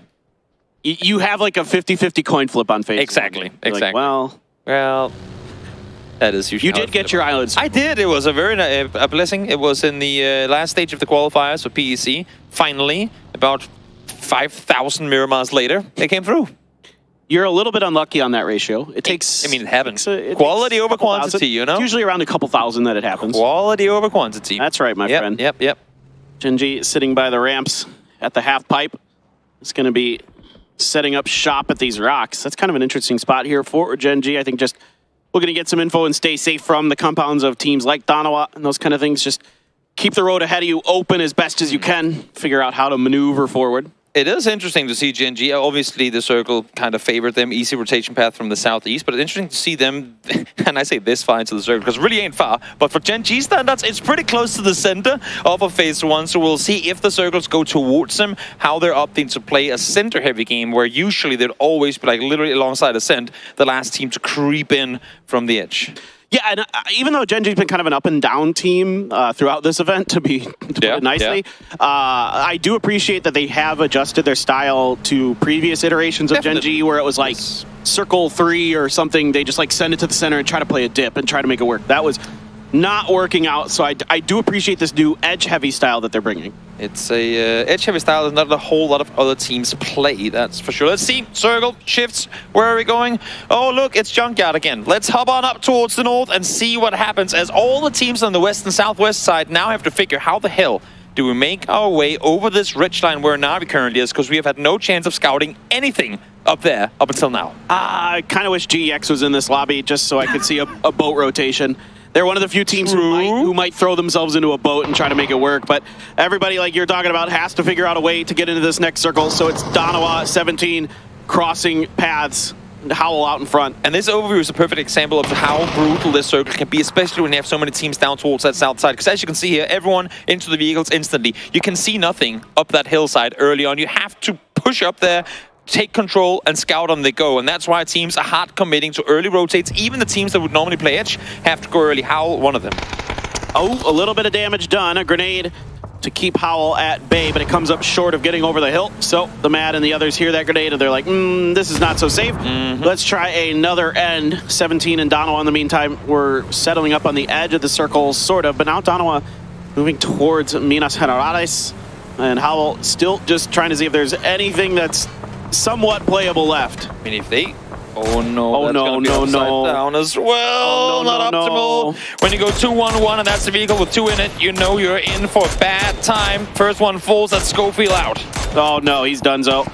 Well, 𝗟𝗗 there, now trying to recover from a disastrous early start after winning the previous game. It seems to be the MO of PUBG, that you win a game and the next one doesn't go so good. I mean, in all fairness, yes, they get there in the end, and we now know they could have gotten there without casualties had they not flipped the vehicle. But given where they were and what compound they got, taking 1 casualty, that's like, you know what? We'll take those odds, because there could have been a whole team elimination off of it. No, I agree. That could have been a lot worse. I'm right there with you. That of all things considered for 𝗟𝗗, it's not the worst. Yeah, and since these circles seem to be gravitating in that direction anyway, well, why not? Exactly. So even though we know off of what we saw that it could have been avoided, still only losing 1 there, I think, is pretty all right. Ascent trying to find their entry point coming in from the hard north side, and 𝗟𝗗 up there alongside him. Now, coming into game 1, I briefly mentioned how Ascent and 𝗟𝗗 plays very similar edge styles. 𝗟𝗗 tends to push towards the center earlier than Ascent does, but this is part of the reason why we now see them again. Mika jumped out of the vehicle to scout forward. You can see the car down there driving away from him. He is in the open, and I think Salute has just seen him. I mean, 𝗟𝗗 should have Mika potentially dead to rights. I mean, with this angle they have on top of him, you can see Ascend has to come back. They have to start returning towards Mika if they're going to save him. Exactly. Over on the other side of things, PO doing PO things. That's Let's right. flip a coin and see if he's victorious or making things look like, why are you there? This is my favorite brand of PUBG. PO things. PO things. When are we getting an official t-shirt? I should make one. Yeah, I should make one. I don't know how PO would feel about it, but he probably wants some percentages of well, the that's sales. fine. We can work with it. We can work out a deal. I'm a flexible kind of guy. There you go. 𝗟𝗗 going to be traversing the road up into this edge compound. It looks like they're going to stop. No, they aren't. I thought they might stop there. I think they considered it, but maybe they see enough open space they could try something. But with 17 there, it's going to be tricky. They're going to have to continue. Mika now, in the meantime, 𝗟𝗗 tried to come for the safe pickup, but all of 𝗟𝗗 has now set up shop on the other side, and for 𝗟𝗗 they have to continue forward. Circle does go up towards the junkyard area, further east of it as well. So 𝗟𝗗 smart and not stopping because they need to scout. They need to find something to call their own on the other side of this hill. SDK fanned out in Vegas with a great spray. Finds Oldless and takes him down. Really nice to see Vegas continuing where he left off in the loser's bracket. Hitting some phenomenal shots. Now, out of the frying pan into the fire, and it is Na'Vi, not a team I'd want to be dusting up with. Nope, same thing here. 𝗟𝗚 does find one that's actually Vegas over on the other side, and now, obviously, Third Eye well aware they have opponents up close. Throwing some smokes, throwing some nades to make some more space for themselves. But we have all of Luminosity now in the saloon on the other side. They might just want to peek on over here as well. In the meantime, you can see in the picture-in-picture at the bottom of your screen that Danawa and Twisted Minds are dusting it up. Loki, though, I don't think there's any way Danawa's getting back to him. They're trying to put some pressure on to Twisted Minds. Soul trying to watch the hillside, trying to keep them off the Loki. Oh, God, that grenade just came up short, though. Batulin's under pressure from Anonix, driving in here and sends Batulin's backing. Yeah, Spirit already down as well. This style of play plays very much into the playstyle of Twisted Minds. Allow teams to come through. When there's commotion on the edge, we stick around, and then we get to backstab teams. Issue is their position on the map right now is not very good. You can see Soul and the remaining Danawa players are the ones with the high ground, so just vehicles and a single rock for cover for Twisted Minds, and if Soul can place one good nade there, that is 2 Twisted Minds players down instantly. Yeah, Soul is trying to push this angle. He gets a headshot even, but he has no frags to speak of, so can't capitalize in the way that he would like, I'm sure. Still trying to keep Loki alive, still considering the res. Now there is a Sen still with a role to play in this fight potentially. Yeah, I mean, they're starting to slowly make their way up in this direction now with vehicles as well, so I think Dano will have heard cars coming through, but then again, shots fired, vehicles coming through the middle of it as well. Batulin's trying to see what he can find. I don't think they have any clue now that Ascend is slowly creeping up from the other side. Soul's gonna have to go absolutely nuts. He's got 2! What a great spray, but then he gets plowed over by Batulins, who's immediately knocked by Salute with the Groza, and all of a sudden, this fight has gotten very, very scrappy. Ascend looking to maybe vulture a few points. You'd have to imagine that that's what they're going to go for. Twisted Minds will fall as Xiaohai claims one from afar. And for Ascend, just not close enough. Again, I mean, I get that they're playing passive. I get that they're more of a late game presented team. But this was, I mean, I'm feeling like this was a chance for them to rack up, as you were just saying, a ton of points. And they just never pounced on it. I would have at least tried to go for a couple grenades. Yeah. But on that smoke especially, once that smoke is out, I'm like, okay, there's somebody in there. Exactly, and no one was in a position from where they could really contain. They were all fully committed to the fight because you had multiple knocks on both sides. In a tournament where 18 games, I mean, again, any free point you can get early, any player you can shoot in the back who is not even, like, has any idea you're there, those are points you have to try and go for because you don't get a lot of chances like those. Yeah, no, I fully agree with you. 𝗟𝗚 has the M249 doing his It's Chris impersonation here out in the front. Oh. No, he's not in the back, so he's on the front. Ooh, a hard shift down to the south. Variety. Hey, this is going to look different for sure. Sure is 𝗟𝗓 eating the circle, but I'm not sure how much of a blessing it's going to be considering how open of a terrain they're in. So once all the teams come down from that north side, they should be out in the open. We'll see how they opt to play this one, and obviously with SDK seeing the shift as well, now starting to think better of it. Do we take the fight out here? Nah, let's try and see if we can get somewhere close up towards the circle 2. For a team in 𝗟𝗓's position, you gotta hope that the teams on the edges cannibalize each other. Yes. That's your best hope for getting through this with decent forces remaining. Crazy gonna be spinning a little bit. Foxy with that M24 gonna look for the shot just, I think, in between the 2 seats in that car. Got a haircut. No doubt about it. Flew straight past his ear. PO finds Millman as Na'Vi tries to flex out again. I mean, 𝗟𝗓, they cannot play passive anymore. They have to play aggressive in their position now. 17 Sonics, while it's not inside Picado, they will still find one another. Yeah, it's going to be a dust up here between these 2 squads. 𝗟𝗚 on point for the Sonics. The rest trying to make their way in to see if they can assist him. Lil Ghost has gotten underneath. So 1v1 in this building as far as we can tell. And now the other 3 members of the Sonic still can't really find any space. This is happening in the distance, but you see 𝗟𝗚 up on the hillside actually flanking down towards this position. Now, I would love to see SDK come down and try and fortify a third-party position. Now, 𝗟𝗚 finds one as well, knows that they're fighting inside the compound. SDK should come down here, because if you get control of the south here, you're going to be in such a good position. Yeah, 𝗟𝗚 there now has great oversight into this really small house. The blue house is very dangerous. There's not a lot of open space to work with inside of it. And 𝗟𝗚, so far, just harassing 17. Enough smokes to kind of cover the Sonics so far. But right now, it is still... Oh, wait, this is going to be stalemated much longer. Whoever sees each other first is going to get this done. 𝗟𝗚 here lets loose with another smoke. Lil Ghost has to hear that, but I don't think he has any idea where 𝗟𝗚 is. Can't see each other. Not for those. It's simply too thick of a smoke lying around, and 𝗟𝗚 actually able to jump out again. Able to regroup with his teammates. And now all of 17, or the 3 of the 4, Sat inside that one story on the other side. Not an easy position to play from. SDK did not fortify south. Instead, they take the fight to Howl. Daytrade's caught up in this mix as well. So 3 teams involved on this Western Edge fight. SDK not really able to commit to much. So now they're going to have to play defense here. Ruin trying to get the best of Purdy, but no, Purdy gets one. Immediately, Apocalypse follows up. Going to go for the flush. Vegas and Penta down below, trying to hold the line here. But still, Daytrade is fanning out around this fight. Yep, they're trying to see how much they can get of it for themselves. And this fight continues on the south side too. It's taking some reps around. One finds two. Almost gets the third around the corner. Take fully blinded. Has to back off, and now 𝗟𝗡 over the side. Finds one in return. Lil Ghost is there for the quick flush. 𝗟𝗔𝗡𝗗, the last one alive for the Sonics, trying to salvage this fight. He's got 2 more members of 17, maybe 3 if they can get this res onto 𝗟𝗡. But for now, we take a brief pause here as 17 goes for the res. Timeout. Let the reses come through, and then we continue on to the second half of the fight. Na'Vi, in the meantime, obviously hearing all the commotion down south, well aware that there's going to be no one from there peeking this way. Actually, as a matter of fact, Melman is down there playing contain as well. So Na'Vi, full control out towards the west. 𝗟𝗔𝗡𝗗 going to get one here. 𝗟𝗡 now trying to push in. 𝗟𝗔𝗡𝗗 very beat up. 1 bullet's going to get it. Yeah, he found it. The help from Mime not coming just yet. 2 members left here for 17, and Mime is just really trying to hold the angles, trying to protect the outside of the building, but it doesn't matter. Mel there is going to find the angle and find the kill. Exactly. Tried to wrap down, try to see what he can get, and he found exactly what he wanted. And now all of Na'Vi, all of a sudden, as they realized they couldn't really make a play onto Luminosity in the saloon, onto Daytrade on the other side, starting to eye down 17. They know they have to make a play out of the compound, and right now, Na'Vi have the perfect position to contain them.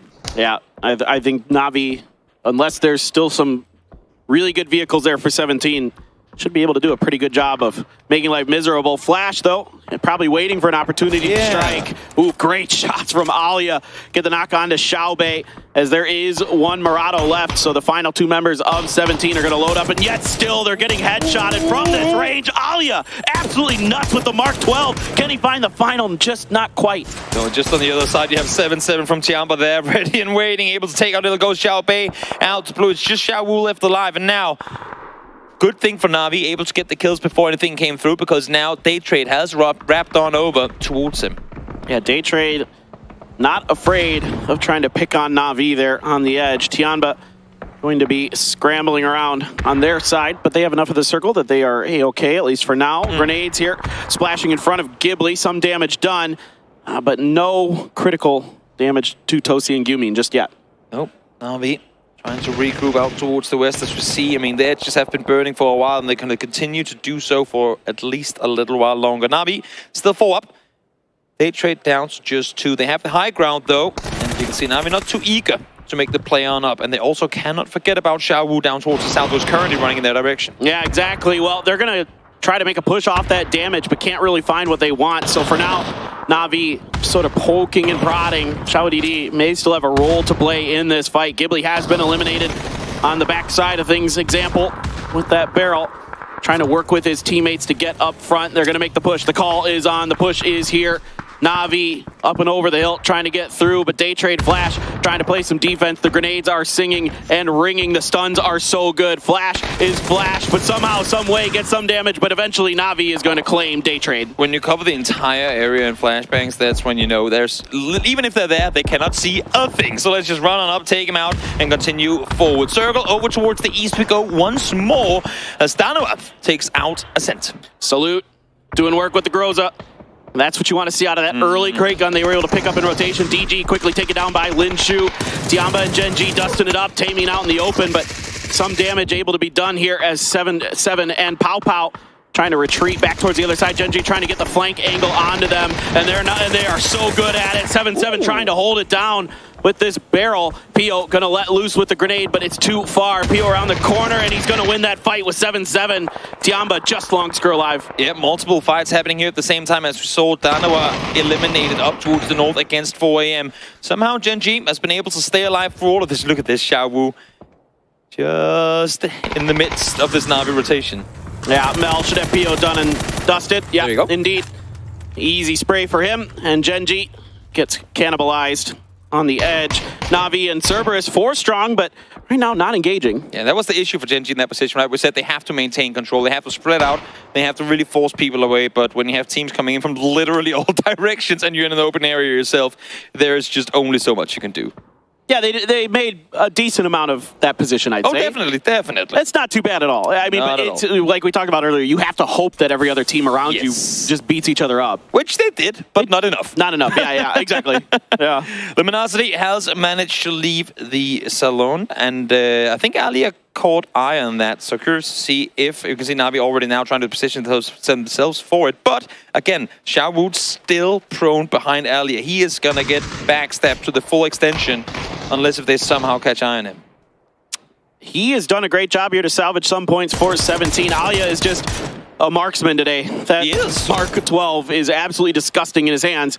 Flood has been knocked. Now Relo is actually just trying to run away from this. 𝗟𝗔𝗡 doesn't like this fight at all. Oh, a shot from Stakers, though. It's all a bait. They want to just drag him into the AWM across the side, and now Na'Vi has to rethink this. 𝗟𝗔𝗡 DDD dealt with on the backside. Yep, exactly. Mailman able to wrap around. Actually, I think he saw him in the midst of transitioning to help Uber back up. He ran back to rest and was like, oh wait, there's someone running our direction. Good one for Mailman. That is able to take him out. That is going to be 17 out in 5th. 3 teams with 4 players. 𝗟𝗔𝗡 maybe 3, depending if they can get this res to stick on the kick. Looks like it should be good, though. But 4AM, you know, they are keen for points. They want to try to get through. I mean, we advocated looking at the map, and I know that it's late game, so technically you shouldn't have too much, but look at the map and how much space is in the middle. No one is able to claim that center circle. That was where we saw Gen.G earlier, and it's simply unplayable because you still have the ridge on the west end, you still have the compounds out east. You cannot utilize that at all. So this next shift, regardless of who it favors, could very much dictate the winner of game number 5. The good news is there's still some hills and things. This just favors center circles up. Yeah, Couldn't be more fair. Yeah, exactly. This is what you want from this circle, from this game, and there's still, again, some dips and dives to play with in the center of this, and 4AM trying to lock 𝗟𝗔𝗡 out of these next couple circles. Yeah, I mean, even the win percentages agree. 30, 27, 28. It's pretty hard to call this one. It's about who makes landfall first and who gets to stand their ground. I think it's only Cerberus at this point who probably has vehicles that they can utilize for the circle because they're that close to the compound. 4AM might have a couple as well. Example, able to find Relo, but again, for now, you should be able to just prone on down and get the rest as issues. If Na'Vi gets within nade range of Luminosity, they are in trouble. That one bounces far, that is going to be the elimination of Luminosity. Full send on that nade as Na'Vi reaches kill number 10. Huge stuff there for Na'Vi, and now it is a straight up 4v4v4. 𝗟𝗡𝗏 up and over. Going to take some damage, though, from 4AM in return. Had a brief moment where maybe if he could get a head or two, he might have been able to find a knock, but not going to happen. Na'Vi now going to be wrapping into the back lines of Cerberus. Yeah, Na'Vi hearing those shots coming in now, realizing they're fighting, they are joyed with this opportunity. Wrapping in now, taking full center control. Probably not going to push the fight too hard at all. Actually just set up, take their part of the circle, probably half, and just wait for this one to unfold. Yeah, so there still is one Bronco at least kicking for 4AM. On the other side of the road, so they're going to set up and try to keep these vehicles healthy, probably for phase 8, see if they can make a move off the backs of this.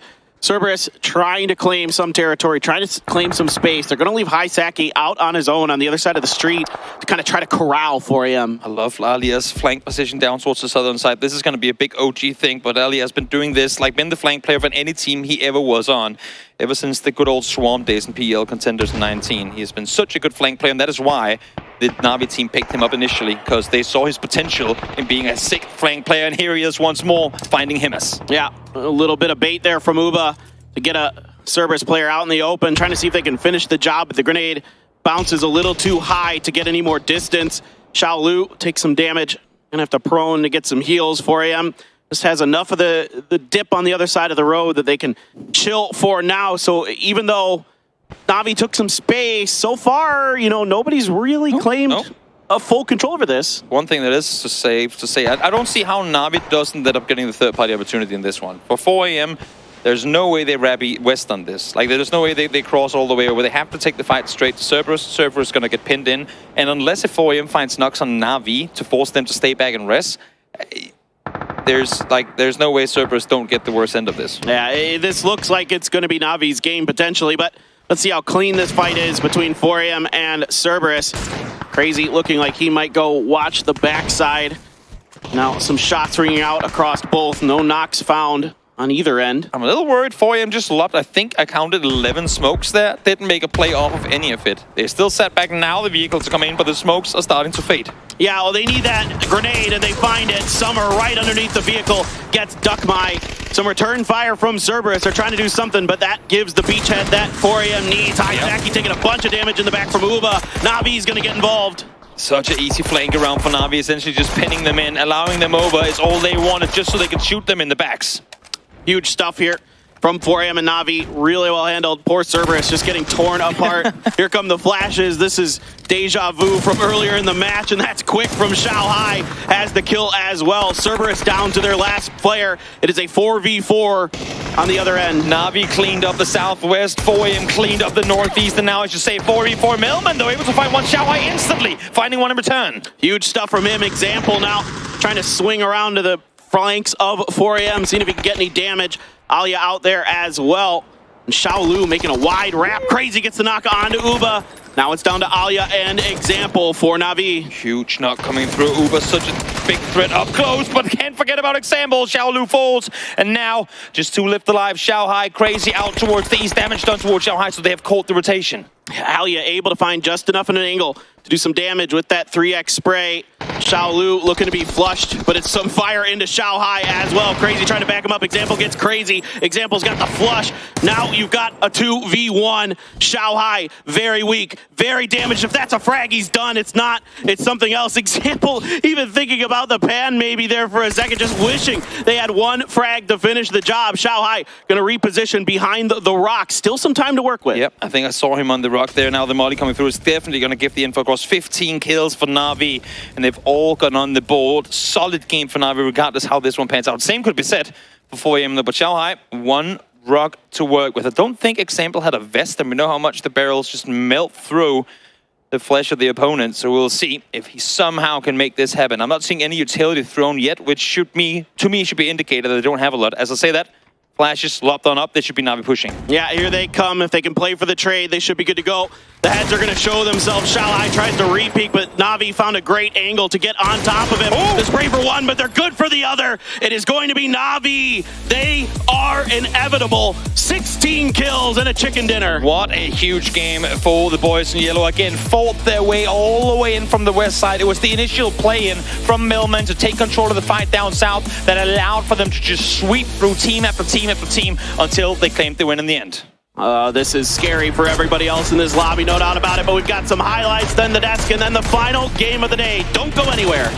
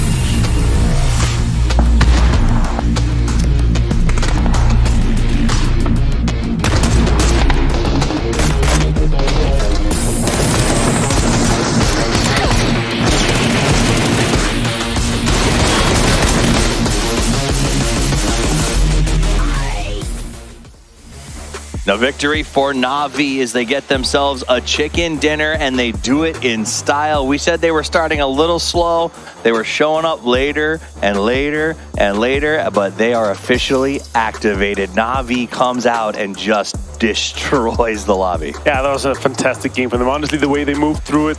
It's a little bit of an interesting one with 𝗟𝗏 in the end. 𝗟𝗏 made a huge impact there in the end, but they were able to close it down 2v1. It's super hard to clutch that. Even though he had a rock, they had the utility to counter it. Yeah, and while the shout out will go to Na'Vi for that incredible performance, we do want to give some credit to 𝗟𝗏. They also were a team that I think needed to step up and put in some points as the day comes to a close, and they're going to do that. And I think that's the key here on day one.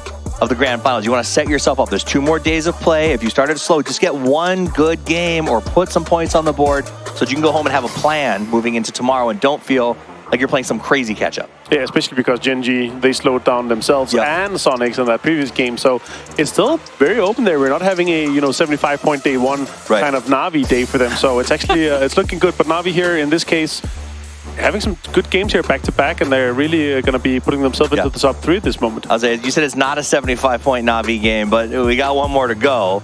And I've learned not to write these guys off once they get hot. So we will see as we head into our last game in just a few minutes if Na'Vi can go all the way at the end of the day. And I mean, that's not far-fetched. Now, regarding the end of that game, we also saw 𝗟𝗓 put in some good points. They came in and they kind of tried to hold that ground against 4AM. But I like that 4AM push, the fact that they were able to use those flashes and really cross the road that I didn't think they'd be able to cross. Yeah, especially the southern circle there when 4AM, they had to move. They were like, okay, it's their play. Like, the teams are sitting in a fantastic spot. They're going to wait for it. But yeah, they took down 𝗟𝗓 quite easily. Even though 𝗟𝗓 only got 3 kills, they still managed to get top 3. That's some decent amount of points. But 13 kills for 4AM and 16 for Na'Vi. That is huge. The rest of gaming, they've been sneaking inside the top 4 again and again here, but not too many kills. Only 1 for them this time around. 64 players dropped, 29 of them dropped to Na'Vi and 4AM at the start at that match. So that is a ton of points just going to the top. Those 2 on the board. 𝗟𝗓 does make it to 4th, which is some signs of life, but again, it's just 1 kill. They did a lot of damage. I think that speaks to how their game is going right now. They're putting in some fights, but they're not really closing the deal as we jump into the highlights with the final 5 teams in that match. Yeah, 4AM only 12 points so far before this 5th game here. They're able to get this many, got more than that just in kills. You have to see the northern circle here, and then they had to push over. Been impressed with 𝗟𝗓, how they've been playing. They announced that they have been sick, all of them. They had to replace a sick player with a less sick player, so it's pretty impressive they're able to come in here and play this well. A bit sad that 𝗟𝗓 got taken down there, but there, as you said, the stun grenades coming in, and you just see 𝗟𝗓 just coming in, taking 𝗟𝗓 down with a fantastic spray with the barrel straight to the head, straight to the dome. I was rooting, of course, for Na'Vi and 𝗟𝗓, my fantasy player, to stay alive there, and you were too, but yeah.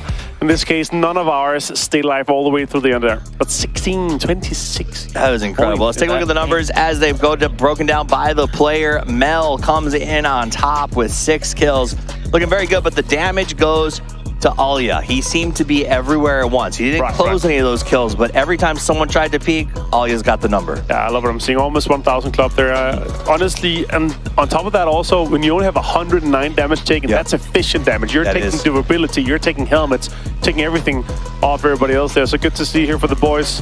And Melman, of course, the 6, expecting him with the 6 kills there. No, it's going to be 𝗟𝗓. Okay, impressive. Yeah, efficiency comes in high. Absolutely, and that's exactly what it was. Great efficiency by him.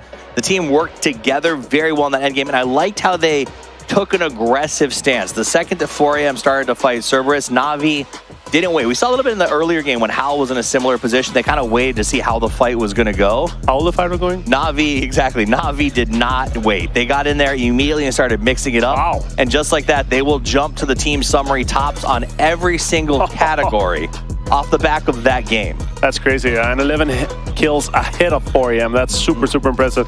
Talks to how it, we've had, the teams have had one really good game, one decent game, and then a few bad ones, right? So it's evening out quite nicely here. 26 total here for Na'Vi. Of course, they had 28 points total before going into this. So this is a massive game for them. It is a massive game. 4AM takes 19, and both of those 2 take almost all of the points really available in the lobby. A shout out to 𝗟𝗓 getting aggressive, and 𝗟𝗓 putting up points based on just kills. Again, when you know you can't get the circle, you got to go out and you got to get those frags, and that's what they did. 5 points for 𝗟𝗓, 6 for 𝗟𝗓. Everyone else felt kind of like they were just watching the match unfold because they could not close some of those deals down. We have had so many northeastern circles, though, for 3 Miramar. Yes. So it has to be kind of the same teams and again here. But 12 points ahead of 𝗟𝗓 and Sonics now, Na'Vi, with this game here. Not so many placement points as 𝗟𝗓, but still super consistent and high amount of kills here. 36 for them. That's kind of crazy. And we're saying it, 75 points day one for winners bracket here. You don't need that much to actually get on par with that. You don't. It feels a little bit like that 𝗟𝗓 bridge camp kind of cracked the door open for Na'Vi, because those 2 games since that moment has gone downhill for everyone else. Na'Vi on the uphill climb. Ascend in 4th, though, also pretty impressive. Yeah, exactly. I was just going to point that out. Great minds think alike. I got to say, that's super impressive. Yeah. 𝗟𝗓 have been carrying a lot of that had some sneaky plays from him. He's been squeezing out the points where they're needed. Absolutely. Now take a look, guys. It's time for you, fittingly so, to get your hands on a Na'Vi skin. They just took the victory, and now you can take that code and get yourself a skin in-game to celebrate their success. So go, go, go. Supplies are limited, so the faster you type it, the luckier you are going to get. Now, as said, I think that they are really impressing me with their play. We kind of talked about them throughout the group stages, like a team that can hang around, right? Get some points, collect when they can. They're not playing that way. They're actually getting out there and taking some pretty amazing fights. They're getting in some good spots for sure. And also they're surviving longer and longer than you're in cases where you have one or two players that life. But the players are not hiding. They're trying to get kills. They're trying to squeeze out. And that's what really impresses me here. Yeah, they were the last spot to get in from the losers bracket, but now they're showing that they belong in the top 8. Checking in with our players as we get ready for our last game of the day. Howl Esports getting the headsets on and getting set. They'd like to get a recap of the last match. Who are you excited? Last game going in. Who are you watching as we go into the last game of the day? I gotta say, I'm looking for Gen G and Sonics if they can kind of turn it up and catch up to Na'Vi again here. Gen G and Sonics, would nice to see them turn back up and make something happen. Well, it's time for us to see what they can make happen as we head to the lush lands of 𝗟𝗚𝗏 with the cacophonous call of our casters. It's Toby and Paperthin. Well, we're ready to turn it up. Thank you very much, Desk, as we get over into 𝗟𝗚𝗏 for our last game of the day. I am super excited. It's been a really great day. Na'Vi comes out, reasserts their dominance, and now we go into the final game with everyone looking up at them. Everyone just looked at them in the group stage and was like, where are the PGC champions? Then we came into it and was like, oh, there they are. And they've brought that into grand finals too. A little worrying for other teams that want to claim first place. For Na'Vi and for Na'Vi fans right now, and for everyone who just got their Na'Vi skin, it's a pretty good day. No doubt, no doubt. Congratulations if you've been picking up those skins. They are a treat for sure. And now this plane path, Toby, we were just commenting, we don't see this one very much. I don't think it can be more north. Honestly, I've looked at like the lines in the past where they show you exactly how far a plane path can be, like south to north. I think it can be just south of Yasnaya at like the most northern straight across point. So yeah, it's else north has ticket. Well, no military base is what we know off of this for sure. True. Basically impossible. 𝗟𝗟𝗏𝗏. That's what I'm hoping for. I see the plane drifting in that direction. The only one left on my bucket list. I've had one really close. Same. I've been in the forest around. I've been around, but the proper peninsula 𝗟𝗟𝗏𝗏. I've never got up into the peninsula during a match. Same. Simply unlikely / impossible to have happened with the way the settings are set up. I do want to go back while we have a bit of a looting phase with just double checking, no hot drops. I want to briefly touch on both the current success of Ascent and also the current not so success of both 𝗟𝗏𝗏 and Danawa. Now there is something brewing south together. This is what we like to refer to as the fever drop, where you're not it's not meant to be hot, but it is anyway. It becomes accidentally hot, and Mika now, well, he got straight into the car. Is he going to try and run people over? Nope, because they're going to the yellows. They'll just continue going down south. They go down Primorsk. Everything is going to be good. Okay, depending on what 𝗟𝗏𝗏 gets there, he could maybe take 𝗟𝗟𝗏𝗏 out. No hope now. Nope. He's looking for. Are there anyone else? Any other bats swap? But no, not going to happen. 𝗟𝗟𝗏𝗏 did land in the shack though. That is, he needs to get picked up. You think 𝗟𝗟𝗏𝗏 can win with the Tommy gun from that range?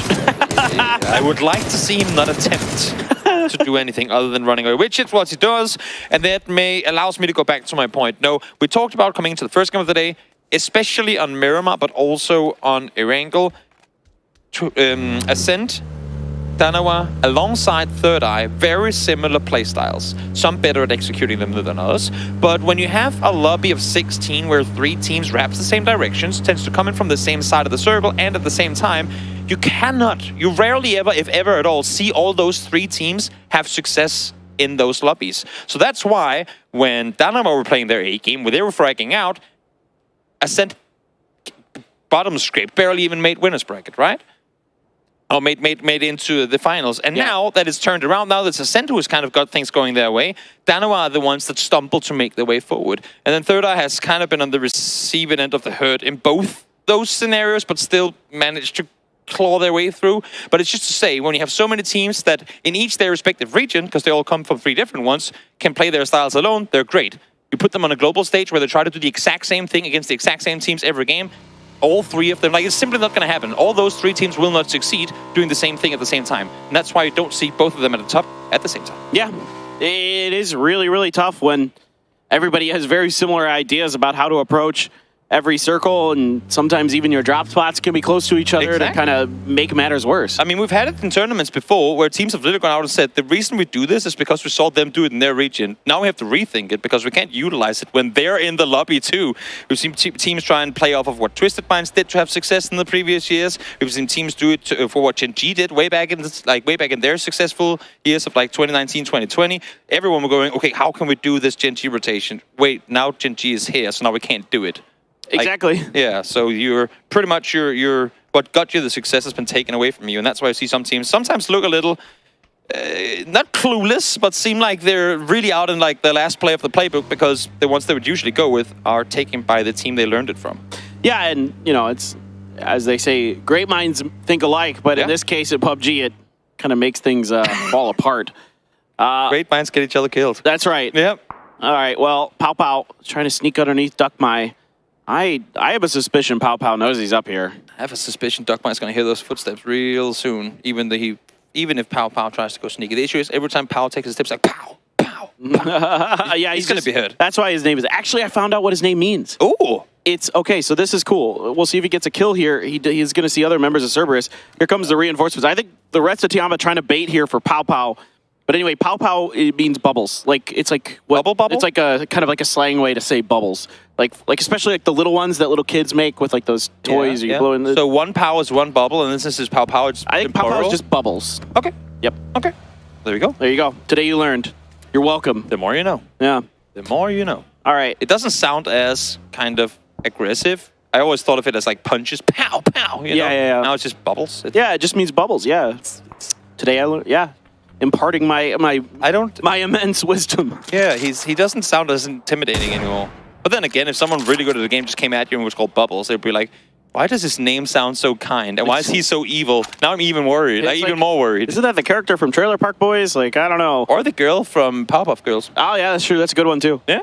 All right, well, there's that northern rotation we come to expect from 𝗟𝗏. Now, the real curious one about this particular circle is that because of 𝗟𝗓's Stalber drop, will they butt heads? SDK hasn't really moved from their position outside of North George as well to kind of block the bridges. So kind of curious to see what 𝗟𝗏's going to do. But now 𝗟𝗏 out in the open, and 𝗟𝗏 and 𝗟𝗓 are going to find him knocked. I don't know what Tiamba's plan here is, Toby, because Longskirr still sat in that one building with the M24, and the other two went into the South George crates. They had vehicles up close to pick him up, but maybe Bubbles felt like he was due for a knock on the hillside eventually. Issue is the entire team saw him when the team left. I think they see the cars leave, and then they scope in, but then the peripheral vision also kicks in and go, wait, we see the cars, but there's also a guy running in the middle of the open, and that kind of gives up the idea of him flanking around the south side of the mountain altogether. Feels like maybe a bit of miscommunication with Tiamba, but you know what? They've had a pretty solid day. They're in fifth place right now. So you can't complain too much. You know, everybody can't have perfect games all the time. Now here is 𝗟𝗏 slamming into SDK.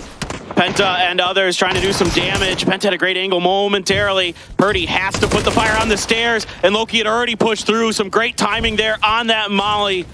The perfect utility use continues here from 𝗟𝗏 as he takes Loki down. And outside of shotguns, what better gun to be able to sit and hold the staircase with? You're going to be able to shoot that one for a while. And now the remaining players of SDK are coming up to fortify. I like the idea of 𝗟𝗏 in the sense that they did read the split right. There's only two people here, but it hasn't worked out for them. Anonix now caught with nade in hand. Ain't going to work his way. 𝗟𝗏 almost ran himself to death, but able to slip that one through. Salute finds one more as he's trying to stay safe up on the hillside, but they've already taken, I think, too many casualties to make this worthwhile. Well, the dynamic duo of 𝗟𝗏 is saving their round. Soul did find Vegas, so it's wonderfully smart and just amazing as that play was from Kurt.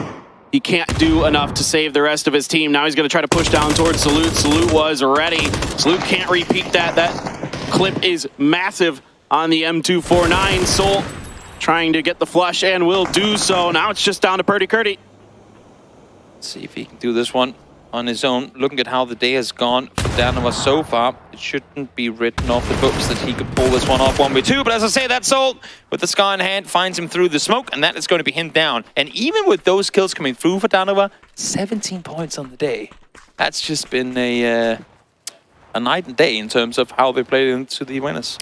Yeah, it was a struggle of a start here today, and I guess I was a little bit concerned coming into today because Soul was telling me that he had a pretty bad headache, and whatever medication he took to try to alleviate it wasn't really helping. So I definitely had concerns for 𝗟𝗏 coming into today, but still, that doesn't really, that doesn't really mean that was the whole story there at all. But we'll see. Maybe they've got a little bit of something left in the tank. And we, again, as you're saying, there are 2 days left to play, and we know 𝗟𝗏 to be a team that, while they might not come up incredibly hot right from the get-go, give them literally these 6 games to go back and rewatch, to take notes on, to come into tomorrow, prep for, maybe with less of a headache too, as you add to it. Don't write them out. They're set in 15th right now. Do not write 𝗟𝗏 out. We've already, in this tournament, seen what they can do. We've crowned them, or at least some talents crowned them as the best Korea has ever been. We'll see if they can live up to that name as they make our way into tomorrow's games. Yeah, they're certainly a phenomenal team, but definitely some things to look at and go back in and try to fix for tomorrow. 𝗟𝗓, though, has fanned out along the northern edge. They are just behind them, Ascend, trying to get into space. And 𝗟𝗏 says, no, go back down. Yeah, double headshot. Get out of here. It's nasty. And that's the level of play we're up in here. And you know what? I love it. I've always thought about it in other FPS titles where if you miss your first shot, you can be sure that the shot in return is going to take you out. Like, you only get that one chance. There was a little while where the level of individual mechanical play maybe wasn't the same, but now I think some of these guys, some of these fraggers could go out and battle against some of the best in other FPS titles and come out victorious. But another thing that tends to happen as the entire arena goes, whoa, is this a hard shift? Who would have thought, Paper? Never. Who would have thought? Never. At least it went west instead of east this time. This is wild. Now, 𝗟𝗏 here, I think, if 𝗟𝗏 just holds the gas pedal down, they actually could maybe get to like that coastal peninsula before anybody else. Everybody else is probably thinking like Hospital, South George, and that's where a lot of the teams are going. There were very few teams inside of this circle, so there is going to be a lot of chaotic action here as 𝗟𝗏 even trying to find some onto Twisted Minds. Twisted Minds spins out momentarily. Ooh, not going to take any damage though. Dangerous place to sit on a buggy, no speed at all either. Always nice for 𝗟𝗏 that he at least has a driver so he doesn't have to concern himself with stopping the vehicle. 𝗟𝗏 able to get him back to safety as they claim the warehouses. And as you were saying, there were pretty much no one here by the time this circle popped. And already now, just 40 seconds later, completely occupied. Here comes Na'Vi right into the Sonics. The Sonics here have set up for this position. Can they get any kills? Can they get any knocks? There's one. 𝗟𝗓, 𝐻Win with another. The Sonics are doing a ton of damage, and yeah, Mel got mimed, but 𝐻Win trying to finish the job, and he will. The Sonics put Na'Vi right back out of the lobby. That is exactly how they want to start this one off. Started in second place in this one, now take out first place. Looking good if they want to try and see if they can claim first place by the end of day one. It's just like how in the last game, it's like you win one, oh, you're out early. Na'Vi wins one, a huge game, oop, you're out early. It's all Martin's fault. He said that he wanted to see Sonics and 𝗟𝗓 duel, not Na'Vi. Oh, so, yeah, it is Avengers' fault. Well, that's like most things, it's Avengers' fault. Don't know who to blame. Martin is right over there. All right, well, 4AM has the eastern edge of the Georgia Pole Mountain. Western edge still controlled by 𝗟𝗏. LG trying to maneuver their way up the western road in a pretty wide split. Yeah, and that's the issue for those teams that didn't up towards the city early on. Those kind of patrols, butts, or gatekeep, we can call them toll booths, have already been set up, and you're paying with your life in these tolls. So not really the areas you want to run through. Exactly. The good teams are so smart about setting up those kind of traps, and you see it so many times without 𝗟𝗓 against the Sonics. Now the Sonics do it to Na'Vi. All these kind of maneuvers that these teams are making, and what a great one for the Sonics. What a gift. They're the team that's above them in first place. Exactly. Now, as wild as you thought this circle was, everyone out there in the chat, keep in mind that the next one can include 1 or 2, and there's plenty of order in this one, so we might not be all done with the wonky shifts for the day. In the meantime, though, let's see who will be the real victors of this King of the Hill showdown between 𝗟𝗏 and 4AM. Yeah, Summer, they're out in the open for 𝗟𝗏, finally able to get the spray under control. 𝗟𝗏 taken down by 𝗟𝗏 as well. 𝗟𝗏 trying to keep Crazy 112 at bay. Lou and Summer here, they are in dire straits. They are unresable. Get away. You tried. You did not achieve what you wanted. Conceded and fall back. I think it's the better play for them. It would be great for 𝗟𝗗. Actually, as I say, that they're still up here, not really looking to want to leave just yet. Of course, there is still a bit of distance between the two. But I was expecting to see them try and get off the hillside instantly. And actually, as I say that, 𝗟𝗓 are coming up the mountainside now too. Yeah, 𝗟𝗓 now has been pretty keen to take some third parties and those other things. Circle is going to continue west, Toby, but next one will leave the water as much as it can. So probably near the hospital, I mean, is where we're going to finish. If you're day trade now, swap those ARs for shotguns, because there will be people coming down towards your compound. Same thing here now, happening for 𝗟𝗋 as 𝗟𝗋 make their way up close. Yeah, 𝗟𝗋 there, able to avoid any damage. The grenades from 𝗟𝗋 landed on the roof. The Mad now can use that opportunity to get in through the already open window. Longskirt trying to play some defense. Do they know that Mad got in? And do 𝗟𝗋 know that 𝗟𝗋 is actually caught in a 2-2 split? If 𝗟𝗋 could, they would probably want to leave here. Issue is, their vehicles are downstairs, and 𝗟𝗋 already has full control of at least parts of the downstairs in this building, so they can't get out of here alive. They have teammates in hospital. Yeah, and Ruin here has the 𝗟𝗓, so he's got a great gun in this situation, potentially. 7-7 Longskirt just trying to hide up. Schofield now trying to come in from the back. I saw Tire get popped in the mix of all of this. Longskirt with the molly in hand, it lands right on the Mad. Here comes Ruin though with that 𝗟𝗓. He finds one, but Longskirt able to deal with him for now. That's 2 down. Longskirt doing a ton of damage here, but 𝗟𝗋 is falling in the mix. Mad, he's still alive. Schofield with barely any health. And that's the thing, even if they take casualties, they only had to take down 2. The other side, they needed a whole lot more, so they're able to come out victorious. All right, well, Cerberus still defending this, but now 𝗟𝗋 finds a knock. He must is just going to go for it, and he's going to finish the job. Good job by Cerberus, but they've only got 1 left, and well, forget it. They get wiped out on the backside. Well, okay, Timas is still alive. Okay, yeah, I thought he was done. I was like, he's got to be gone. Third Eye with a great timing on this third party. Yeah, really smart engagement on their side. It's always difficult to try and third party uphill, because they will, if you're in vehicles, definitely hear you and see you coming. So smart timing on their part. Now they get to fall back down. They've still got a minute to go until the new circle is going to reveal itself. And since they're on the land side of things, they should be all right. Issue is, pretty much regardless of where they want to go from here, it's going to be occupied. Yep, all right. Twisted Minds once again driving by 17. This time a little bit of damage done, but I think they're okay. Oh, I spoke too soon. Gotta do Spiro like that. Gotta do Spiro like that. Wow. I thought he was good, but wow, I done jinxed him. Wow, I have that power.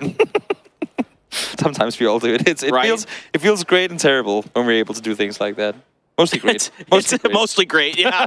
There's like 2% of me that just feels press bad. the button, die. And it happens instantly. Now let's see, 25 seconds until the new circle pops. At this point, with the exception of Third Eye, pretty much everyone is in a spot from where they go, you're feeling pretty good, Kevin Circles. Please just go to us, because we don't want to have to move. That's why we probably won't see another knock until the new circle has popped and teams once again start rotating it. Even if a knock does come through within the next 7 seconds, it's probably going to be a knock that's going to get rest. Let's see now, though, Babes, where does the next circle take us? Certainly.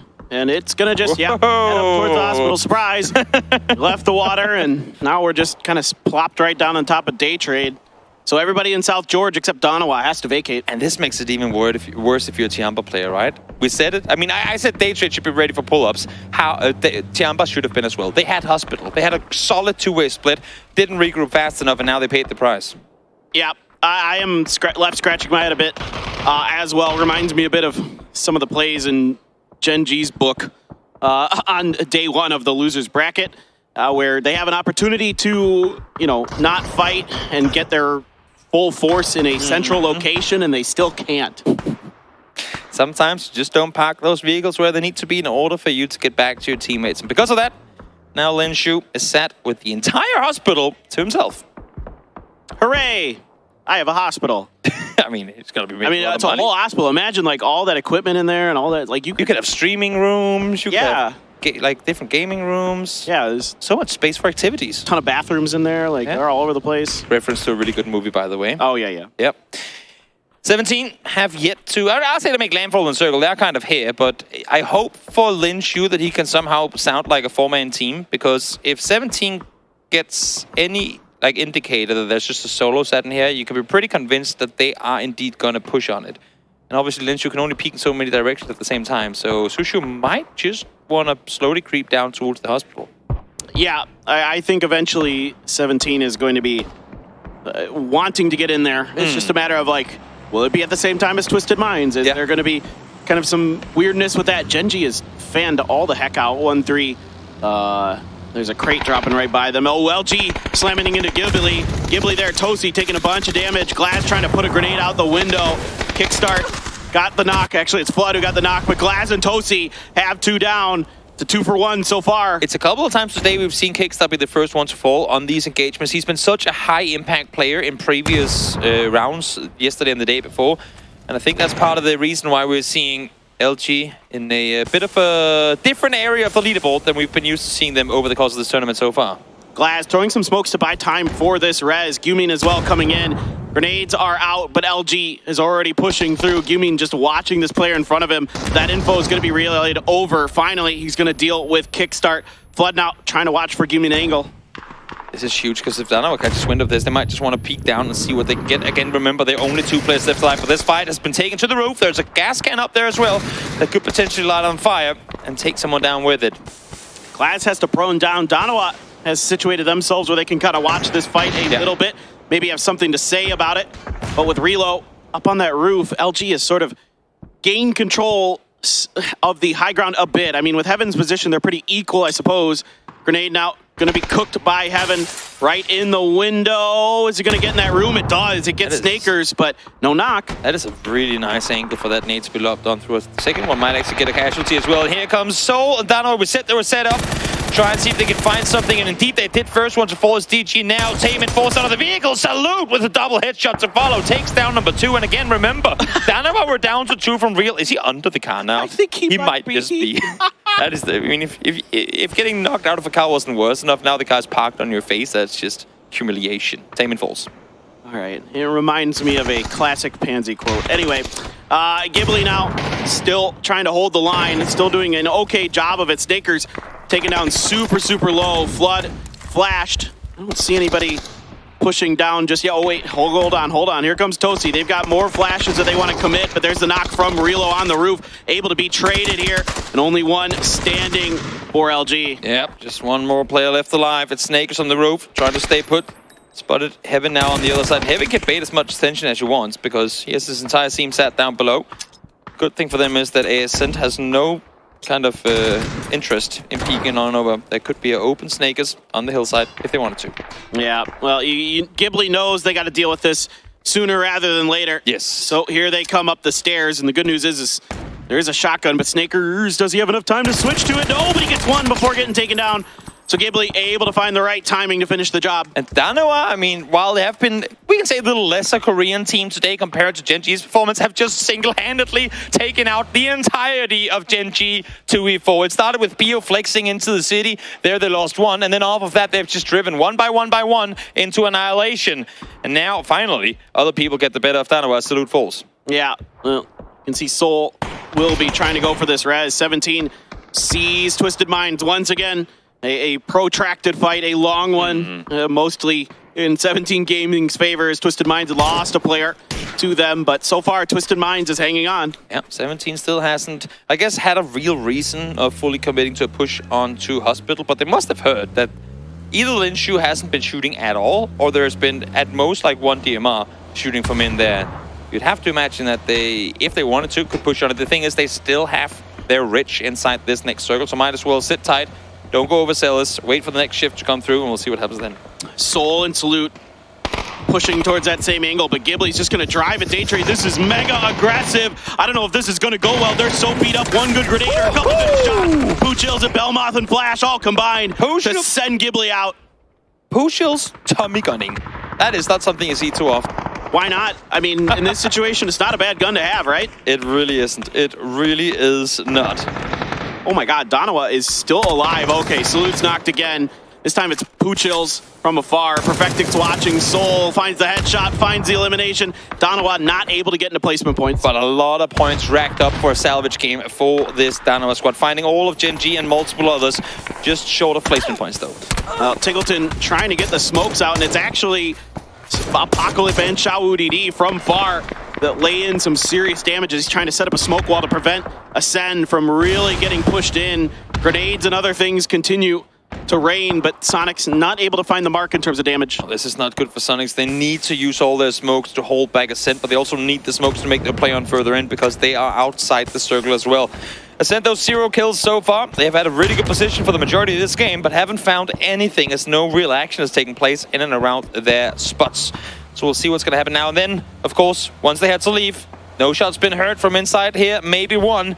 That's why 17 now finally aggressed towards Hospital. Lin Shu had clearly identified a shotgun in this compound a long time ago and went right for it as soon as he heard people coming in. Lil Ghost only takes a little bit of damage, able to duck into the safety of the corner room. Lin Shu trying to push up the stairs, finally able to find a shot. He needs to get out of there. He is on 0 health, but cannot. Hot on his heels with 17. Twisted Minds is pushing in as well. They heard the commotion. Only 2 players left alive. Maybe hoped that Lin Shu was going to be able to do more damage with a shotgun, but had to make an aggressive play. Could not play outside any longer. And now this one might just become a stalemate for a little while. We'll see. This is PNC 2019 vibes here with a fight inside of the hospital. Now it's very different regions battling, but looks at a similar scope. And how in the world does Shouty win that? How in the world does Shouty win that? That was impressive. Xiaowu out victorious as Twisted Minds fall in 6th. And now this battle was bound to happen as well, but it's actually Ascent kind of falling to Sonics. I thought they would get the better hand of it, but just have not been in the position to really get anything going. It's tough sometimes to push this dip, and Mika actually tried to wrap around. 𝗟𝗟𝗡 gonna go down to the blue. Mika's actually wrapped towards Schofield from Owl. So this is giving the Sonics breathing room, but again, anywhere north of that dip that they're in is wide open. Yeah. Everyone waiting now for the next circle to pop. Of course, Sonics cannot wait that long as they are currently outside the present circle. Have to make a play on forward. I think they saw Mika was alone now. Smokes, early smokes have been deployed, but they're under fire from pretty much half the server left remaining. Yeah, these shots are good from Apocalypse.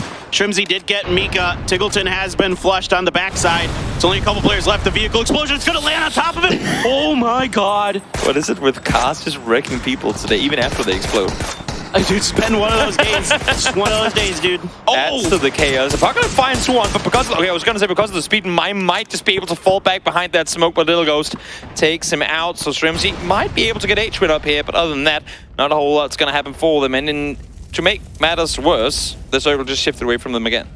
Yeah, I mean, this is rough for Sonics. That dip is great if the circle ends anywhere near it, but in this case, it was not in their favor. And then if you have to leave it, the compounds in this part of the map are so powerful. Grenades hitting 𝗟𝗏𝗟𝗏, but no knock, just a flush from Belmoth onto HWin. I do kind of like that no one really has the upper hand in this next shift. Howl potentially could wrap out east. Day trade, the issue for everyone else, or everyone, I say 17 and Howl, is that day trade is still in, like on the very edge, and you can see now Schofield actually doing the exact rotation I was going to talk about. Out on the east side, you can play the ridge line there, depending on how aggressive 17 dares to play on it. I like what 17's doing here. Yes. They understand what the powerful position in this circle is, and they got to contest it. They got to vie for it if they're going to find themselves a chicken dinner in this game. Day Trade's compound is still technically in, but likely not for Phase 8. Isolate fights. You gotta, if you're Howl, you gotta see how can we take a fight to one team without the other one engaging on us. Issue is, it doesn't really matter when Soju can just lob a nade over the ridge line, find 2, and have Apocalypse sat back going, well, I guess I have to try and see if I can win this one on my own. Well, and think about how much extra utility 17's able to scrape up in that hospital throughout the fight. 𝗟𝗏𝗟𝗏𝗟𝗏 did go down to the blue. Lil Ghost watching the exits. Flash has already been knocked for Day Trade, and now Day Trade's 𝗟𝗏𝗟𝗏s trying to get underneath their noses. Apocalypse still trying to be a part of this. Belmoth is a headshot on a 𝗟𝗏𝗟𝗏𝗏. That could be the biggest headshot of his life. They're just going to crash this. It's just 𝗟𝗏𝗟𝗏's left now as Belmoth gets taken down and Lil Ghost sniffs out 𝗟𝗏𝗟𝗏s and takes him down. Lil Ghost took out all of Day Trade. Where were you when you were the captain of my fantasy team? Just like that, Lil Ghost able to pop off your team too. I'm asking you the same. Yeah, exactly. Welcome back, Lil Ghost. This is how we play late game now. Apocalypse. You're currently sat down in 11th with no real reason to deny here. How many points are you going to get in a 1v4 against a very, very steaming hot 17 gaming? He's not going to go for it. He has a 𝗟𝗏𝗟𝗏𝗏.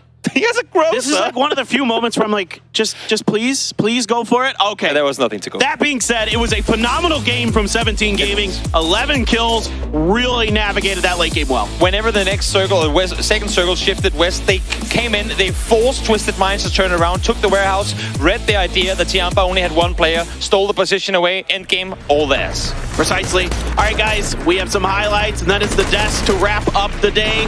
Don't go anywhere. We have just a little bit more here from day number 1 of PGS 1.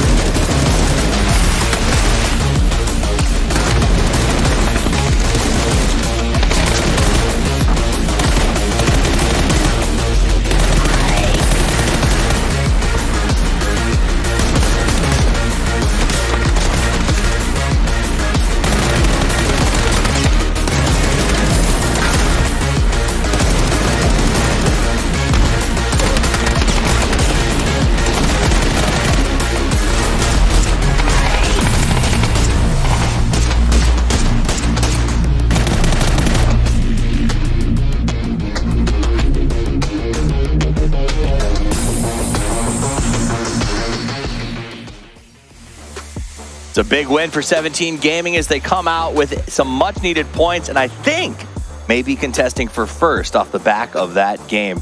But for me, Martin, it has been a story of crazy, crazy circles that I don't get to see very often, all showing up here today. Yeah, a lot of the Eastern circles on Miramar and here and more crazy circles on Erangel. I love to see it. It's been very chaotic day one here for our grand finals, and honestly, this is the kind of start you want to have. You still have a lot of teams that are very, very close to each other in the top.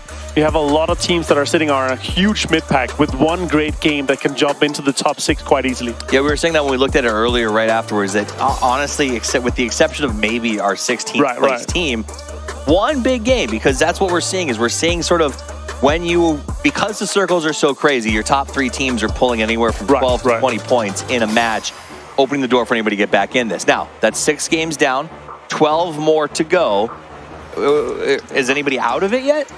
No, I wouldn't. I mean, you can have a 70, 80 point day and you can pop off, but it's looking like our kind of favorite or stronger teams looking pretty good. 𝗟𝗋𝗋 has had a really, really rough day one. I'm a little bit sad for them, but again, we've seen them quite easily come back in some situations, but they could come back into the usual 4th, 5th spot we've seen them so many times in the previous globals, right? But I'm really hoping for them to step up. They're a team, they're a Rust of a caliber that you're expecting to be at least in the top 4, top 5. I mean, I don't think they're playing bad per se. They're a very frag-forward team. For sure. And they've taken some big fights, and while they're winning them, I think they're coming limping out of those early game fights a little too much. Right. And that's part of, I think, the symptoms of the grand final. And in group stages, maybe there's some teams that you can be a little aggressive with, get away with a few more things. Here, it seems like every mistake is just deeply punished. I mean, even that Sonic Sun that we saw, it wasn't that far to drive, and it was almost impossible to make it 60 meters. Let's take a look at the top 4 teams. 17 comes in with 11 kills. Hal getting number 2 with 4. A big turnaround for Hal from the start of the day today. Yeah, they started with just 1 point. Of course, see a situation with where they're able to get 2nd and 4. That's great for them. 17, though, huge game for them. They're able to hold down the hospital and stay strong and stay many players alive, so that's obviously going to do that. 𝗟𝗔𝗡 with the double nade onto Hal was obviously a huge one. 32 smokes from the Sonic. Yeah, that's crazy. And 11 frags. I don't even know where you get that many smokes. But on the deaths, bodies, on the bodies of your teammates, maybe in the trunk of your car. They did everything they could, and it was because it was a tough spot. Here's that transition we talked about. It wasn't that far to go, but when there's hot lead raining down on you, there's only so much you can do. Get over here. 𝗟𝗋𝗋 ends up going down to the explosion of the car. They do the best of 5. This grenade was beautiful. And you heard it, you heard them screaming in here. You're just like, oh my god, it's going on. And then they pull up. I love what I'm seeing here. The aggression for 17 Gaming, the confidence coming in. Also, we heard in the interview during game number 1 that the confidence and the changes is coming kind of their way. Also, they have 𝗟𝗋𝗋 and 𝗟𝗋𝗋 to themselves. That's going to be huge. Very spread out kills here. Little goes, of course, with 5. He's usually the frag of the team. We've seen him before be able to really pop off, and he's able to do that here again. Definitely comes out as a very high value player. This is a team that in the group stages, a lot of people were shocked by their performance. They said in their interview that after being targeted, and they used that word, by the Sonics to be pushed into the loser's bracket, some wonder if perhaps they gave them superpowers and sent them down there, gave them what they needed to get comfortable in the lobby, because they came out so strong today. Man of the match, Low Ghost. Yeah, lovely one from him. Of course, being able to, it's a rough one to get out of the hospitals usually, but they were able to take on both Day Trade and Howl in a case where Howl, they actually had that Rich in them, and usually that Rich is really the counter to the Hospital, the team that's coming out here. But Team Samurai Na'Vi still ends on the total kills, the top, followed quite closely by 17 and 32 there, so pretty impressive. But Sonics take the top damage here, toughest. Yeah, it's one of those things like Sonics is in third for kills with 31, but high in the damage. They're going to be a little grumpy about that because they have been sort of holding on, not being able to close out as many games as they would have liked. Gen.G's average survival time has skyrocketed. They seem to have found a really good balance between the aggression, the sort of PO-led aggression, and finding the right spot to last into the bitter end. Match leaderboard, let's look at where those numbers are. 21 total points from 17 is going to skyrocket them up that leaderboard. 4 teams on double digits too here against Sonics. Again, in a good situation where they're able to get more kills, get more points here. They're going to set themselves a little bit ahead of Gen.G. Gen.G's had fantastic opening, but fallen behind a little bit. They prioritized gatekeeping Sonics in one game. I feel like a little bit fell off after that a little bit. Another tough game for Luminosity down there in 14th place. 4am, a little bit of struggle in that match. And a big shout out to Donowa, who, even though they got no placement points, managed to put 8 kills on the board. Let's see, end of day today. Where do the teams stand? Na'Vi finishes in first place with 54. Sonics and 17 coming in second and third, right behind them. It is a 3-horse race at the top, but they're not that separated from the mid-pack. The mid-pack really tight all the way down to 15. Yeah, I mean, even, you keep one good game and you're literally in the top 6 quite easily here. So super close still. Huge difference to be made, but yeah, it's a little bit of a separation here for Na'Vi. Sonics and 17 is going to be super interesting. Hoping to see Gen.G continue kind of their pop-off game. I would love to see their focus on the placements and the kills rather than trying to kind of out-macro some of the teams that they tried to today. Also, yeah, for Donovan, for sure, 15th is not where we're expecting them to. They're a top-tier team, and they definitely need to be in the top 5 by the end of the tournament. Also, big ups to Day Trade and Ascend for ending up in those top 8 positions. Tomorrow's matches, we flip it around. It's MMM as we start out with Erangel and finish in the dusty dunes of Miramar. Not too crazy. The fact that we're doing it this way doesn't really weight one side to the other for either team. I do too. Yeah, I'm not sure what the players prefer. I would assume they prefer 3-3, but still, this is shaking off a little bit. I feel like you can break that kind of, if you had, we had a bad game on Erangel, then when you're going to Miramar, it's kind of easier to break that mentality a little bit. So yeah, that's going to continue, of course, for the entirety of the grand final. Well, and we've seen teams also who maybe, yesterday they said if we have a good one on our angle, we don't have to worry as much about the struggle that we have on Miramar, or sort of some tough rotation. So I do like that back and forth idea.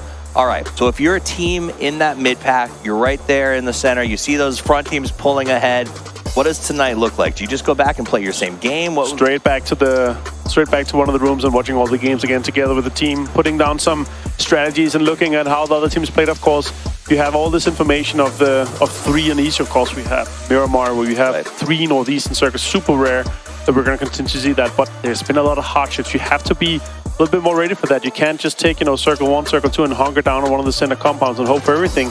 Gotta be a little bit more ready for that. I want to see some more, splits, some more greedy 2-2 splits, and try to hold down more terrain. Yeah, there's going to be a temptation, I think, for some teams to point it. Well, all 3 of those Miramar circles were essentially up there at the same spot. It is what it is, and if that's what you need to sort of mentally get through it, that's fine. But at the end of the day, that can't be the excuse. So I hope the teams go back, get ready tonight, and come back ready to play, because we have 12 more matches this weekend. That's it from myself and Martin here on the desk, but stick around. We're going to check in with Bella. She catches up with some of our teams.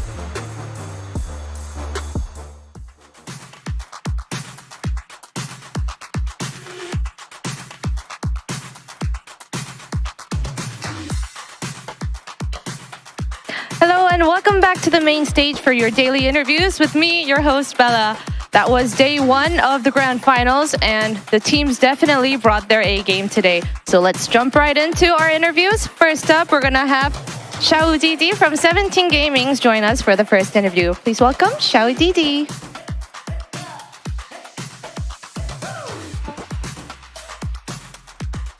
Congratulations on coming in first on day 1 of the grand finals. I want to ask, which match was your favorite one? 首先恭喜你在决赛的3天的第1天就取得非常好的成绩。然后我想问一下，你们印象最深刻的是哪一局？印象最深刻的就是最后一局了。然后因为是我们吃鸡了，所以是最好的。Okay, so the most impressive game is the last match because they had a chicken dinner that match. Yeah. Yeah, that kept us on the edge of our seats for sure. Okay, are you confident with keeping your place on the leaderboard for the rest of the grand finals?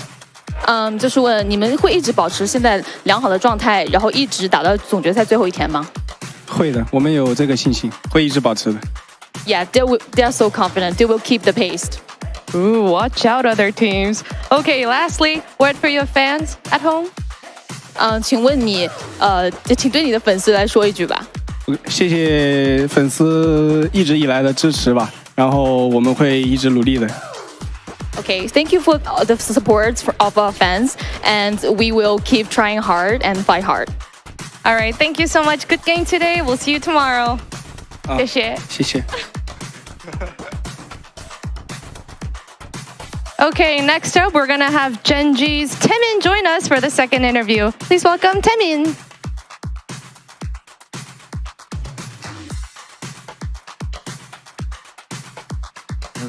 안녕하세요. Congratulations on your play today. You were like a dark horse today. You've been on a roll since yesterday. What's changed? 어제부터 완전 젠지가 진짜 각성한 것 같은 느낌이었는데 어떤 다짐을 하신 건가요? 일단 그 개개인의 실수들이 너무 많이 나왔어가지고 그 실수를 좀 줄이고 이제 그 외곽을 탈 때 그러니까 이제 외곽 탈 때 어떤 점이 제일 유리한지 이제 선점할 거 선점하고 그리고 이제 사실 제일 큰 거는 솔직히 이것도 다 개개인 실수였어가지고. 예. They wanted to work on, conquering the outskirts of the circle, but, they picked up on the individual players' mistakes and made it happen today. Second question, what's your team's game plan for the grand finals? Has it changed after today? 그랜드 파이널에 임하는 게임 플랜 한번 좀 말씀해 주실 수 있나요? 오늘 첫날 이후에 좀 바뀐 점도 있는지. 방금도 말했다시피 이제 외곽을 어떻게 타야 되는지 이제 좀 생각하면서 좀 하고 있고 그리고 이제 뭐 잘하는 팀들 거 좀 보면서 이제 좀 배울 점도 배우고 이제 실수를 일단 최대한 줄이자라고 생각하고 있어서 이렇게만 좀 미끄러지지 않는다면 진짜 우승도 할 수 있을 것 같습니다. Okay, they're going to focus on conquering the outskirts of the circle and getting, no mistakes in. And he said that, if it all works out and if they don't make any more mistakes, they might make it as the champions.